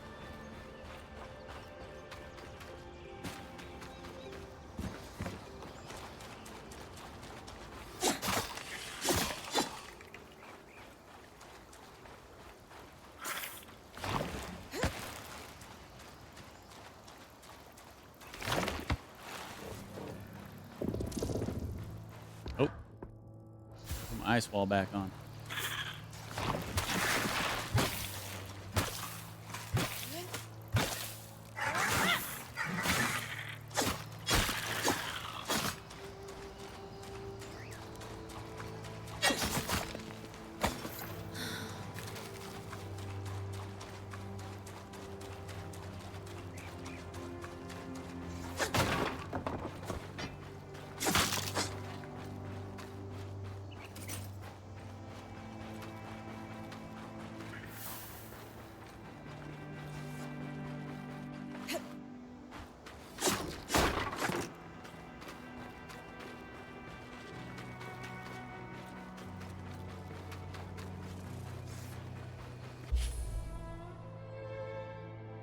Before, okay, I didn't explore back here yet. You're Let coming me. up on the Ark of the Stricken Earth. With a stronger sword, hopefully the carapace will come off easy. There's a path behind here, and I didn't actually go all the way through it, so I want to do that first.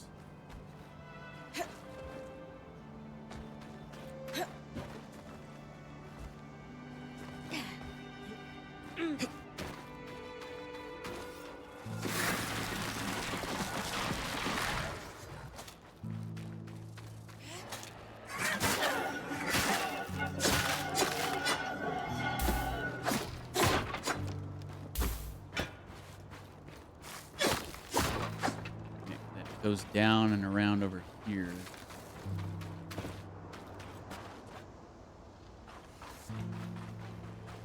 Or never mind.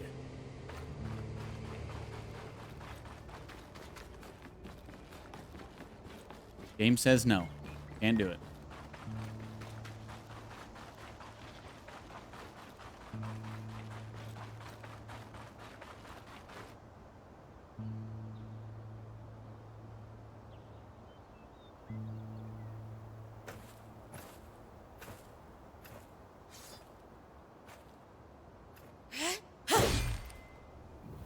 Wakey, wakey.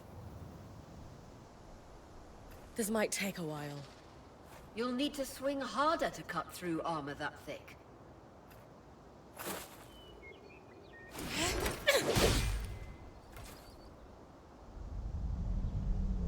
Kinda looks like a big floppy dong, but okay.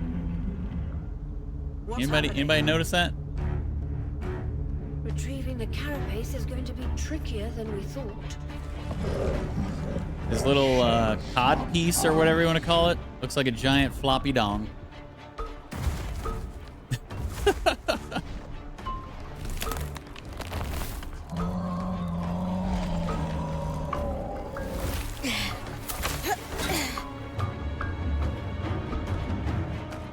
Is she really ready to fight that thing? Nope.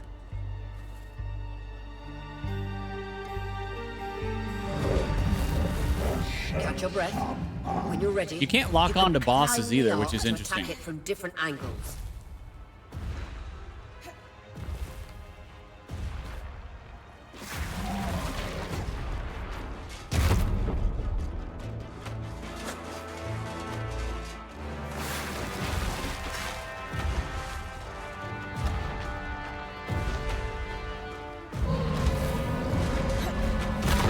Now.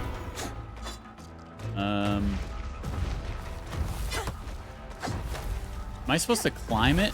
Oh.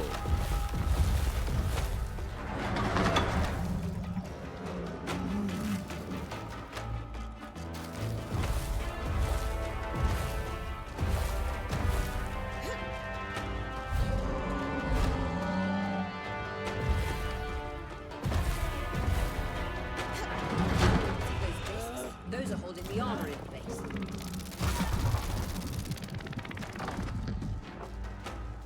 What discs? Oh.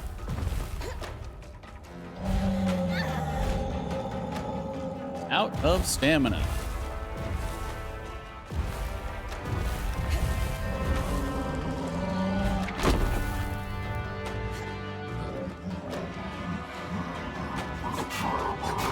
That's it. There we go. Hit the exposed skin with everything you've got.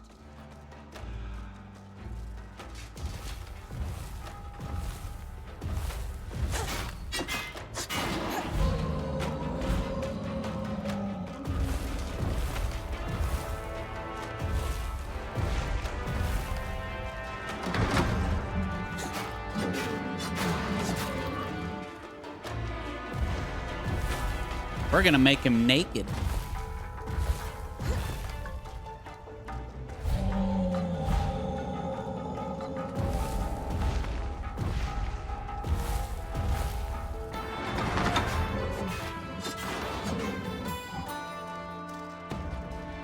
Is there another piece? Oh. Ow.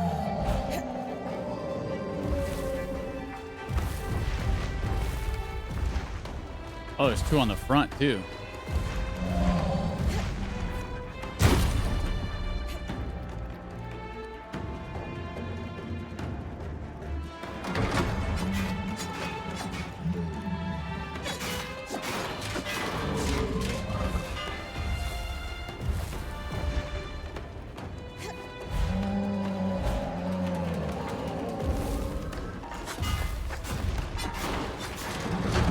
Ah!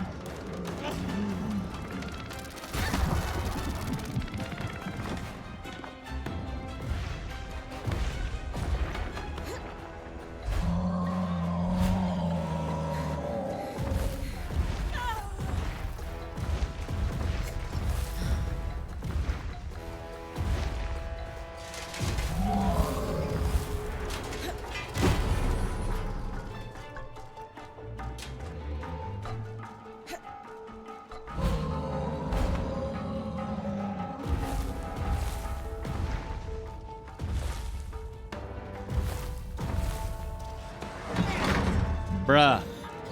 Can I just get the last freaking one? Please?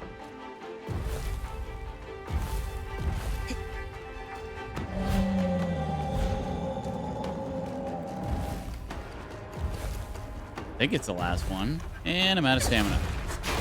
Oh, I got it. Is that the last one? Can I actually just attack him now? Uh-oh. He's upset.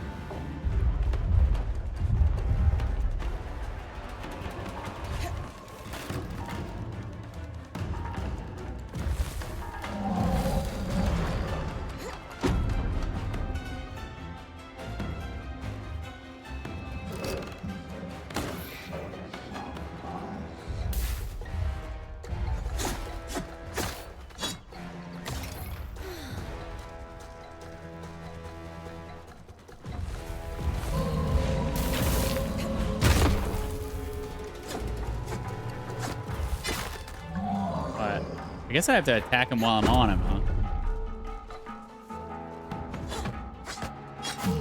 Take this. Magic isn't coursing through that patch of skin anymore. Move on.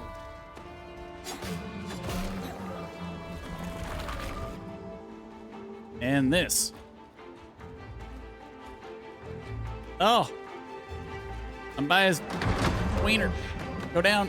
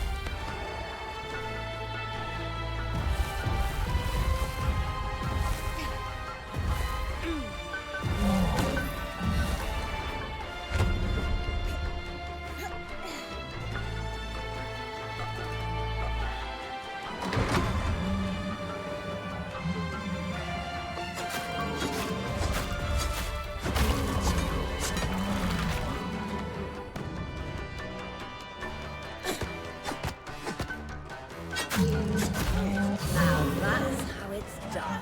Got him. You are unstoppable, Brent. I was worried we might lose our chance to get the carapace, but you secured it.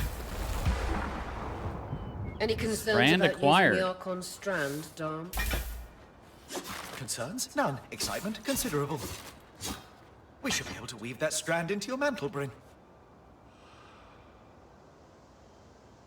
So, is that area still blocked off, I wonder? Looks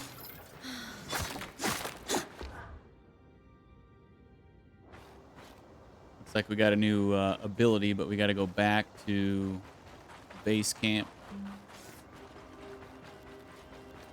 Let's see if I can actually get past that area first. Nope. All right. We're going back.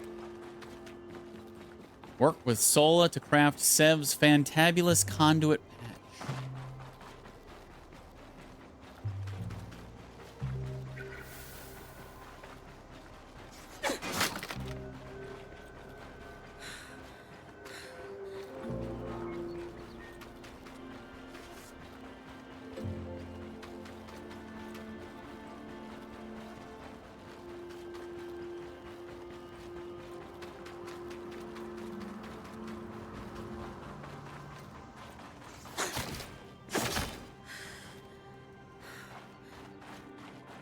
I hope the bosses are a bit harder. Seemed sort of easy. Just needed to know what to do. All right. I mean, it was the... I guess... Technically, it was the first boss. We did fight the dragon. But that was just a... not a real boss fight. Just a... You have to survive for a certain amount of time.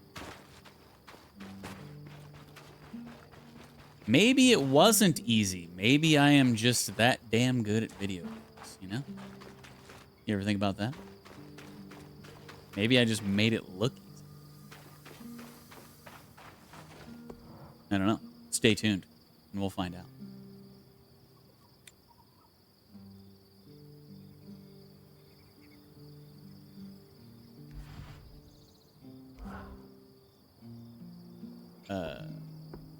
Yeah, I'm definitely not going to use an uncommon for this.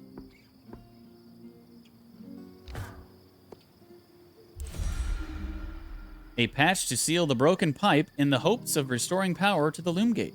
Sev's design. Perfect. You think this patch will fix the leaking pipe? Yes. And with the debris cleared, why don't you tell Aria we've got everything we need to fix the loom gate? Me? Acting or otherwise, major communication should come from the point. I'll keep that in mind.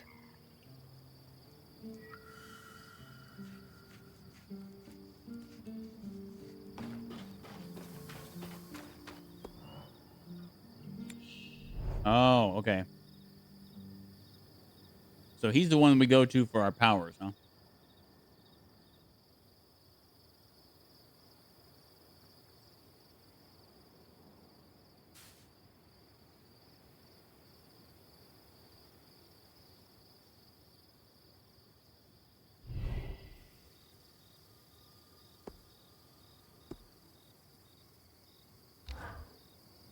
Kinetic powers. Oh, okay. So the new one we just got is the kinetic.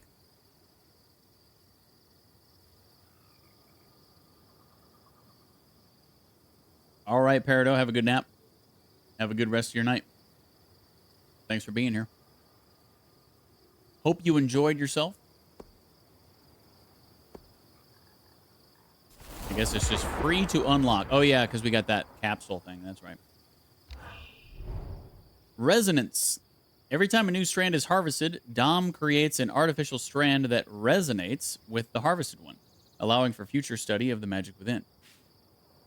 Some quest objectives require a specific quality of resonance to progress. Each strand upgrade in Bryn's mantle increases the resonance quality as well.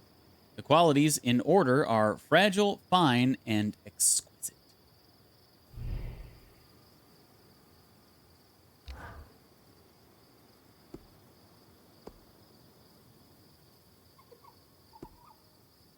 So we need to find a Weaver's Grasp strand and an Ensnaring Blast strand. Wherever that may be. Also an Ice Wall strand.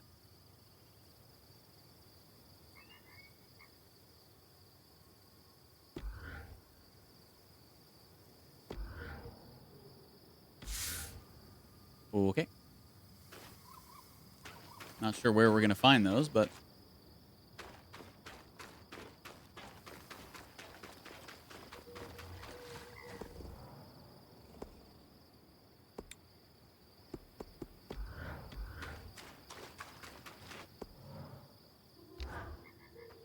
The patch is ready, and I've cleared the debris at the loom gate in Glintwood Hollow. Excellent work, Bryn. Time for you to take a well-earned rest while the band heads into the Hollow. You sure you don't need me to come? We've got this. And you need the break. All right, if you say so. Resting. At any time in the camp, Bryn can rest in her tent to advance time.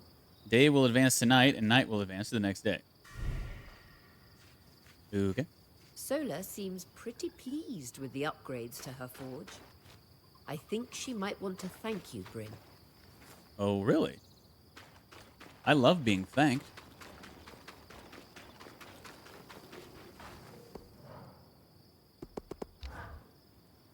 Well pleased with the reforge. There's another option too. We can enhance your gear. Really? Not the same thing? No. Enhancing uses more of the same materials from the original construction. Ah. I use them to add a bit more protection to your armor, reinforce your blades and such. Worth doing if you have extra materials. I'll be able to do more as we build my smithy's set of tools back up. Interesting. So...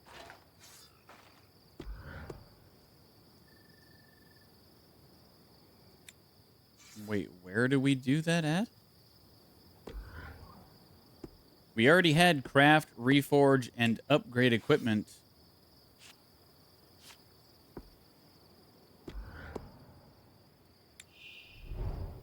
She talking about dismantling? Because it sounded like she was talking about... She said enhanced, didn't she? Dismantle weapons and armor that have outlived their usefulness to recover all of their materials. Those materials return to the camp inventory for use in crafting or salvaging.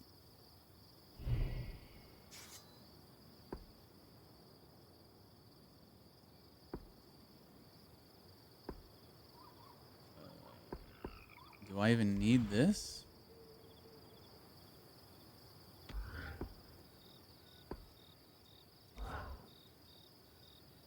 Man, might as well just dismantle all the other ones.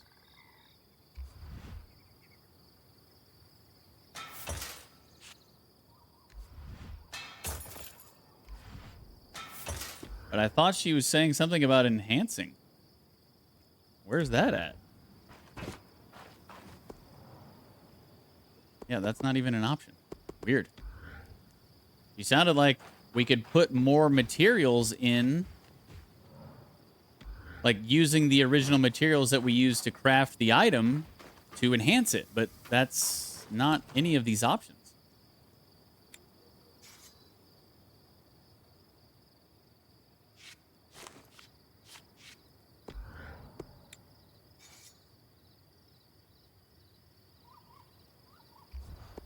Oh, unless... Oh, hang on. I think I know what she's talking about.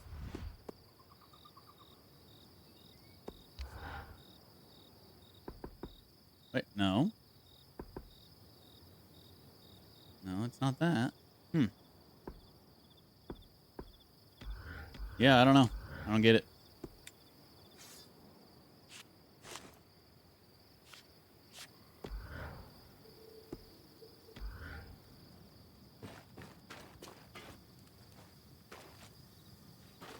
All right, so I guess we'll go rest. Interesting that, you know, we do all the work for everything, and then now that we got the seal, they're like, oh, yeah, we'll go do it. I wonder if something's going to happen.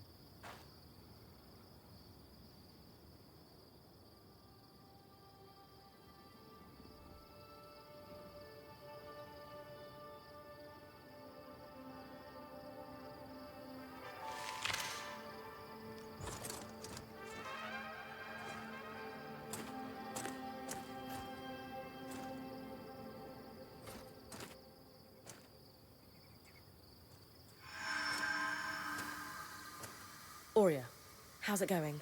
Bryn, you're awake. We're making progress over here. Careful with that. Hey, no one came back to camp, did they? Is the rest of the band still with you? We're all here. And the leak is just about fixed.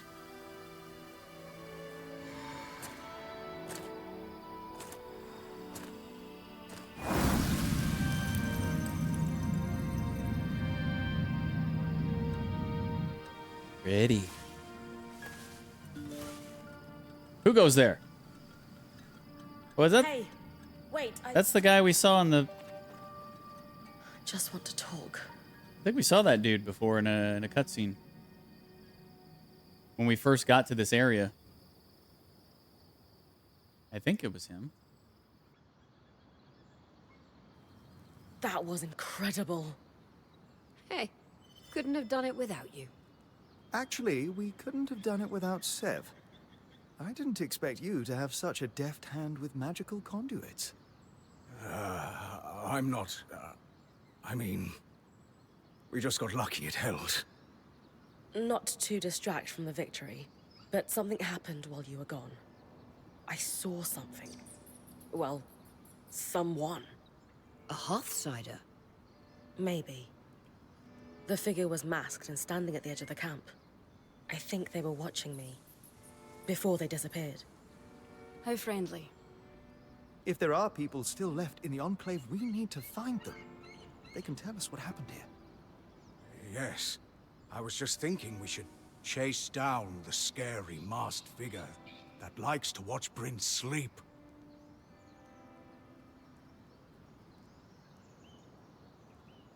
Since we arrived, we've been speculating about what may have happened after the surge. But no one here knows the truth. Only Hearthsiders could tell us that. I think the truth is worth the risk that they may be hostile. Well, if they were hostile, don't you think he would have attacked us? You're right. We won't find answers standing here. Unless he's just doing a little scouting mission. Friendly or hostile, if there are Hearthsiders, we need to find them. Agreed. And the good news is, fixing the Loom Gate didn't just give us easier access to Glintwood. It expanded our scry's reach. Aha. So now we can go beyond the gold border thing. So scries are somehow connected to the Enclave's tapestry. Every scry was built here. This means you not only have access to the Loom Gate, but you can safely explore further. Incidentally, our maps indicate that there is a village beyond the hollow in a large swathe of wetlands known as Dredger's Mire. Perhaps we'll find our Hearthsider there. Bryn, why don't you brief with Lane before your next expedition? Sounds good. After that, it's time to use the Loom Gate. Why didn't you guys return using it yourselves? We needed to take a key swatch back to camp in order to connect the two. We'll make sure you have a key swatch to connect any other Loom Gates to this one from now on. So... Shouldn't we be trying to find a way out of here? Focus on one thing at a time. That's all we can do. What is there to focus on except that we're stuck inside a magical bubble for all eternity?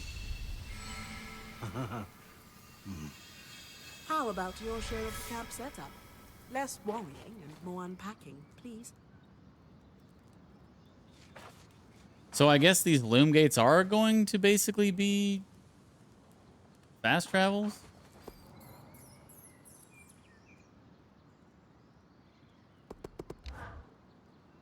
I hope I'm not prying by bringing this up, but Dharm and Arya told me about your last band. Oh, yeah. Sounds like it was pretty rough. It wasn't great, that's for sure. I mean, I gave up everything I knew to become a weaver. And it only took a couple of weeks for me to realize I had chased the wrong caravan out of town. All that band did was drink and fight. I stuck around, thinking I might be able to make a difference if I became point, but Aaron chose someone else to take his place in the end. You're in better hands now. I promise. Even though I'm sure your last few days with us have been a lot. Do you have any regrets about leaving?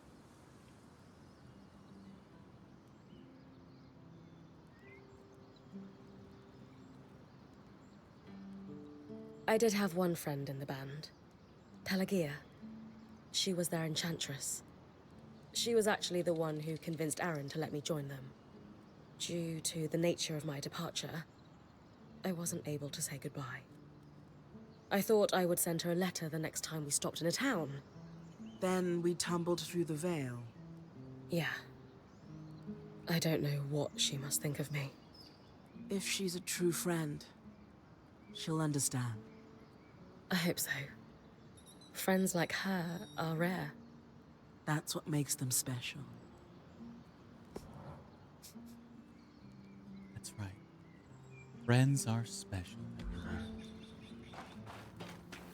All right. I don't think there's really anything else we need to do around here, like craft-wise. Talk to her real quick. Wait, can I upgrade further? No. We gotta keep going through the story.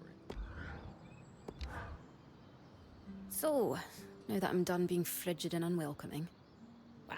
You were only lukewarm. Sure. How about an icebreaker? To get to know each other better. Sounds fun. What have you got? Simple. If you were a wild animal, what would you be?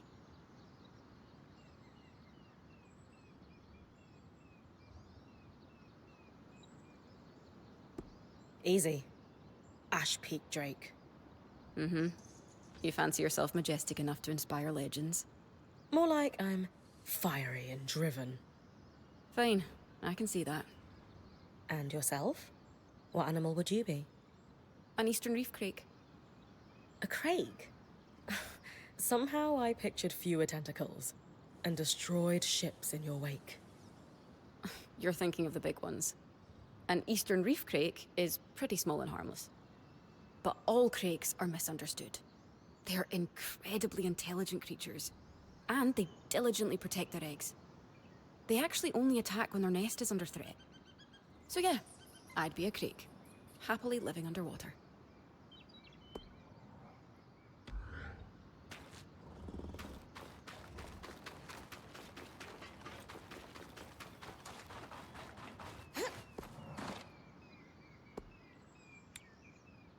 Wait, did I finish? I didn't realize I got the last piece, but okay. Ark of the Stricken Earth. In terms of pure devastation, nothing matches the raw power of the Ark of the Stricken Earth. Wielding a bespoke mining bar and standing tall enough to graze the treetops, it is no wonder that their mere existence was considered extremely controversial prior to the Surge. The Enclave insisted that these massive arcs were designed strictly for construction, but any fool with the faintest spark of imagination could see their destructive potential. I have no doubt at all that the Enclave's military strategists were prepared to deploy them in defense of the borders.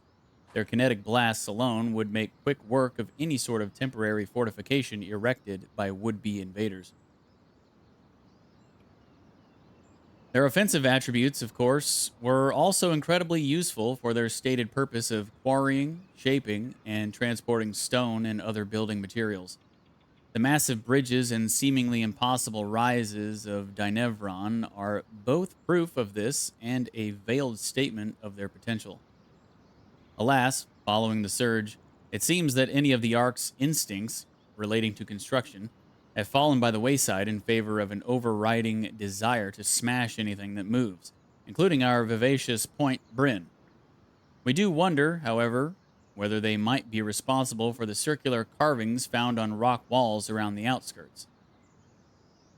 From the strand Bryn recovered, we believe the locus of their power is centrally located over where an Ashar's heart could be found, insulated by the layer of carapace under the chestplate. Exposing it is merely a matter of peeling that massive slab of armor free. Ashar is our enchanter. Our enchanter insisted I clarify? Okay. Here to brief? I like to know everything I can before venturing off to a new place. Just beyond the forested hills of Glintwood Hollow lies the wetlands known as Dredger's Mire. Much like the Hollow, the Enclave prospected many of the raw materials needed for its ambitious constructs and projects from the mire. Oh, it's no coincidence you found the Ark of the Stricken Earth near a collapsed mine. Likely, it was used for the excavation of minerals and metals before the Surge. I believe the natural surroundings of the mire were also rich in resources. The Enclave even settled a small village there known as Poldervale. Which is where I might find that masked figure that was watching me. It's possible. Regardless, do you have any questions before you head out? Apart from the village, it sounds like this is mostly untamed lands. Any expectation that it will be more dangerous than the Hollow? I would expect so, yes. We've made camp in a way station that's pretty far from Denevron, and the mire yet even more remote.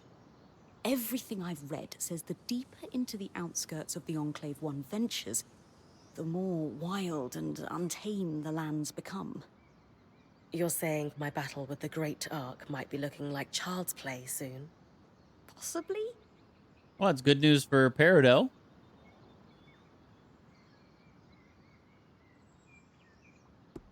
Some of the others didn't seem so sure we should be trying to track down the masked figure. What do you think? History demands we find them. If the masked figure truly is a Hearthsider, their stories and what they've lived through in here would be invaluable to our understanding of the Enclave and of the Surge. Sounds like I'd better find them then. What can you tell me about Poldervale? It seems like it was settled pretty far from their capital. Indeed.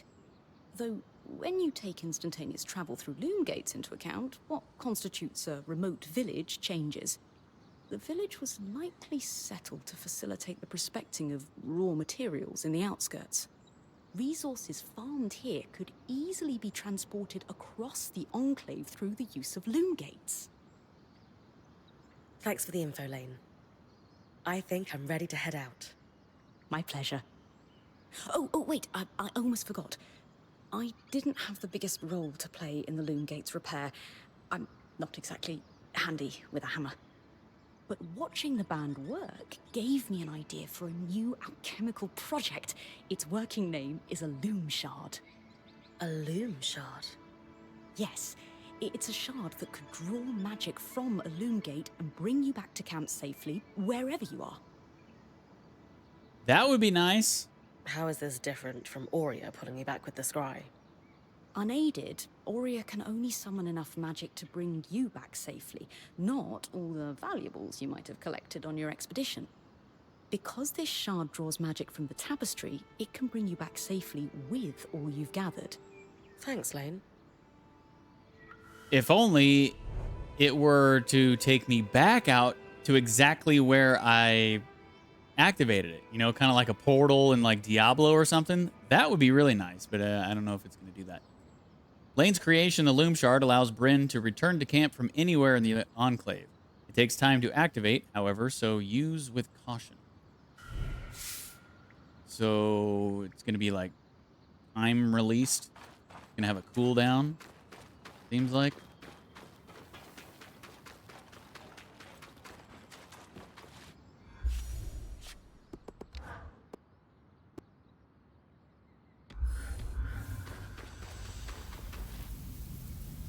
All right, so we just have... Oh, you have an epic hunt quest? Ark of the Stricken Earth. Track down and harvest an Ark of the Stricken Earth to collect another ensnaring blast strand. Oh, so that's how we get those materials. Through these epic hunts? Okay. The base camp's loom gate allows instant travel to any other loom gate you've activated. Look for other loom gates around the world and interact with them to create a connection and allow quick return.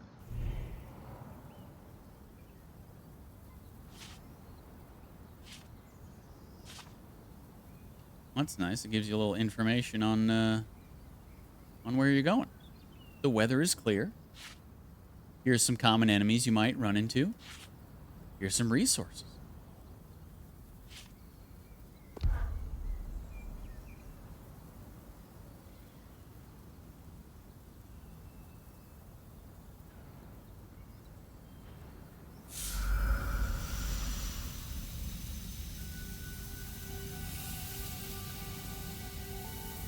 Sure is pretty.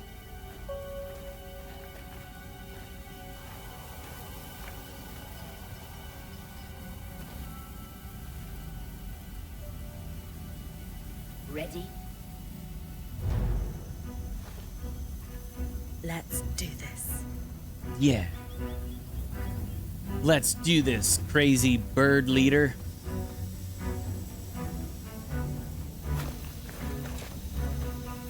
Whee!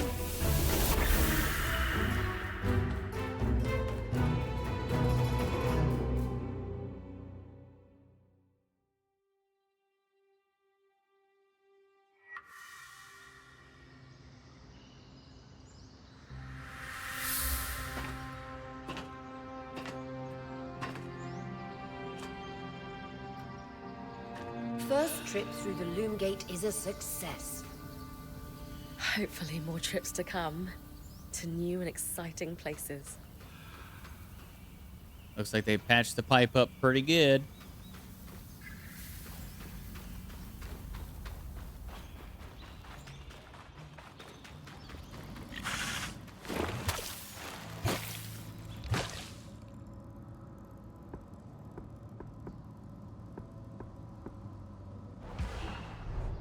Ensnaring blast. Create a bubble of attractive kinetic potential, pulling objects and foes toward its center. Detonation results in a shockwave that damages all within its radius.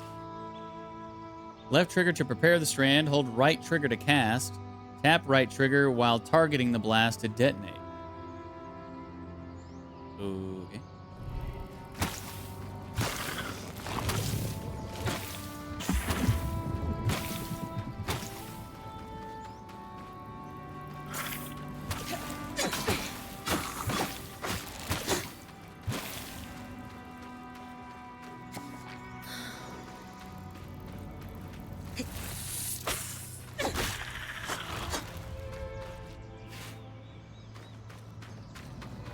Is this open yet? Maybe this is going to be like our exit or something? Like our exit completely out of this area?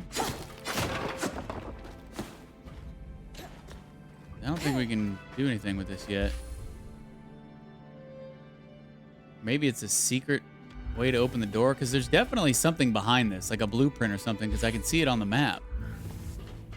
I have no idea how to open it.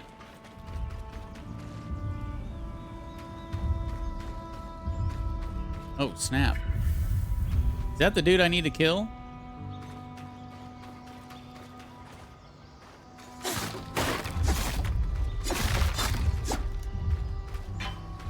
For this epic hunt?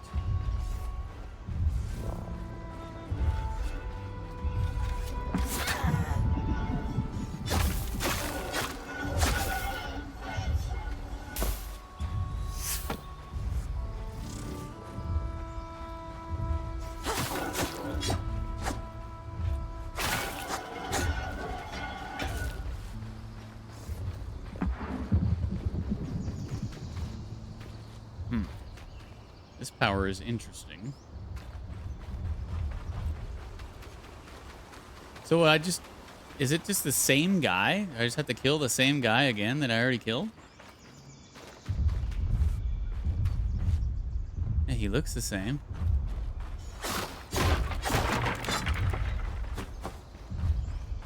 Maybe he's just gonna be like a harder version of the guy we already killed.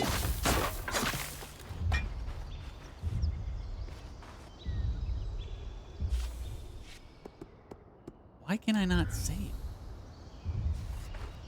So weird. It lets you save anywhere, but only at like certain points or something?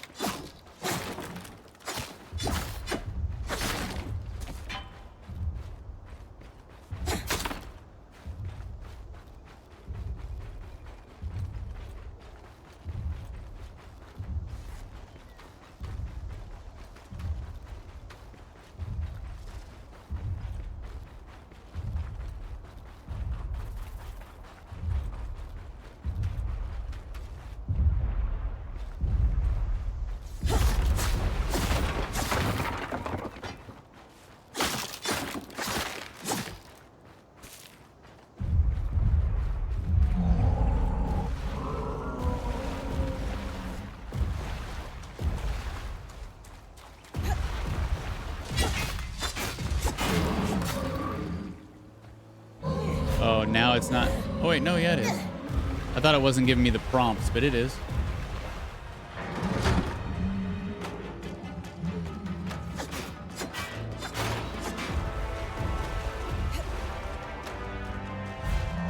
And I should probably just be attacking him as soon as the armor comes off. I didn't do that the first time, but...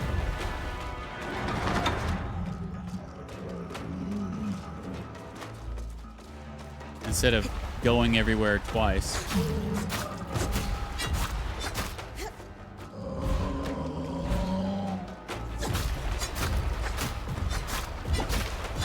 Letting me attack him a lot more, it seems like.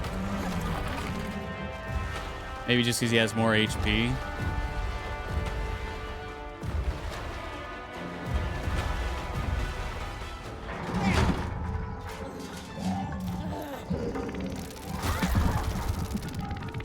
Doesn't seem to be attacking any harder.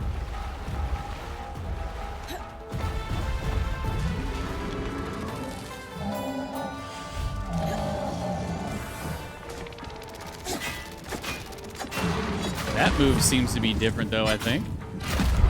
Oh yeah, that move is definitely different. Ouch.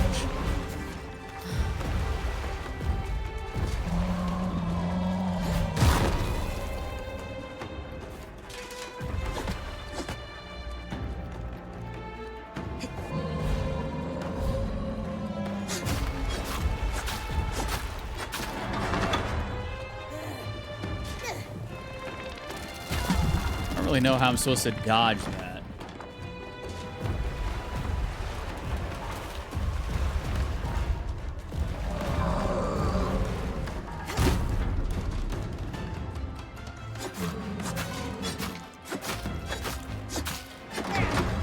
Yeah, other than like just jumping off and running.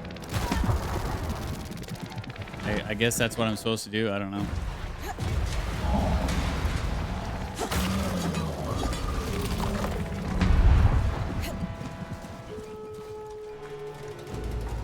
Might need to find some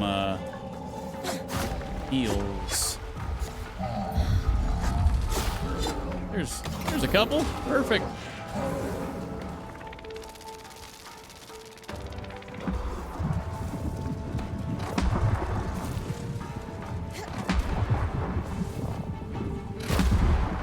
Seriously?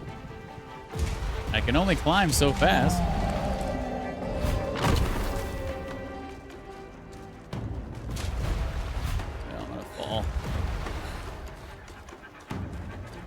You're fighting the stamina more than you're fighting the freaking boss.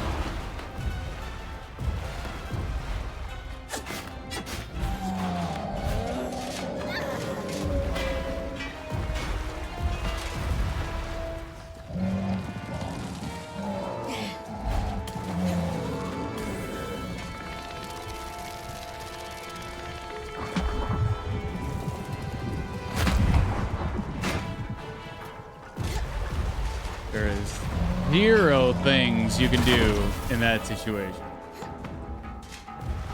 Just like, okay, take damage.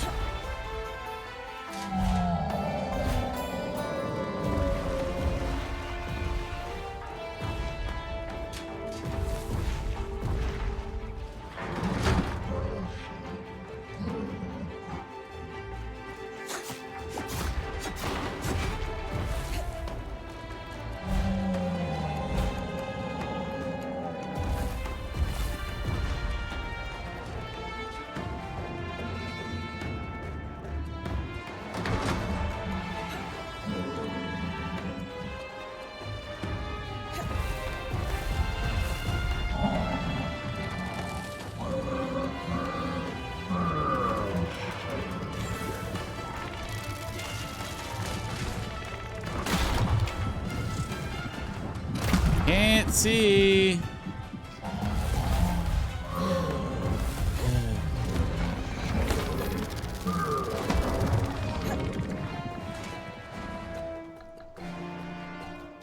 Up and down and up and down.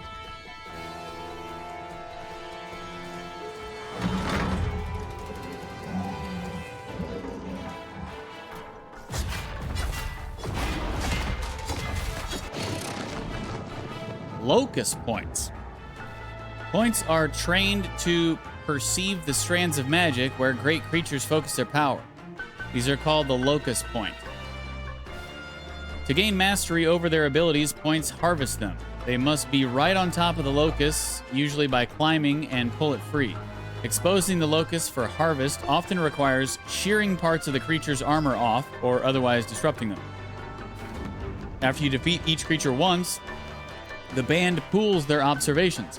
Visit Lane to assemble the creature codex entry, then it may be consulted at any time for tips on how to harvest. What?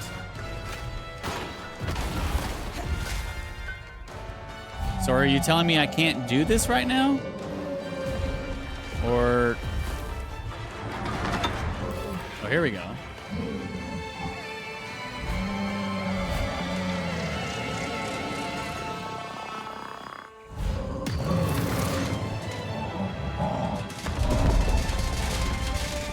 Strand. Wonderful. Okay. Oh, snap. We got epic mats.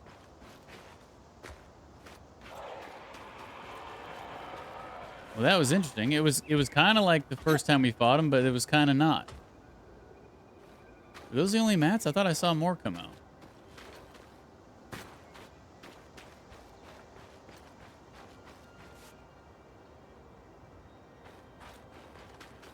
Neat.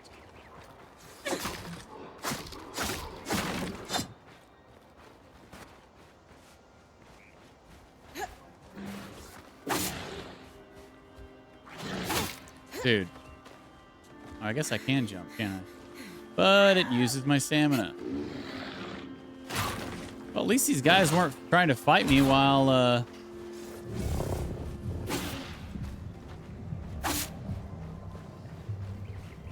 Wait, come over here by the other one. All right, forget it. I don't know if I necessarily like this new power we got. It seems like it would be a good AoE, but you can't, if you use auto-aim, it only snaps to one character. And if you don't use auto-aim on it and you just put it in the world, then it's like they can just run out of it. I don't know.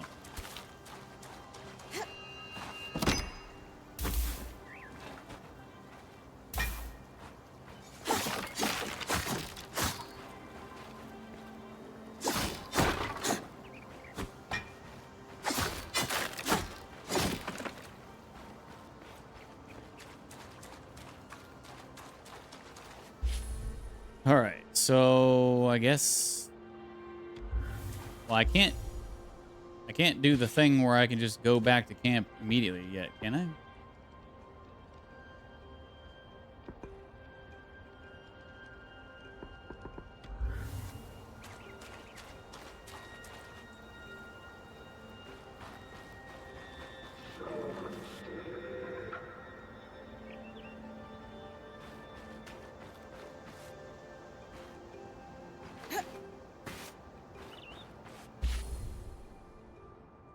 I guess I'll just go back to the gate.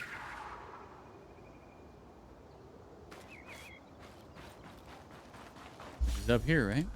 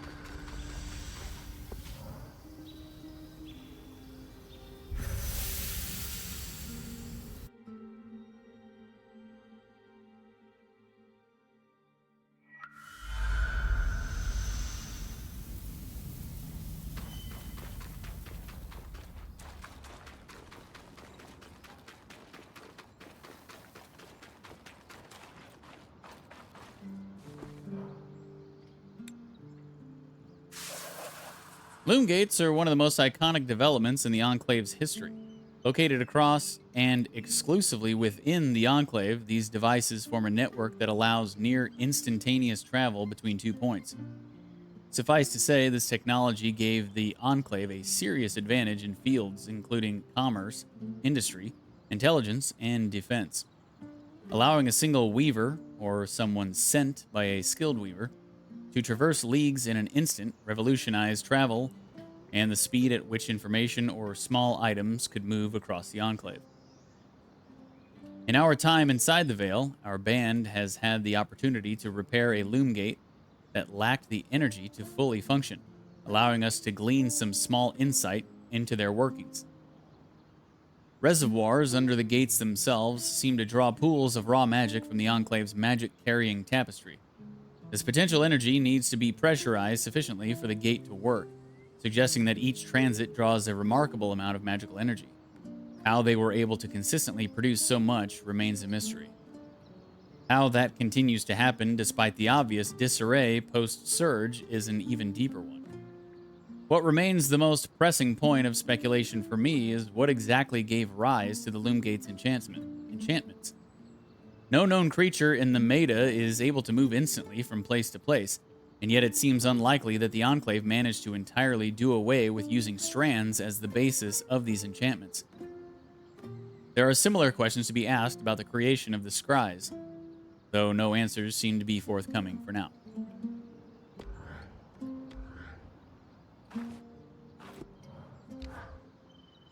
Bryn, one would think you've been fighting massive constructs your entire life.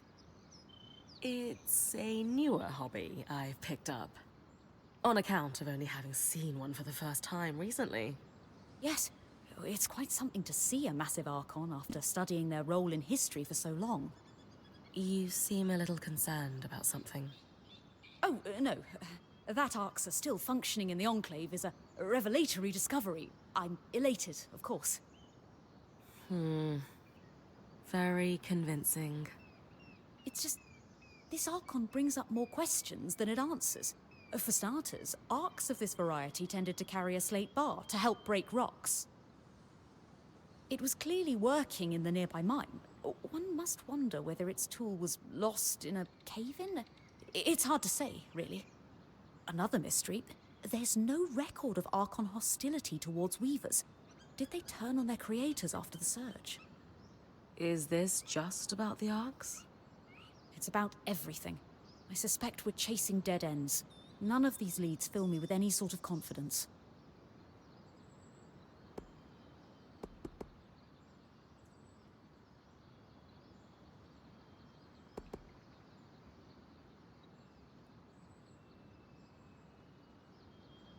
Truthfully, I've been having some of the same doubts. You are? Of course. And if we're alone, that makes our complicated situation, well, even more complicated. Yeah, it does. All we can do is put one foot in front of the other. If we're ever going to solve this puzzle, it will only happen piece by piece. You're right about that. More pieces would help, though.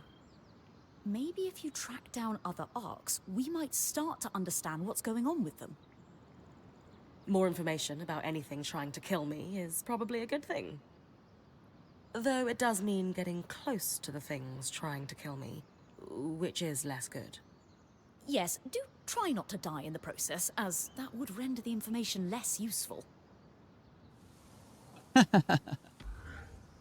Oh, you're so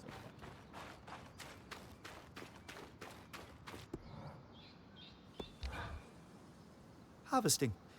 Such an intriguing term for so critical a task. Why do we call it that anyway? My favorite explanation is that it implies a thoughtfulness. When we harvest a creature, we pull something out of its essence. It is, fundamentally, a violent act. But we harvest predators, ones that pose a threat to us. There are peaceful or merely territorial creatures that use magic, but Weaver custom is to never harvest them. That makes sense. I like that we're selective about it. Further, Weavers do not seek to eradicate these creatures, merely keep them in check. Slaughter them all and we not only lose access to more strands, but also risk disrupting the ecosystem. You've heard of Renland's famed attempt to cull their Akala population and the mass loss of crops due to too many deer, yes? Same thing. Even something as wild as an Ash Peak drake plays a role in the world.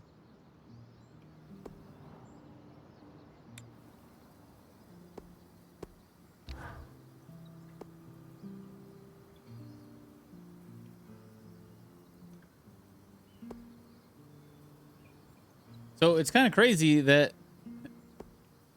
we're getting, like, our first power upgrade is for the power that I just got. Kind of weird. You would think that it would be for one of the two that I've had since the beginning of the game.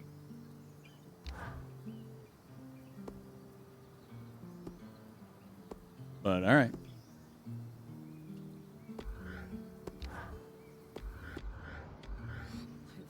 Wing recovers soon. Track down and harvest another arc of the stricken earth for another strand of ensnaring blast. But I can't,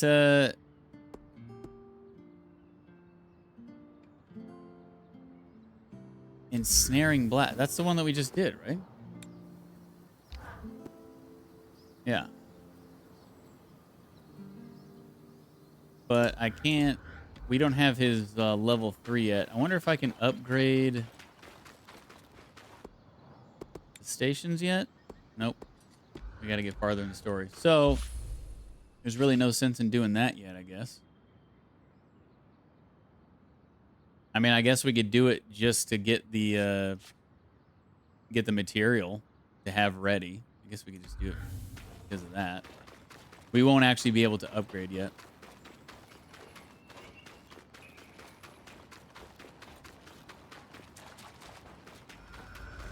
But it's interesting that I'm just able to farm the material essentially for the power that we just got. Like, how do I upgrade the other powers? Kind of weird.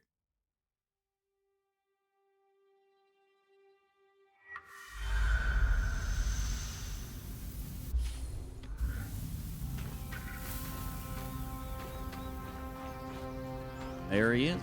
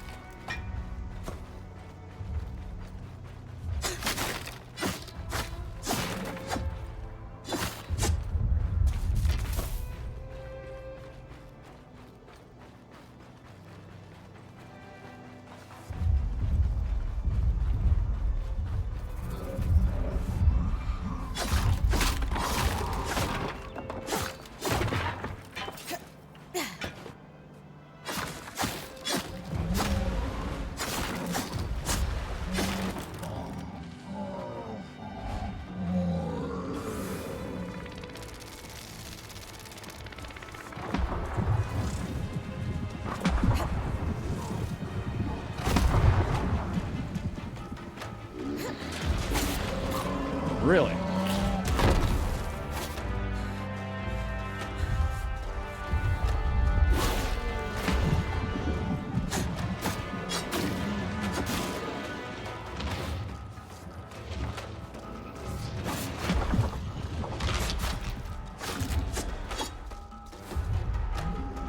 What happened to the third one?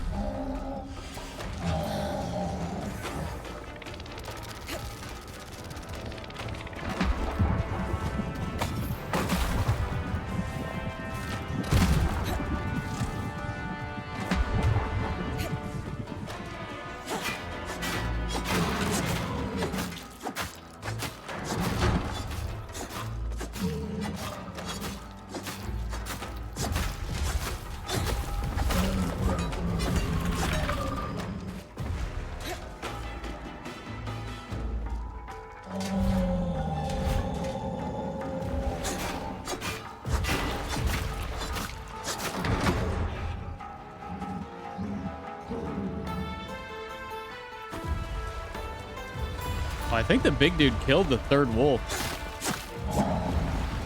But that's interesting that there is friendly fire amongst enemies, it seems like. Trying to jump off and it's just not doing it.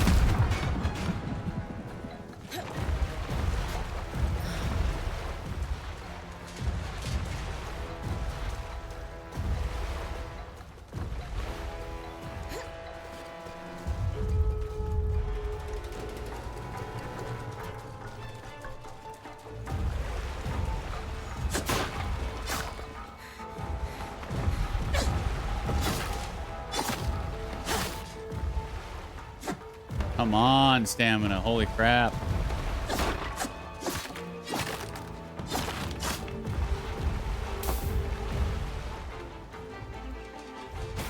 Shit. I think I aggroed those dudes over there.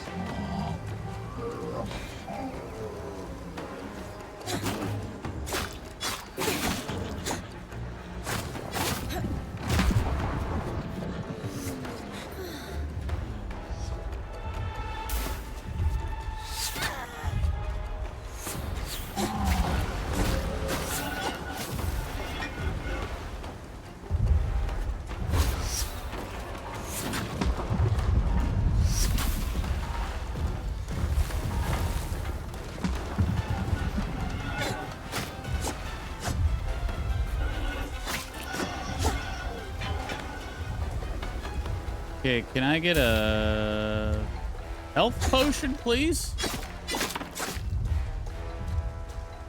That would be nice.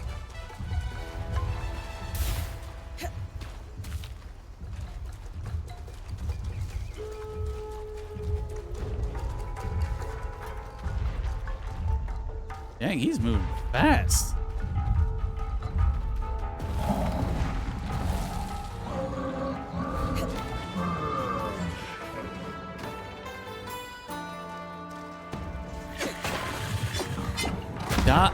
Oh my gosh.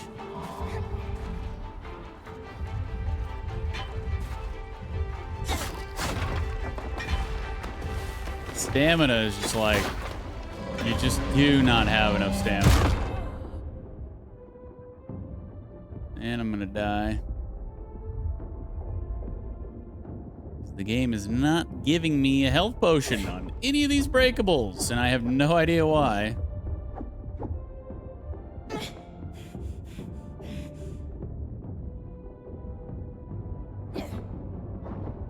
I've had no problem finding them up until now.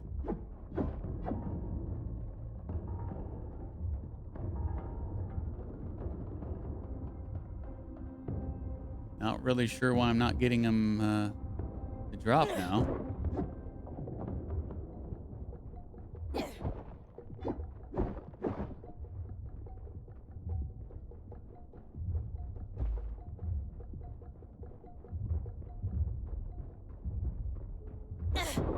There's one. Okay, now can we find about 3 more? So I can refill. Hopefully when I go back to that dude, he's not just like, hopefully he doesn't have all of his health regenerated.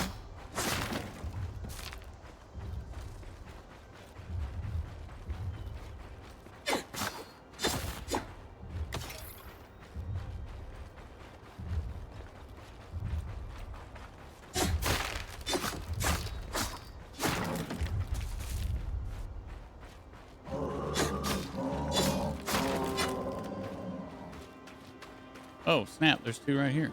Forgot about these. Okay, good. He doesn't regen his health or armor or anything.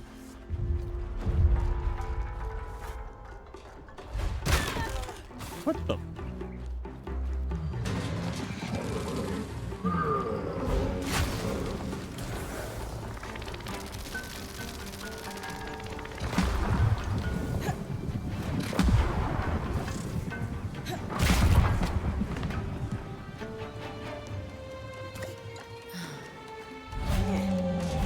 Hang on to the freaking... Here we go.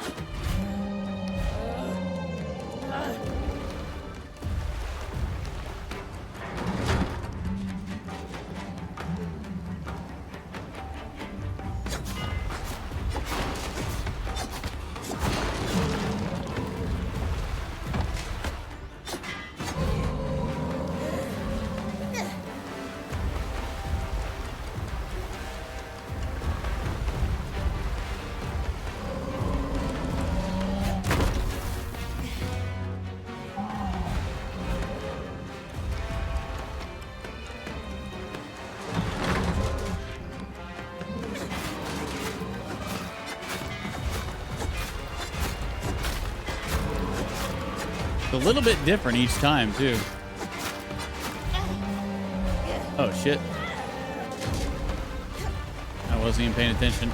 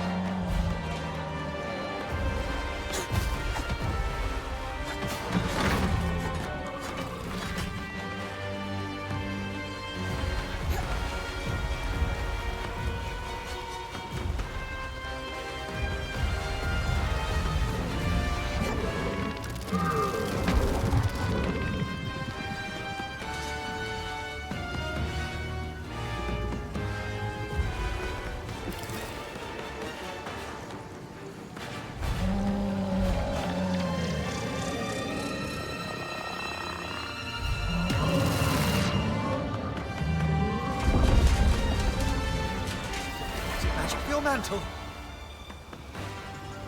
Strands can only be woven to a maximum level of power. Oh, okay. So it seems like each strand is... Oh, snap. It seems like each strand is maxed out at level 3. Just got a legendary resource there. So I guess the second time you kill it, you get 2 epics. And then the third time you kill it, you get 1 legendary.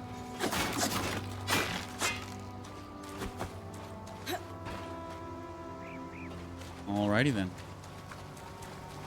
So we can't do anything with that yet, because we can't upgrade that power again yet. But at least we got the material to do it. So now let's switch over to the main story.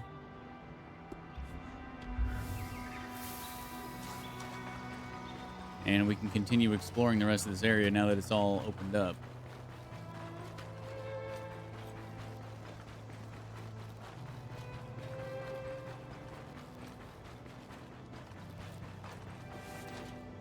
Oh, this guy looks different.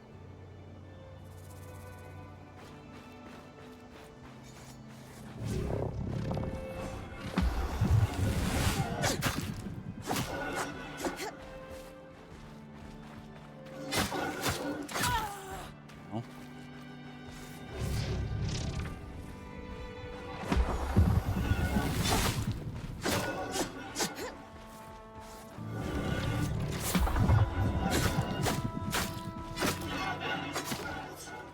Oh, snap, we got an epic off of him. Hell yeah.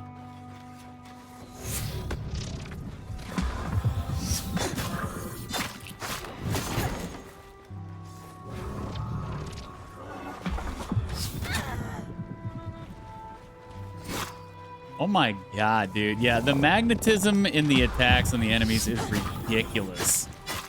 There's no reason that dude should have hit me. That was insane. He just straight up, like, just snapped right to my position.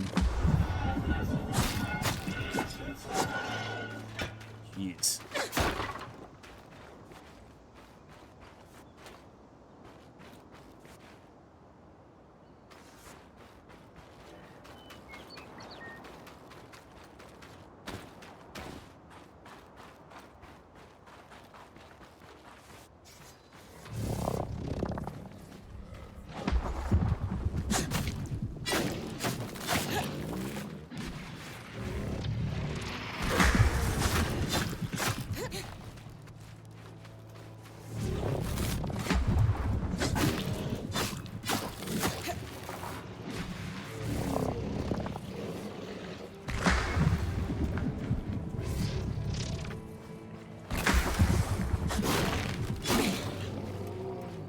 Dang, another epic.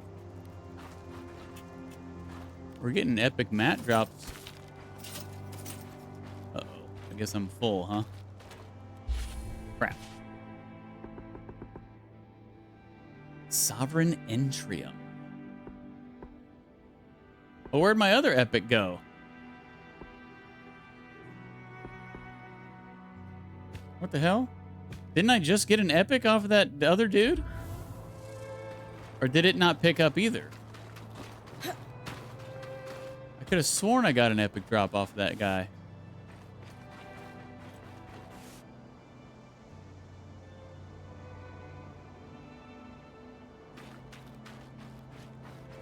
What? I could have sworn I just picked up a purple. Where the hell did it go? Was it a blue and just really looked purple? Because it looked exactly like this. That's really weird.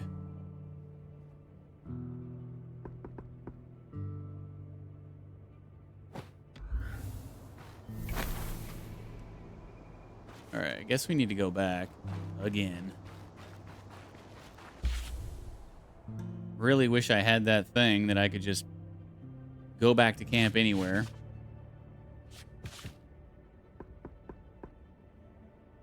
You talked about it, but I don't think I have it yet.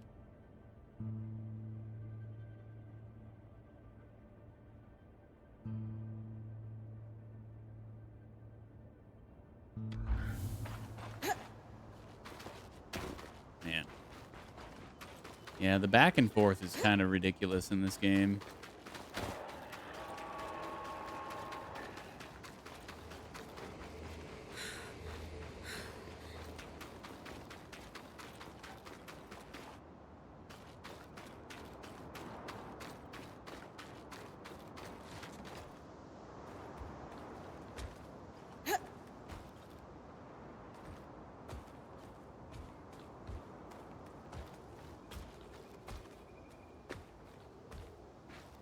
Definitely should have made the inventory space a lot bigger than what you get.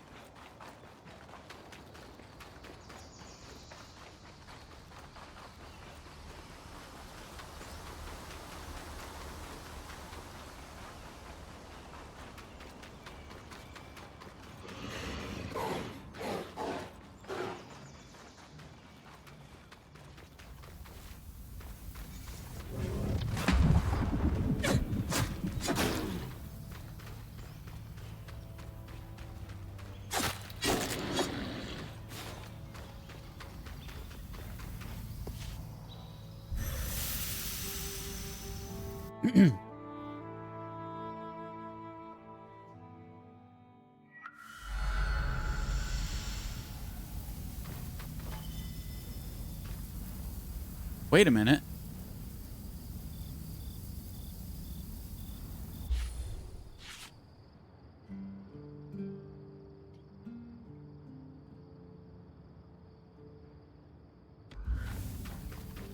Maybe I do have that thing unlocked yet.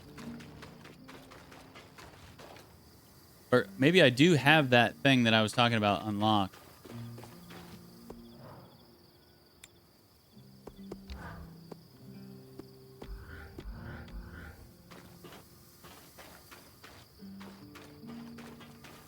Maybe it's just on the D-pad and I didn't notice it.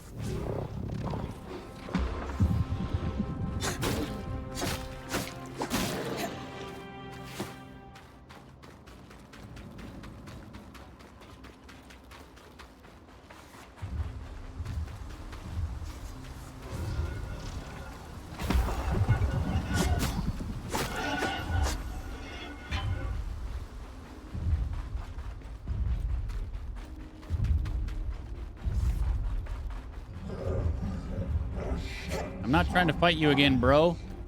Leave me alone.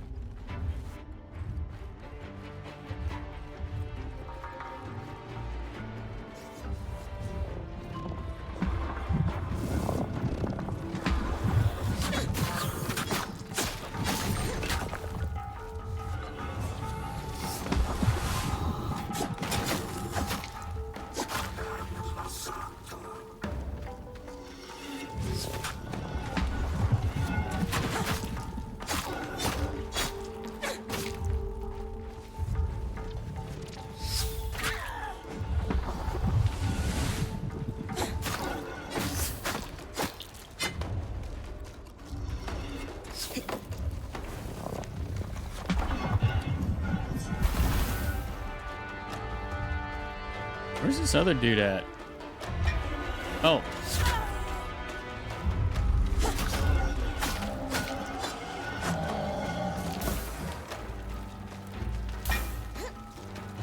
This big dude's trying to fight me, and I'm not trying to fight him. Leave me alone.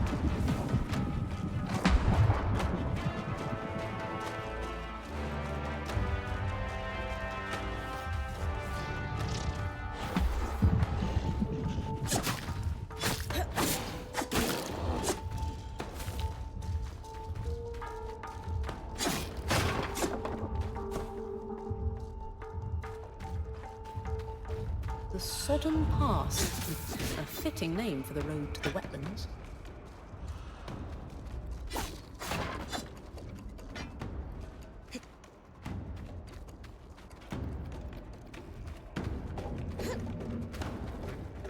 That dude's health bar just gonna forever be at the top of my screen now.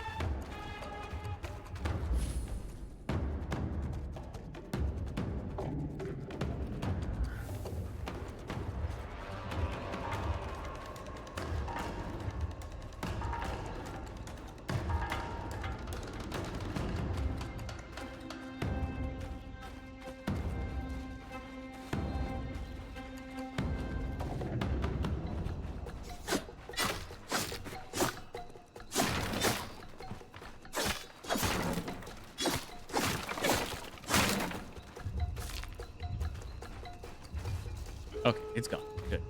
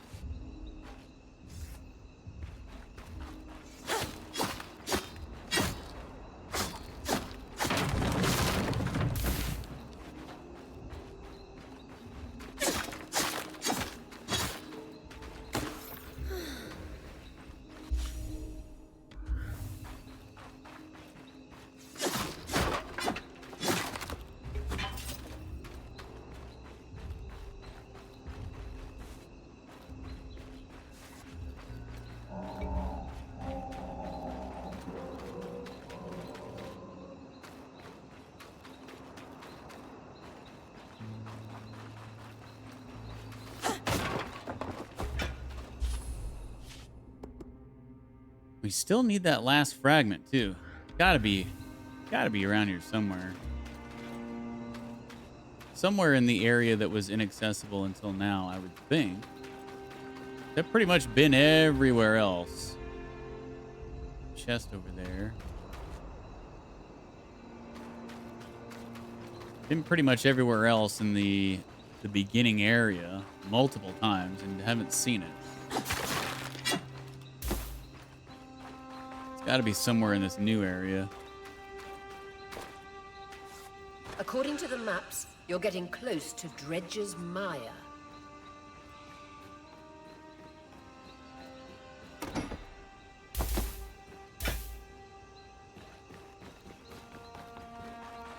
Dredge's Mire.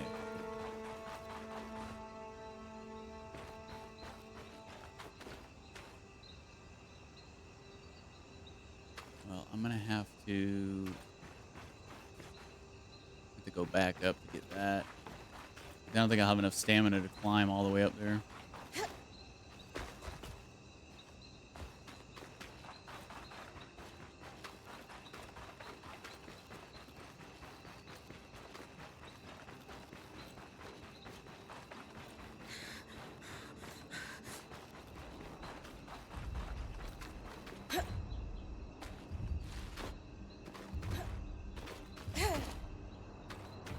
Oh, is that it? Oh no, that's one of those yellow plant things.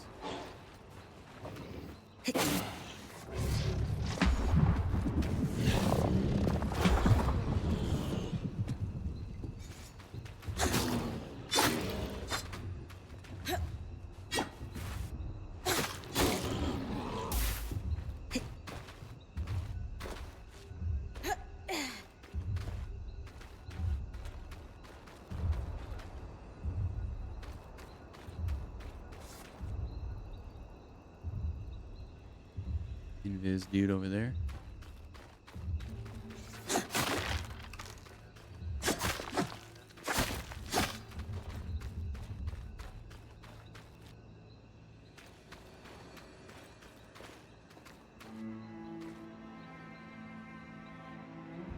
Where's that chest?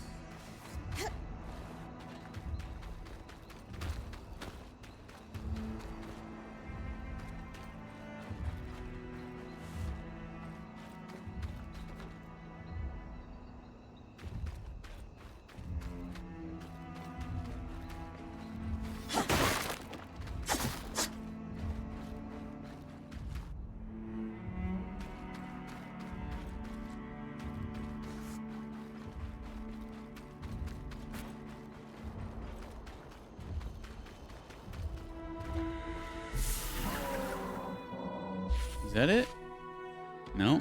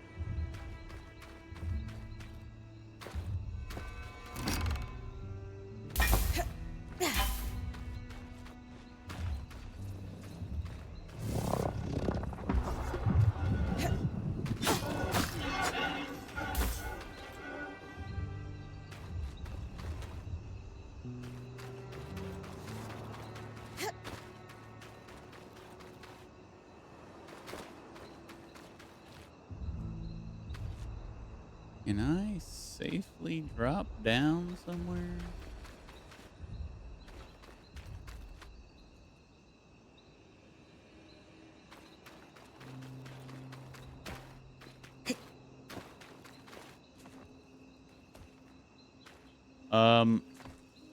Holy shit, I thought I was dead.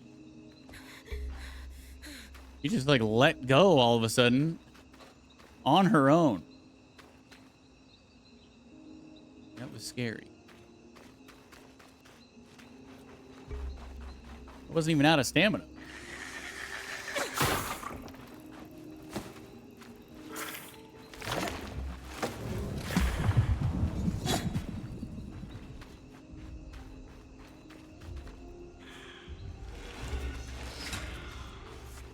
Did it jump down there?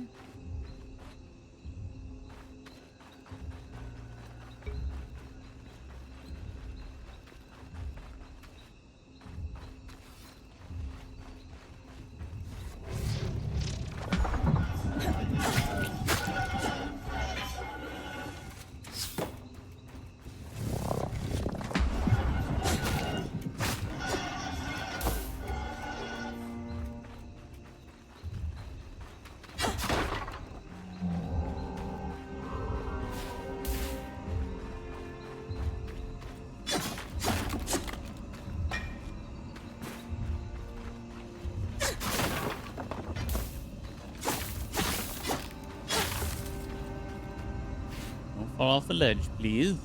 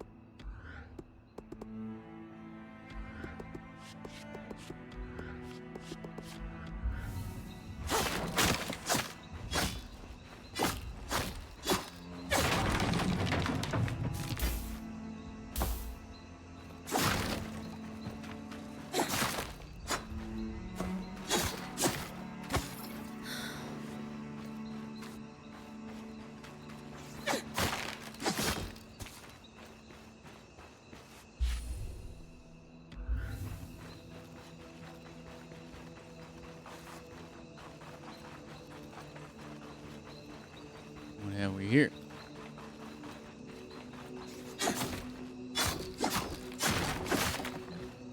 Mundane Design two-hander? two-hander. Nice. Looks like it was being packed up to ship. It'll be exciting to work off an Enclave design firsthand. We finally get the two-hander. This looks like another fast travel. don't know how we get in there, though.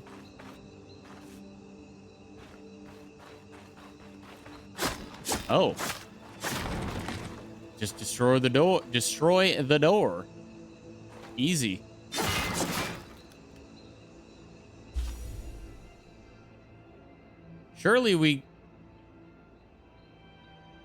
Surely that's not how we can get through that other door. I'm pretty sure I tried to attack it.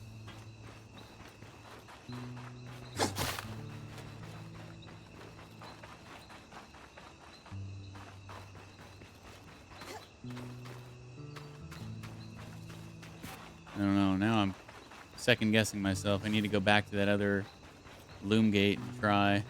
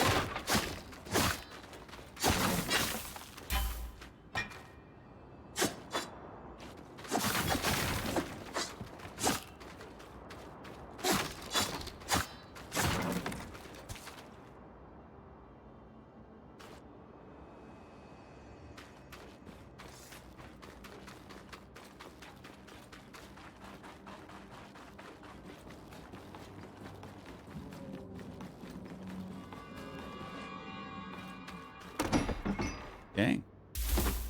Two chests right side by side, huh?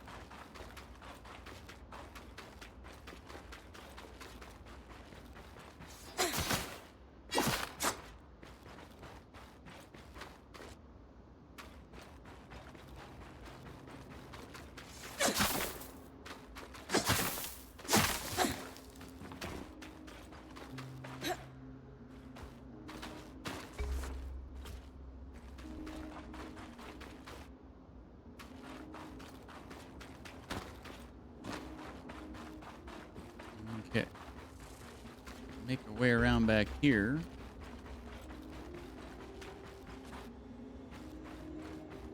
More chests.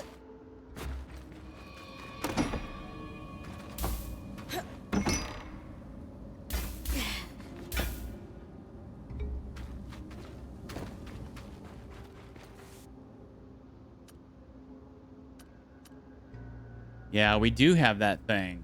Okay. So I can cycle through my D-pad stuff now. This is the fire resistance potion. This is the ice resistance, and then this is the fast travel thing. Okay, so I do have it. I just goofed and thought I didn't. That will really come in handy.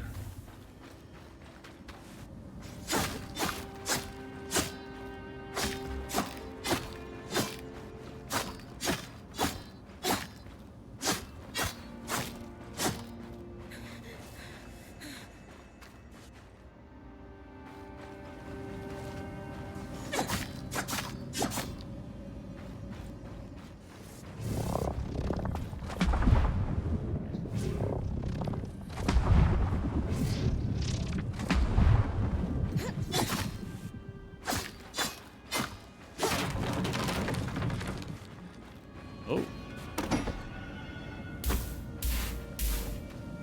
Nice. Whoa. Somebody's shooting me. Two guys are shooting me.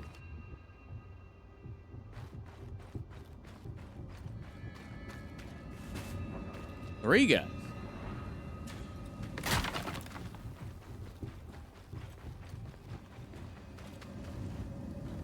I don't think... Wait. Yeah, I should be able to make that jump, right?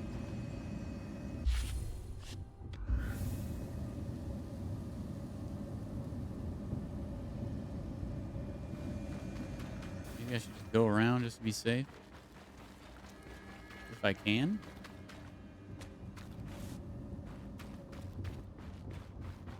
Seems like there's just a gap everywhere.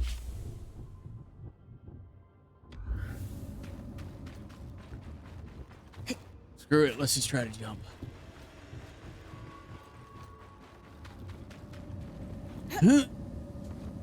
Oh man. Oh god, we're gonna run out of stamina. Get up there, get up there, get up there. Oh, oh my gosh. Barely made it.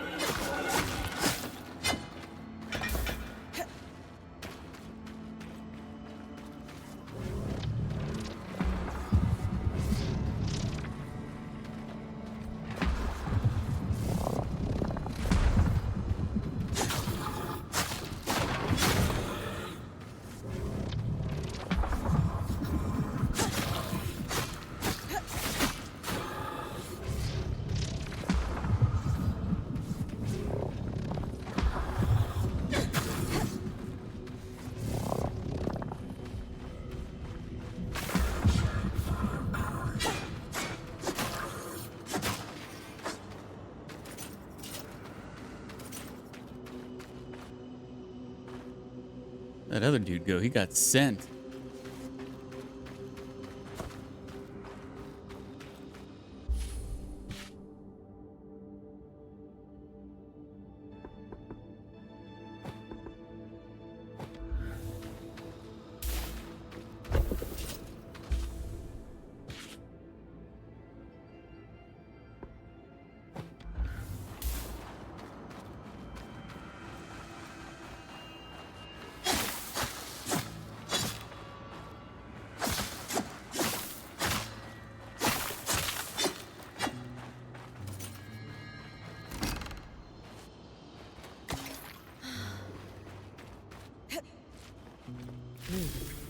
Metal plates with detailed engraving.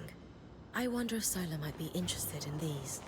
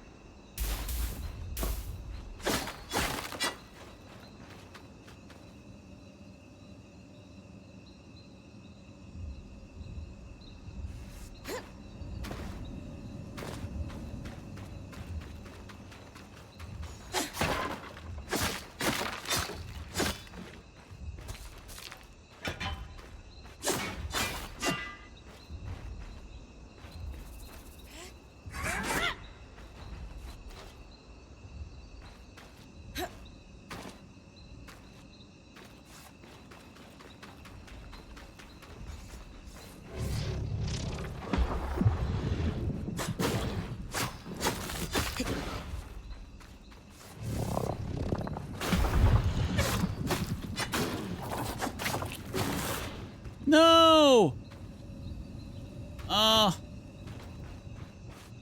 My drops. Oh, that sucks.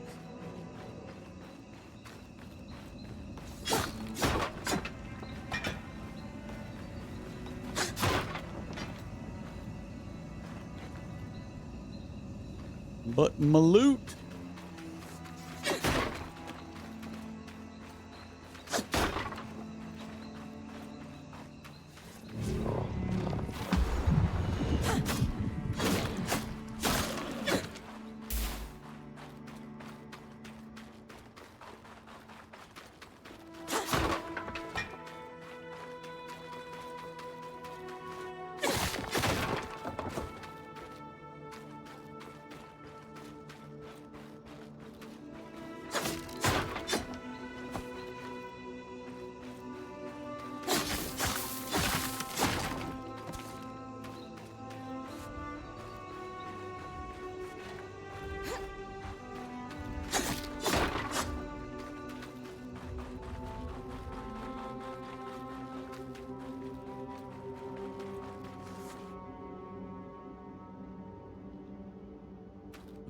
What's up here?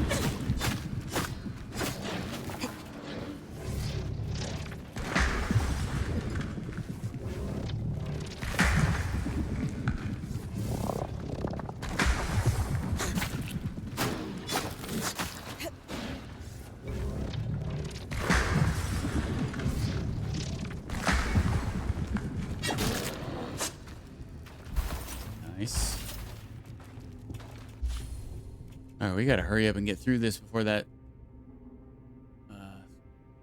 potion wears off.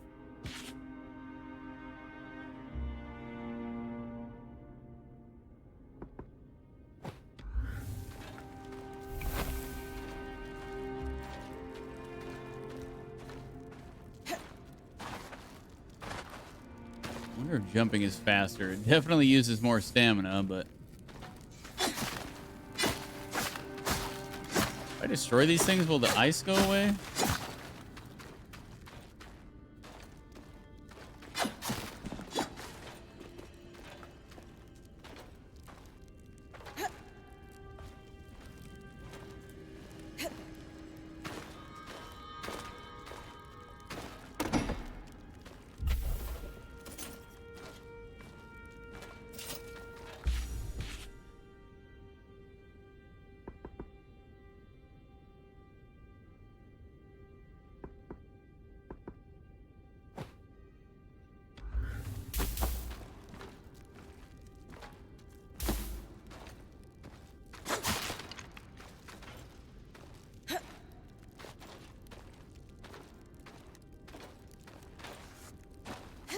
Gonna run out. And I'm gonna die. I gotta get out of here.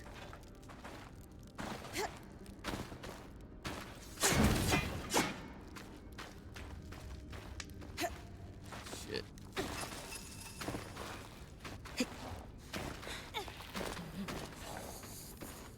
Oh my god, get out.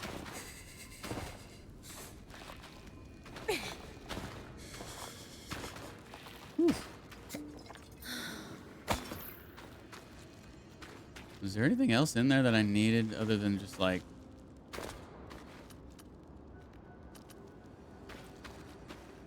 I got the chest at the end. I think that's really the most important thing.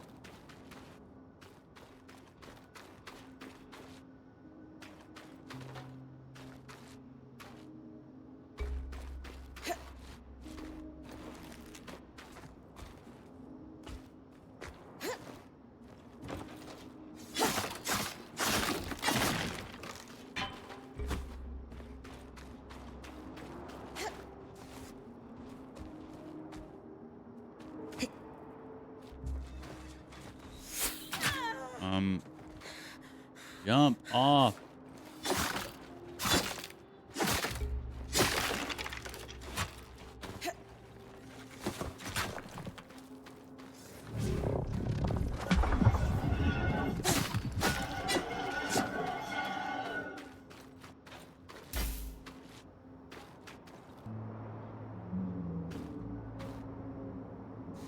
Bronze.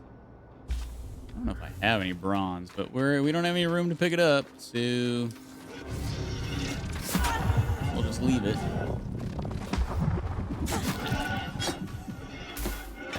I really need to go back to camp, but kind of don't want to until I'm finished exploring all this new area. Whoa! That was pretty jank.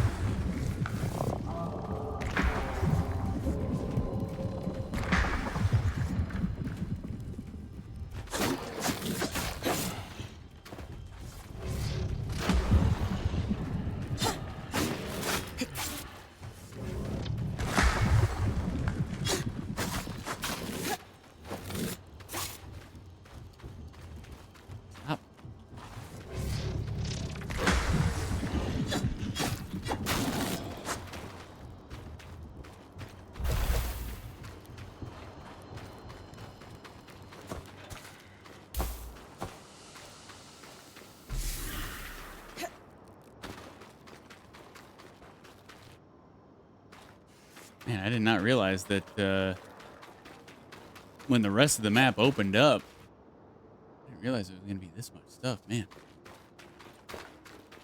A lot to explore through here. I think we're just about done, though.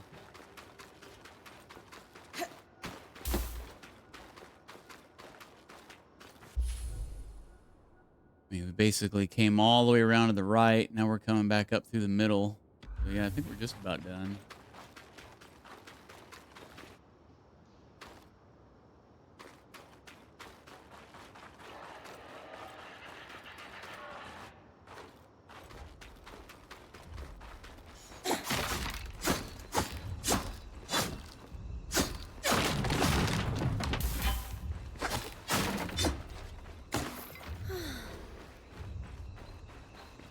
I think we can hear that giant all the way over here.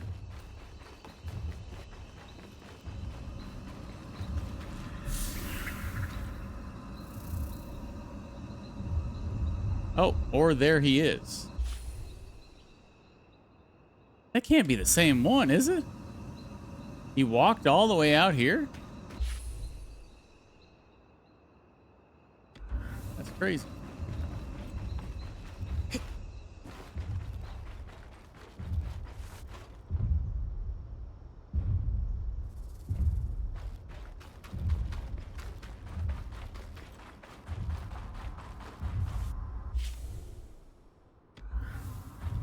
Okay. Oh no. Okay. Oh yeah. That is the same one. We wrapped all the way back around. Okay.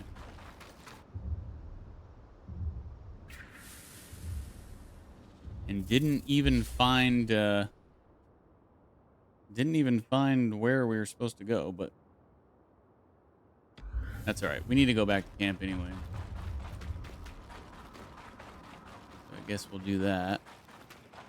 Drop off some mats. Talk to some people. And then I want to go back to the other gate to try to see if I can attack that door. I don't think I can, but I have no idea how to get through that door. It's the only thing we're missing on the, well, this is the wrong map, but we've got 4 out of the 5 blueprints or whatever on the map. And the last one is behind that door, but I don't know how to get past the door.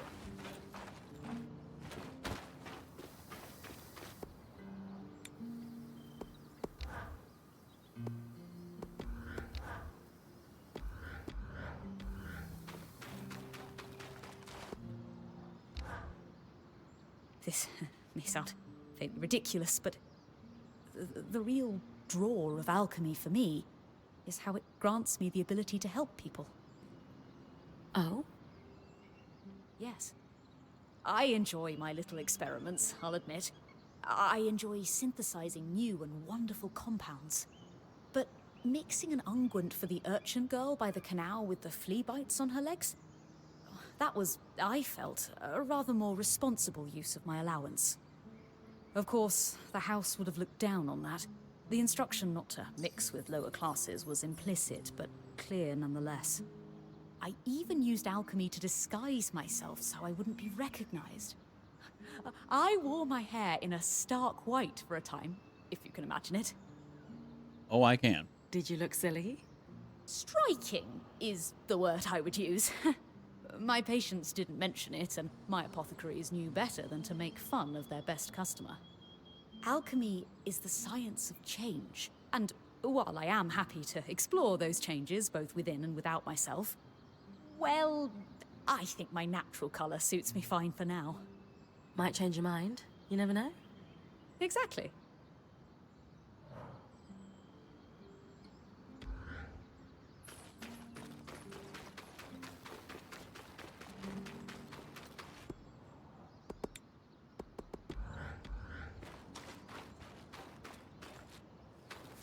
Okay. I guess we're good here.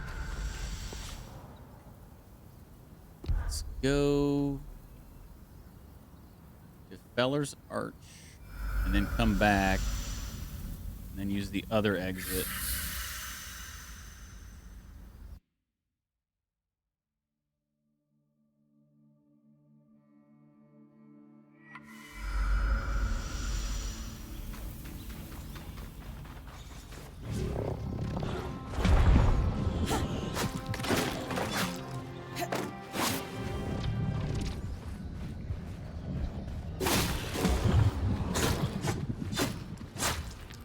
See ya. Right in here.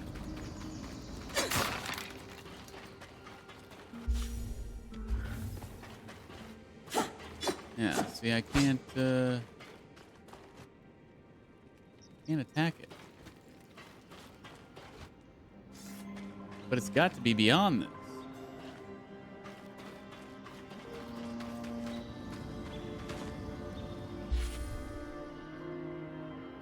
You can't see it on the map, but I'm like right on top of the icon.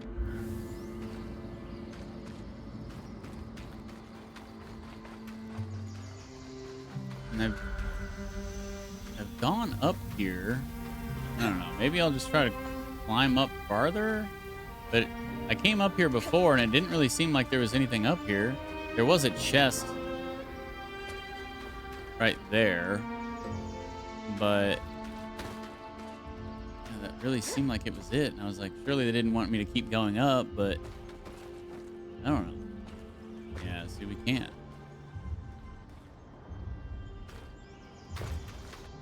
So I just have no idea.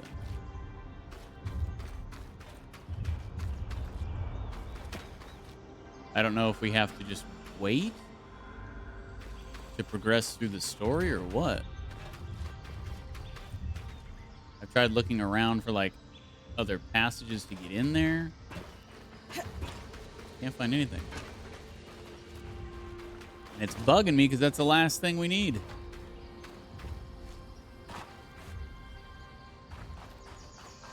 For the 5 out of 5.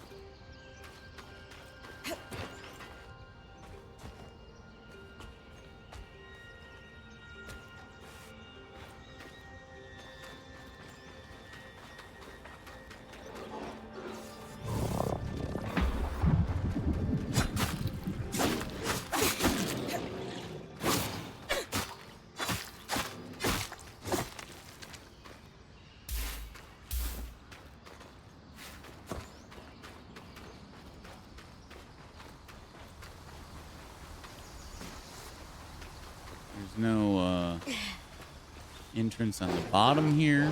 I don't know.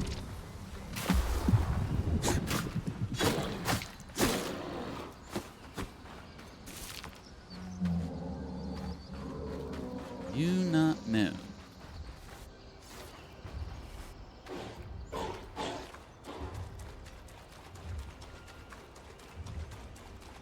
Just got to be through that door.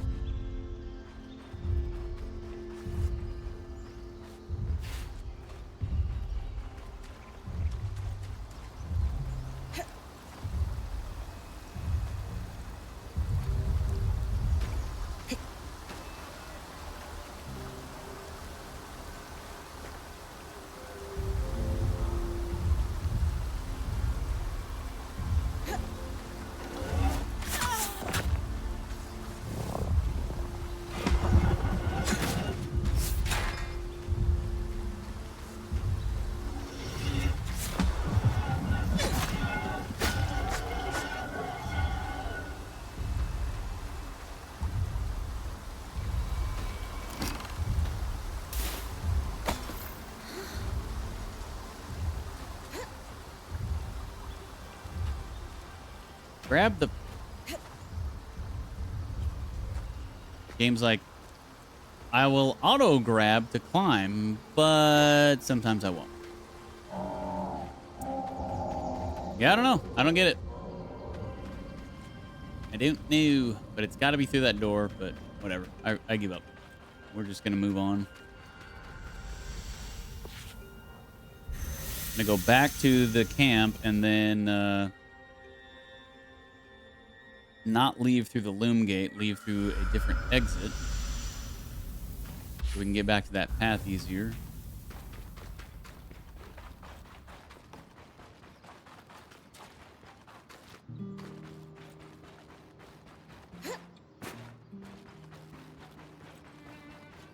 So wait, there's a third exit, right? Where is that third exit? I never actually used it to get back to camp, so I don't know if I can use it.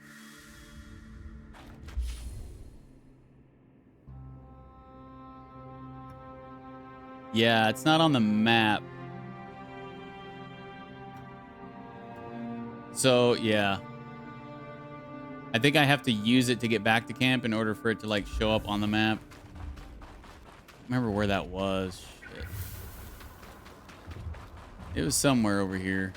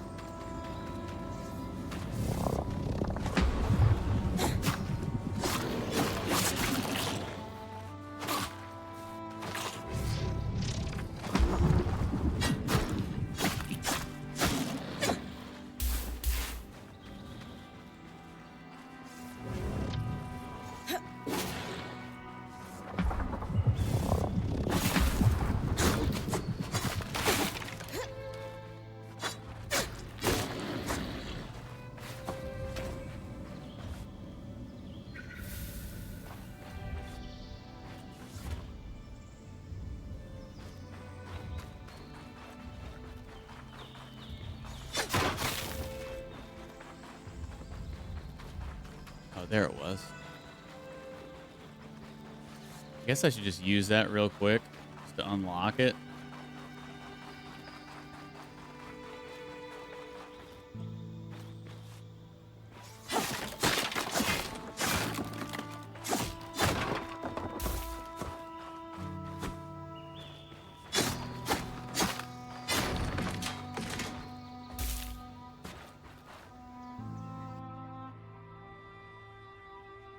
This enters the camp where?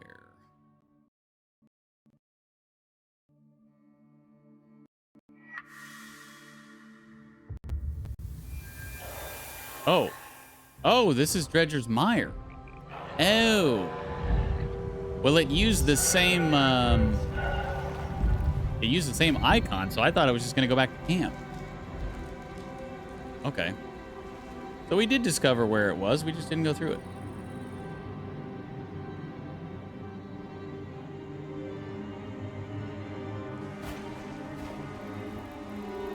All right, so I guess this is the second map.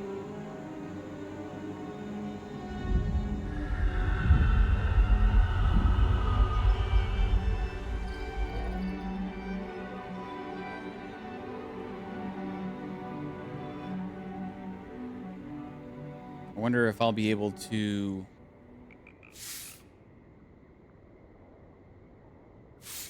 wonder if I'll be able to upgrade camp now.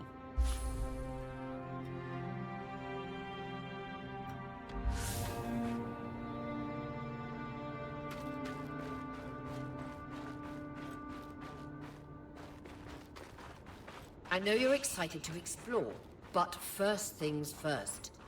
Use our key swatch with a loom gate in the mire, so that it's easy to return. Right. I'll check the maps.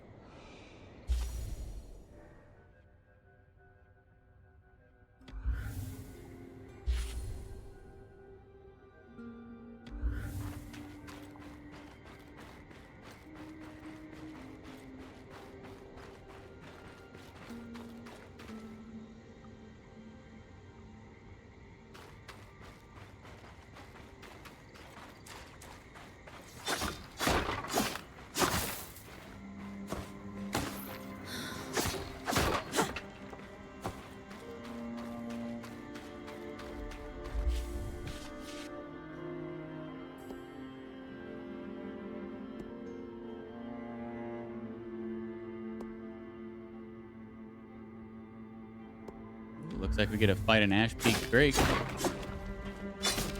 So maybe it won't be the final boss.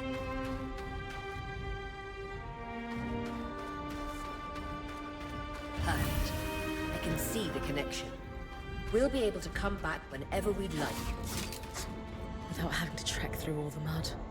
The beauty of instantaneous travel. Keys watches are an ingenious system for connecting loom gates together.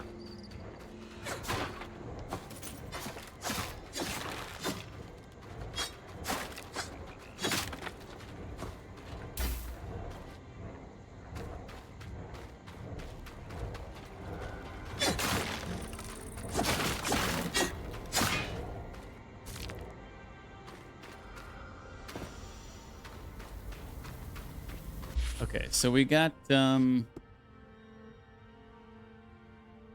companion quest. I'm gonna go back and talk with Sola, and then we can see if we can upgrade the camp more now.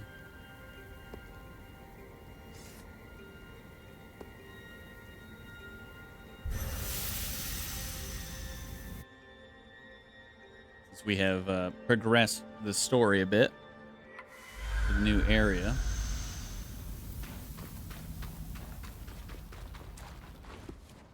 Survey says no, we can't.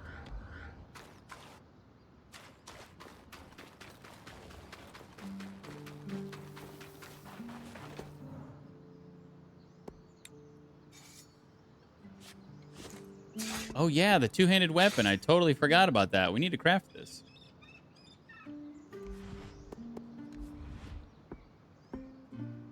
Damn. If I had 6 of these things, it would increase the weapon power by 70? Sheesh.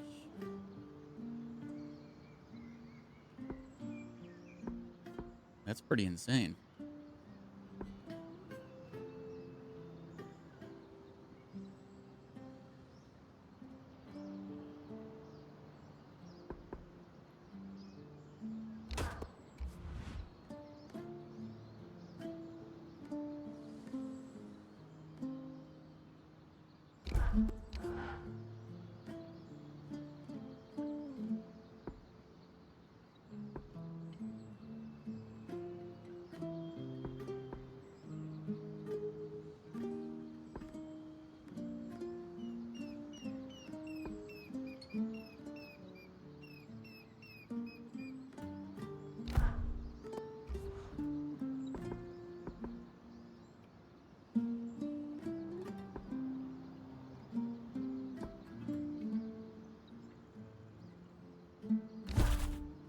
Seems pretty good.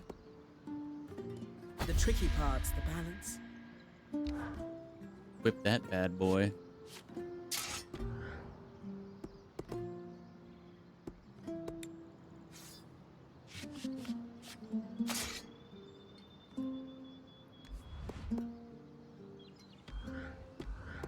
I upgraded it all? No. What about anything else? I guess I'll upgrade the bow, even though I never use it.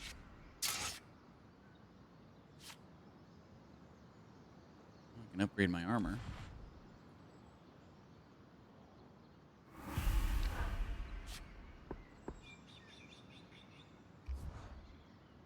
Good balance of protection and mobility.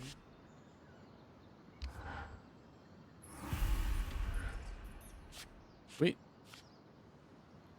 So we got everything upgraded as far as we can, except for our two-hander and our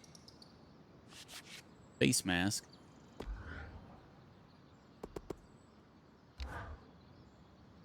My darling, I suspect the way the light filters through the Enclave's veil makes you look more luminous than ever. Stop. It'll go to my head. Should I come back later? I didn't mean to interrupt you two. Sorry, Bryn. Sometimes we get lost in our little world. But since you're here, I was actually hoping to speak with both you and Sola. Oh? I don't know if you know this, but my wife is an extremely talented smith who was apprenticed under a variety of world-class teachers. Well, a revolving door of mentors doesn't exactly facilitate the most stable education, especially when one of them drops dead in front of you. Oh, details. You've made more of your varied experience than most could glean from a lifetime. Anyway, I know you always hoped to further your education with the Tarmakine Smithing School's techniques. So, I asked Lane to look into whether or not any Tarmakine smithing was ever practiced here in the Enclave. Oh, Dom. You shouldn't have. It's sweet, but there are other priorities. What could be more pressing than helping my wife fulfill her lifelong dreams? As luck would have it, there were Tarmakine smiths here before the search. Really? Perhaps our daring point might be able to keep a lookout for anything those smiths might have left behind? I mean, if it's too much trouble. Of course. I'd be happy to help. Perfect. I'll leave you to discuss the details. Anything in particular I should look for? The Tarmakine smithing techniques are exceptionally complex, and as such, pretty rare across the Maida. It might be too much to hope for anything close to a completed armor set, but prototypes or even notes pertaining to the style would be useful. I'd take anything you can find. You might be in luck. I found a schematic, as well as a set of engraved metal plates. Is this what you're looking for? Yes! This schematic is for a Tarmakine helm, and the plates prototype the technique. Could we forge a helm using the schematic? Maybe. Give me a sec. Sweet. Let's craft this bad boy.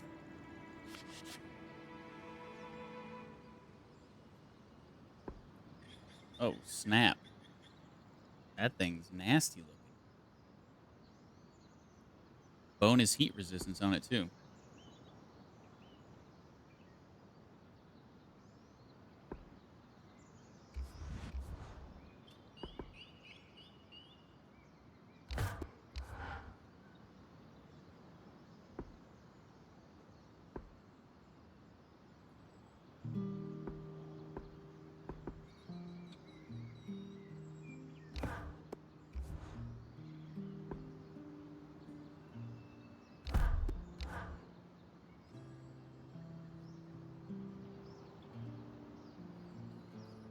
Should I use...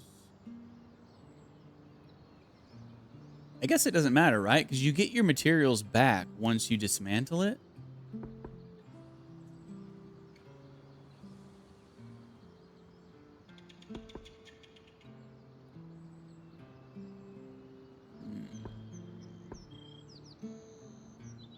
Oh, I kind of don't want to use it for this, though.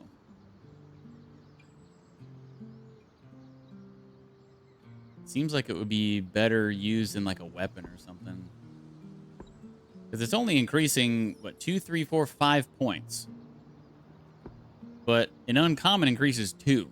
So 5 versus 2, it's not really that big of a difference, especially for a legendary to an uncommon.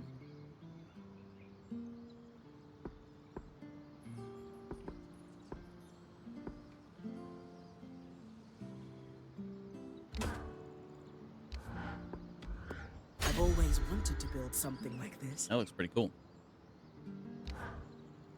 We'll equip that. The Tarmakine helm is beautiful, Solar. Can't wait to test it out on an expedition. I am honestly kind of proud of myself right now. I wasn't totally sure I was going to be able to do that. Like I said, this style is a lost art. I know it's just a small piece, but I'm feeling on top of the world right now. As you should. This is pretty cool. Before my mentor, Hilda, passed away, and my apprenticeship was cut short, I always saw myself opening up my own smithing school, specifically to pass on the Tarmakine techniques and prevent them from being lost for good. Feels like another lifetime now. Obviously, that dream died with Hilda. It's been like 10 or 15 years since I've even thought of that.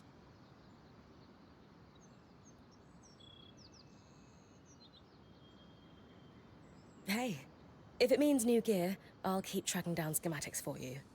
Whatever you decide to do with all the Tarmakine knowledge you acquire. Wow. That would be amazing. Maybe there's a chance we could restore the techniques after all. You can do anything you set your mind to, Solar. You're right. I'm pretty awesome like that. That's the spirit. This has all given me a lot to think about.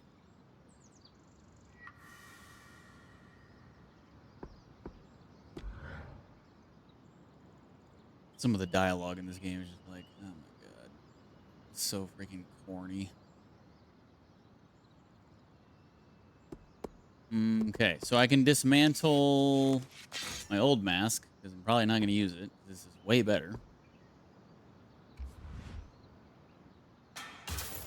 Get all the mats back. That's so nice.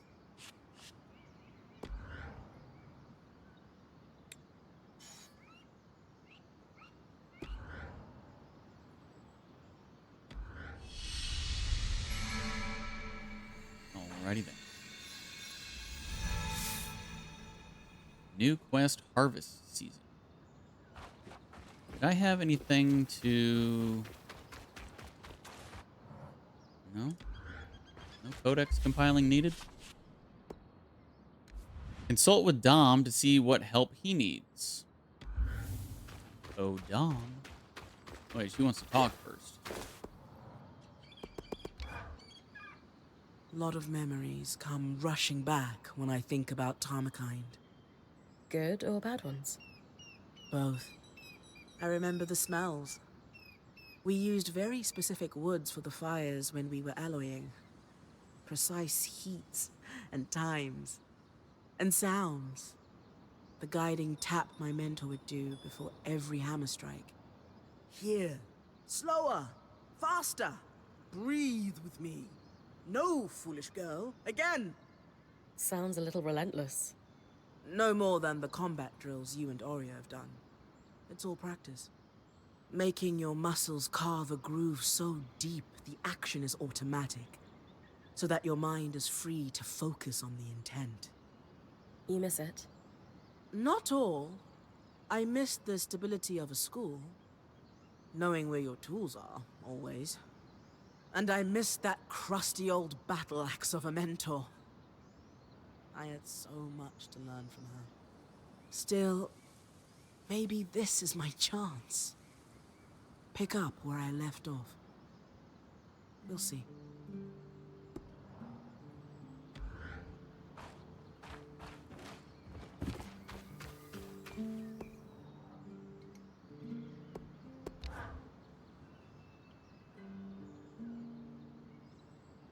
Oh, good. I caught you both.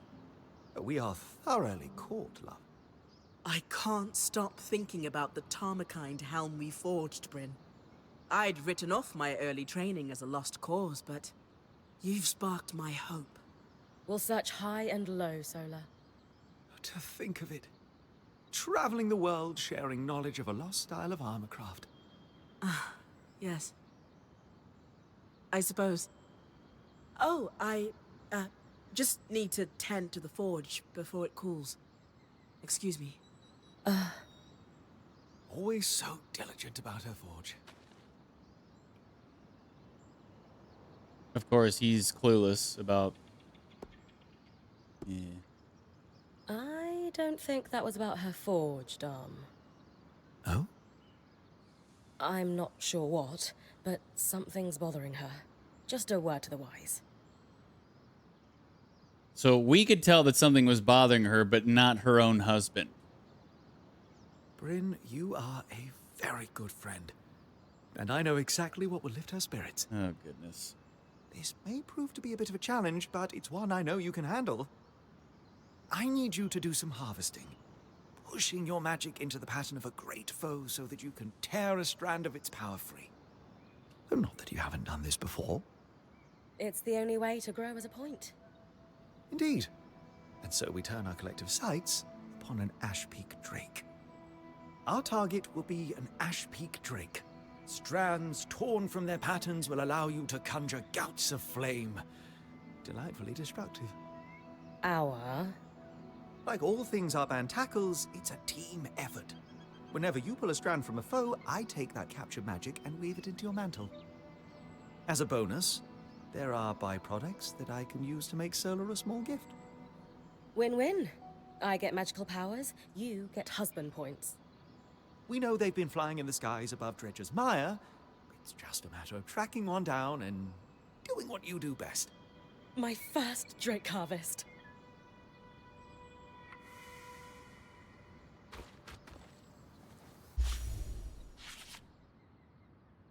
Harvest and weave a Drake's Breath strand to acquire a fine Drake's Breath resonance. Okay. 50 years ago, we could travel hundreds of leagues in an instant. Oh, how far we've fallen since then.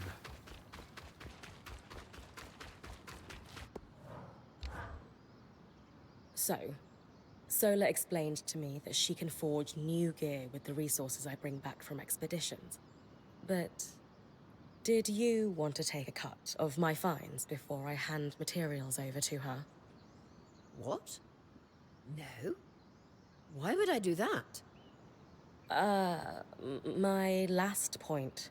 Aaron used to take most of what I brought back from my training expeditions. I'm beginning to suspect he was even worse than I thought. How did you join them in the first place? When I was 19, Aaron's band came to my town in Carlhaven. We rarely, if ever, got visitors.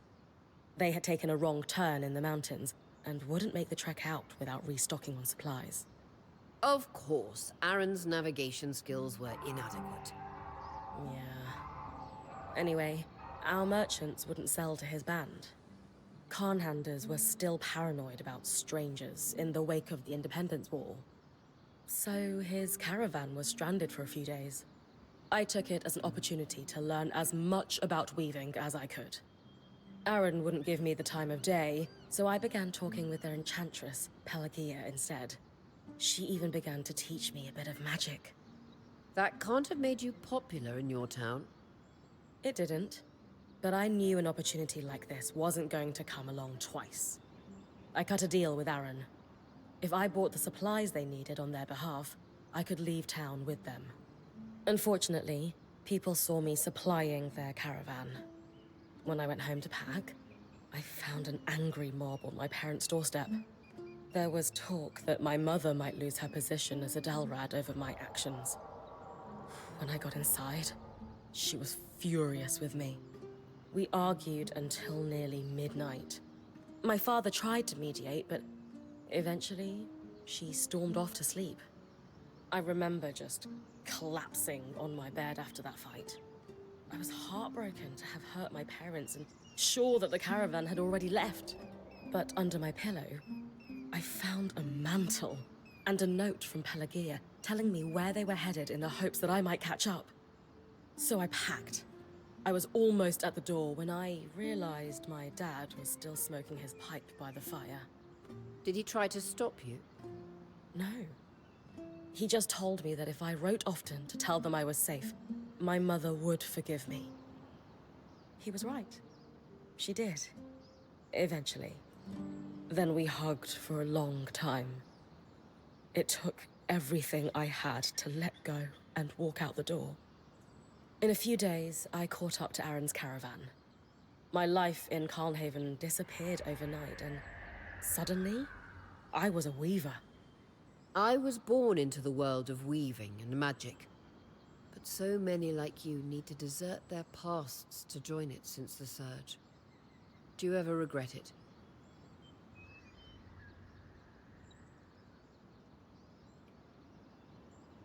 It might sound cold, but no. I just never fit in Carnhaven. I needed a way out, and I don't think another one would have come. Not that I fit with Aaron's band either, but once I started going on expeditions, I just knew this was what I was meant to be doing. However rocky, the road did lead you to us in the end. Exactly. Ever since my last night in Carnhaven, I've just kept my eyes on the horizon. My mother always said all we can do is learn from the past, not hold on to it. Everything you went through with Aaron will make sense someday. I'm sure there's more of him to tell, but for now, thanks for sharing. Nice little backstory there.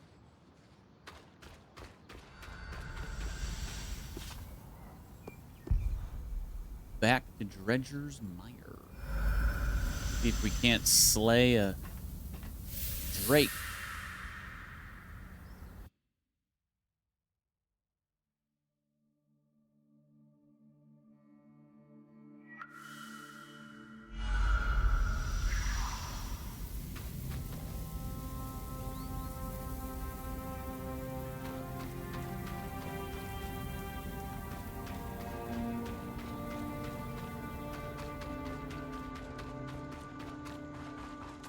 And I guess it's not going to tell me where it is, huh? Maybe if I track the epic hunt, it will? Ah, there it is. Let's do a little bit of exploration. We'll make our way around to it. Sapper's Lake. The surrounding trees emitted an alchemical sap. It was a sought-after resource.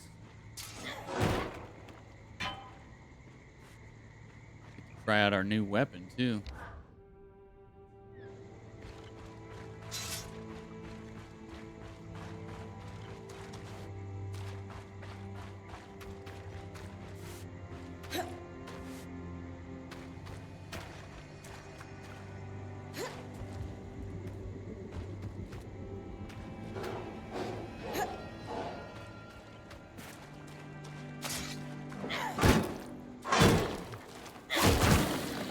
Definitely slower, but that was to be expected.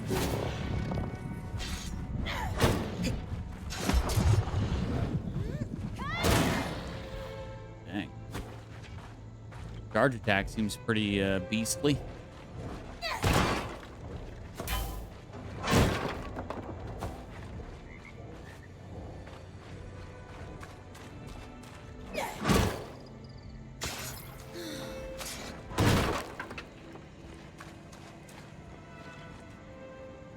I assume I'm going to take damage in here, huh?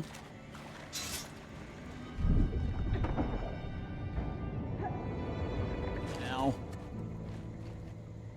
Just for a little bit of steel. That's all there is in there.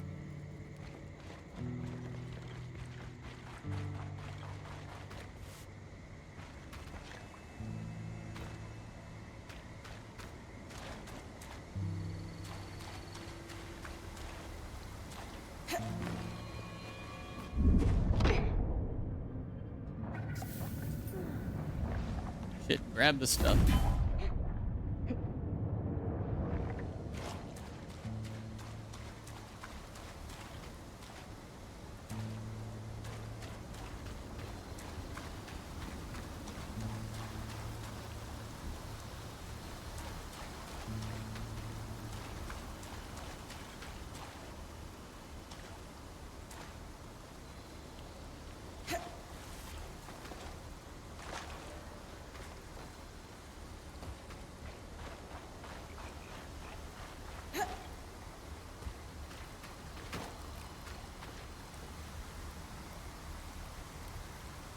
There's something over there. Need to find one of those. Ah, there's one.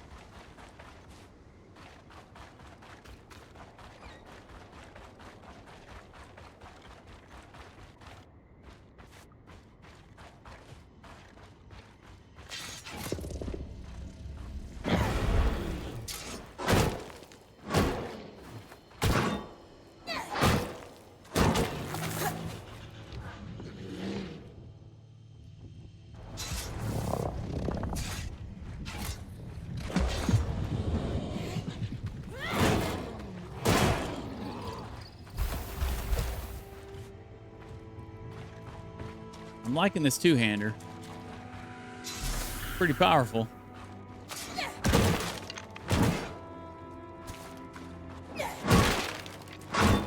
Just got to get the timing and the combos down, and it'll be good.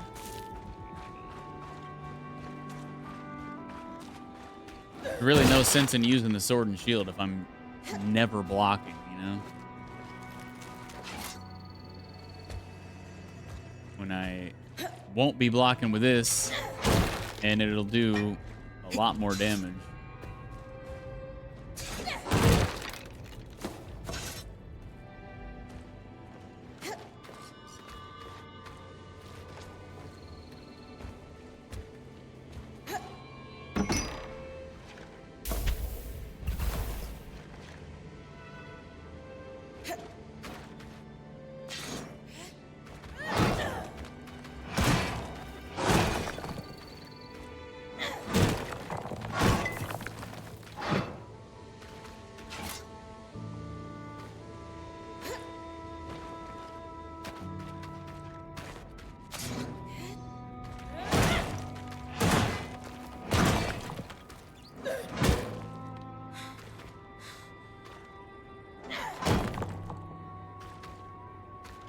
Seemed like I could get something from those rocks. They're glowing, but I don't know.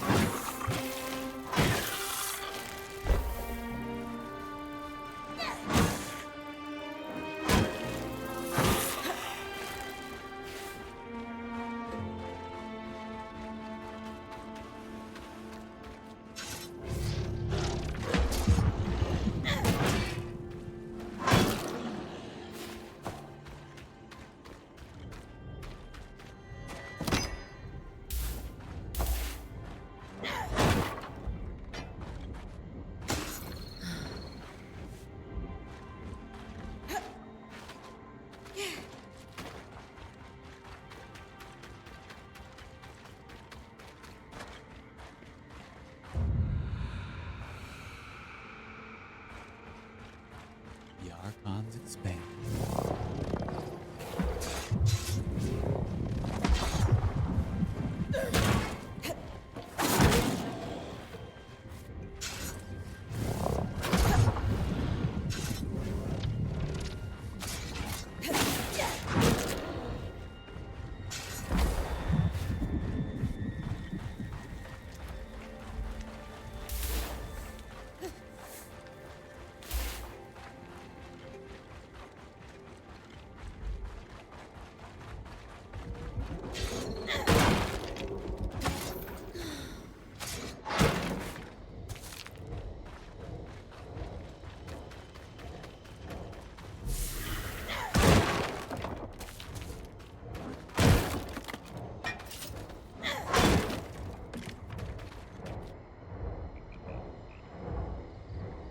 Oh, there's the Drake.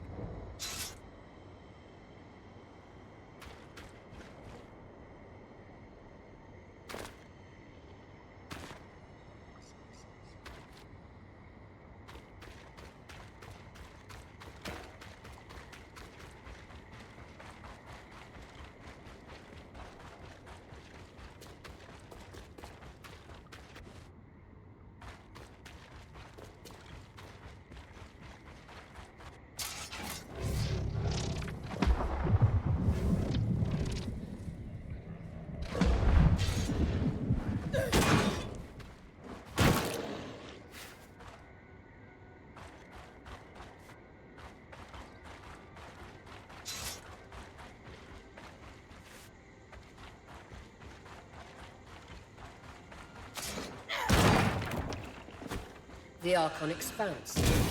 Pre-Surge, the Arcs trod this passage daily to transport and farm resources from the outskirts.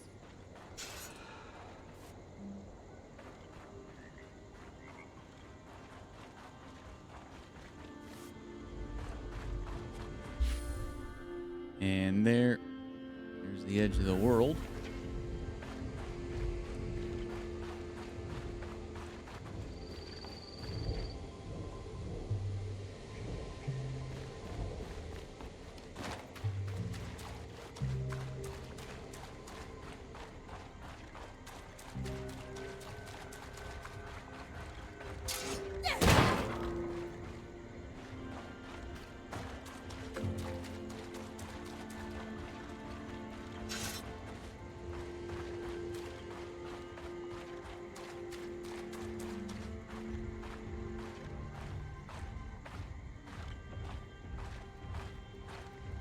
Definitely don't want to fight the Drake in that deep part of the swamp.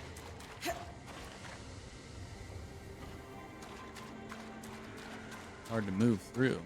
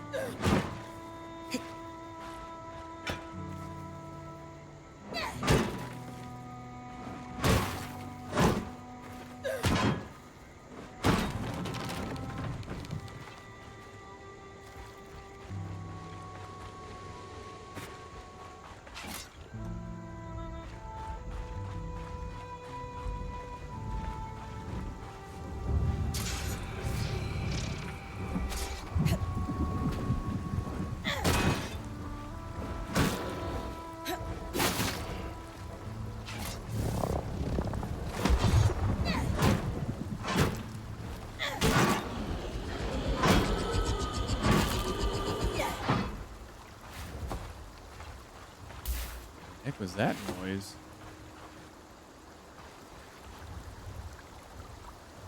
That like that is death sound? I don't think I've ever heard that before.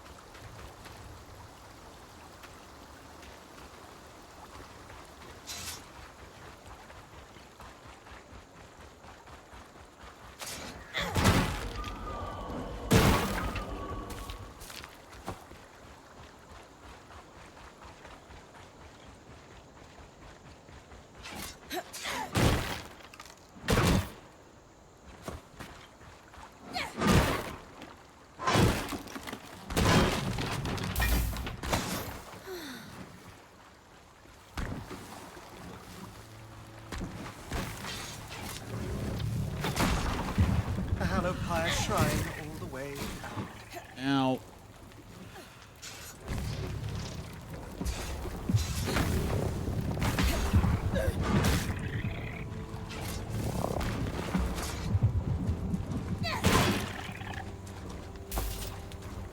Damn bugs are burning the whole forest down.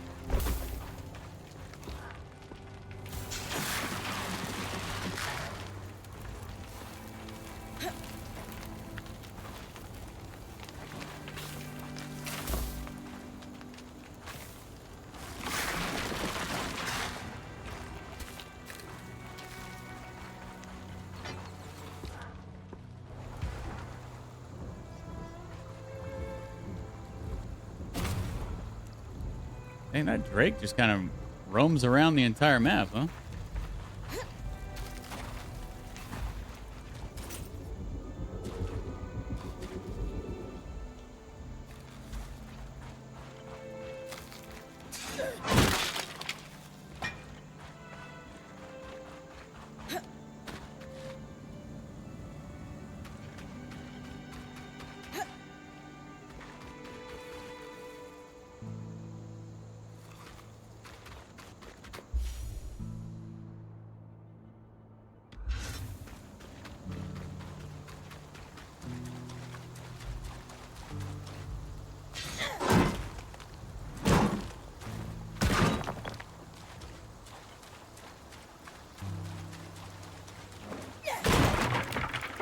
Oh, nice.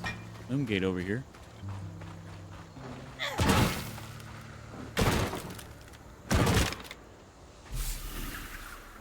thought that said Tarzan coin. Like, what?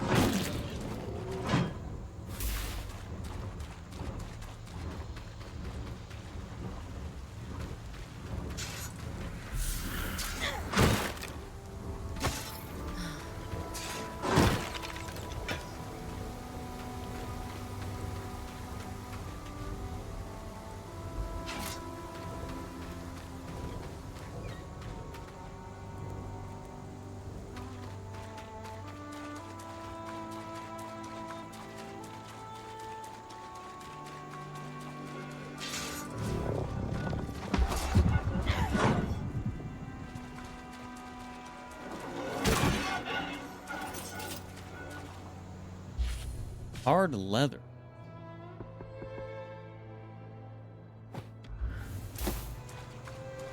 Pick that up. I think we're gonna go back. We're gonna do this loom gate and then go back to camp and then probably call it a stream. We'll take the Drake on tomorrow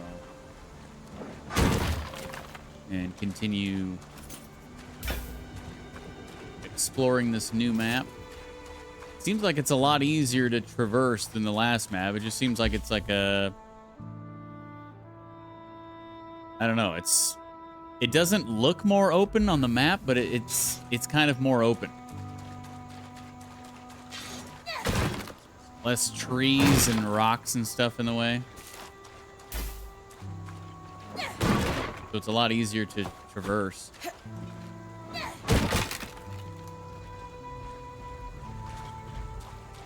So that's kind of nice.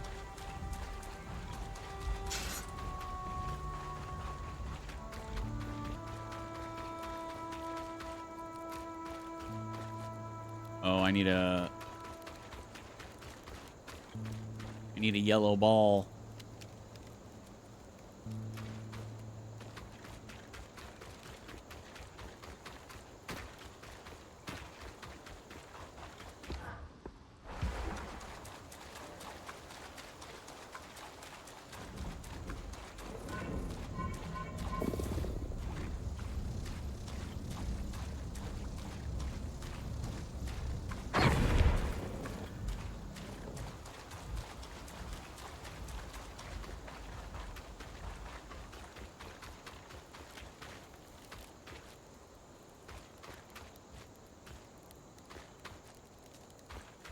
Oh, there's more. You can see those up top.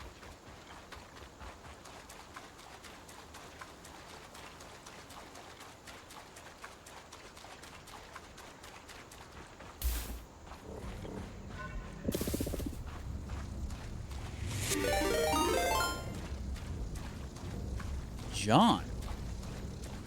Gifted a tier 1 subscription to CERT. Thank you so much, John. And welcome back. Just in time for the end of the stream. Much appreciated, my friend.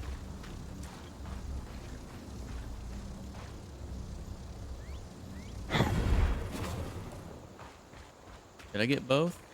Nice. Okay. Been a long day. Everything okay? I hope.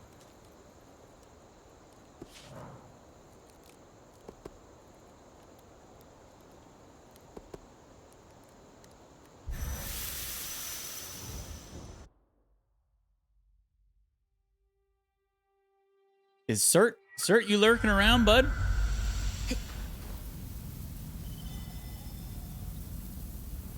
Yeah, he's lurking. He might be AFK, though. Thank you again, John. Oh, there he is. See, how did I know? I knew Cert was here. He's always here at this time.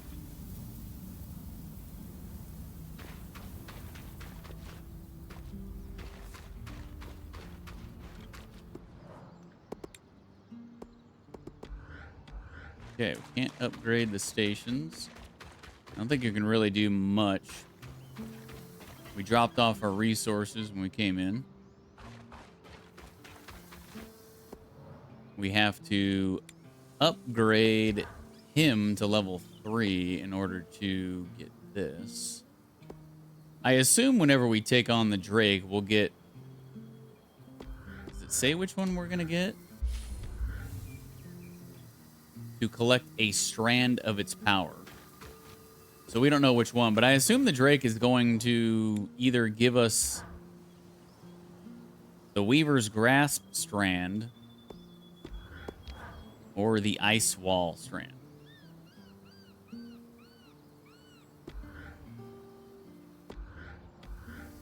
Probably Weaver's Grasp, if I had to guess. But yeah, we can't really do much around here. I guess we'll go ahead and stop for the day.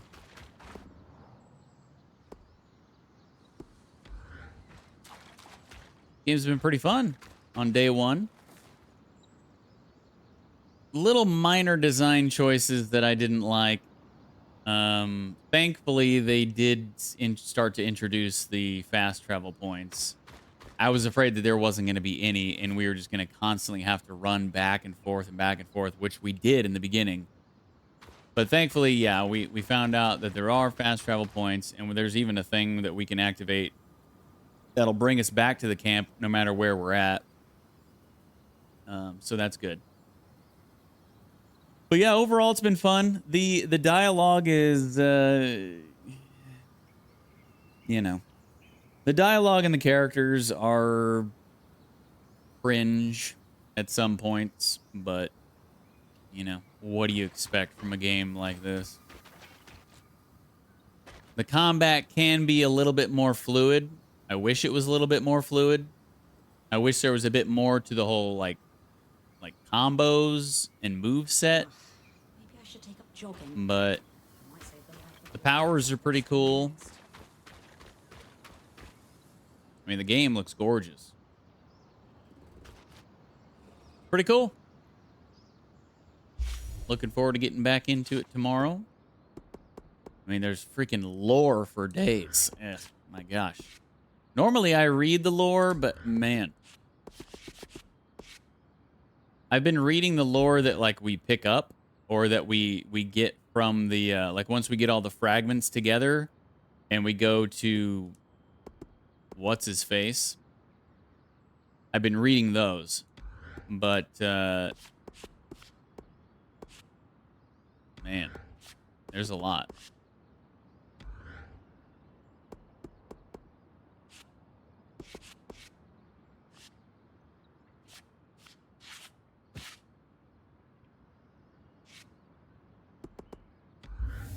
go ahead and save and call it a day. Thank you again, John, for the gifted sub. Thanks for being here, guys, and talking to me while I'm playing this cool game. It is on Game Pass, so don't spend the $40. Just get Game Pass. $10 a month. I wouldn't recommend spending $40 on this game. I mean, I am having fun with it, but I would not spend $40 on this game. If it wasn't on Game Pass, I more than likely would not play it. It's one of those it's a Game Pass game. If you know what I'm saying. It's one of those games that you're like, yeah, I'm glad I have Game Pass so I can play this. But I definitely would not pay full price for it.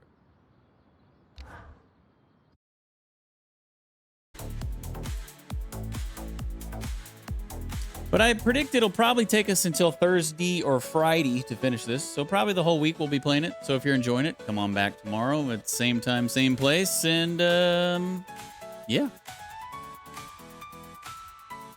Do you play on Game Pass? Yes, sir. I am playing this game on Game Pass. Yeah. See you guys tomorrow. Good night. And good luck.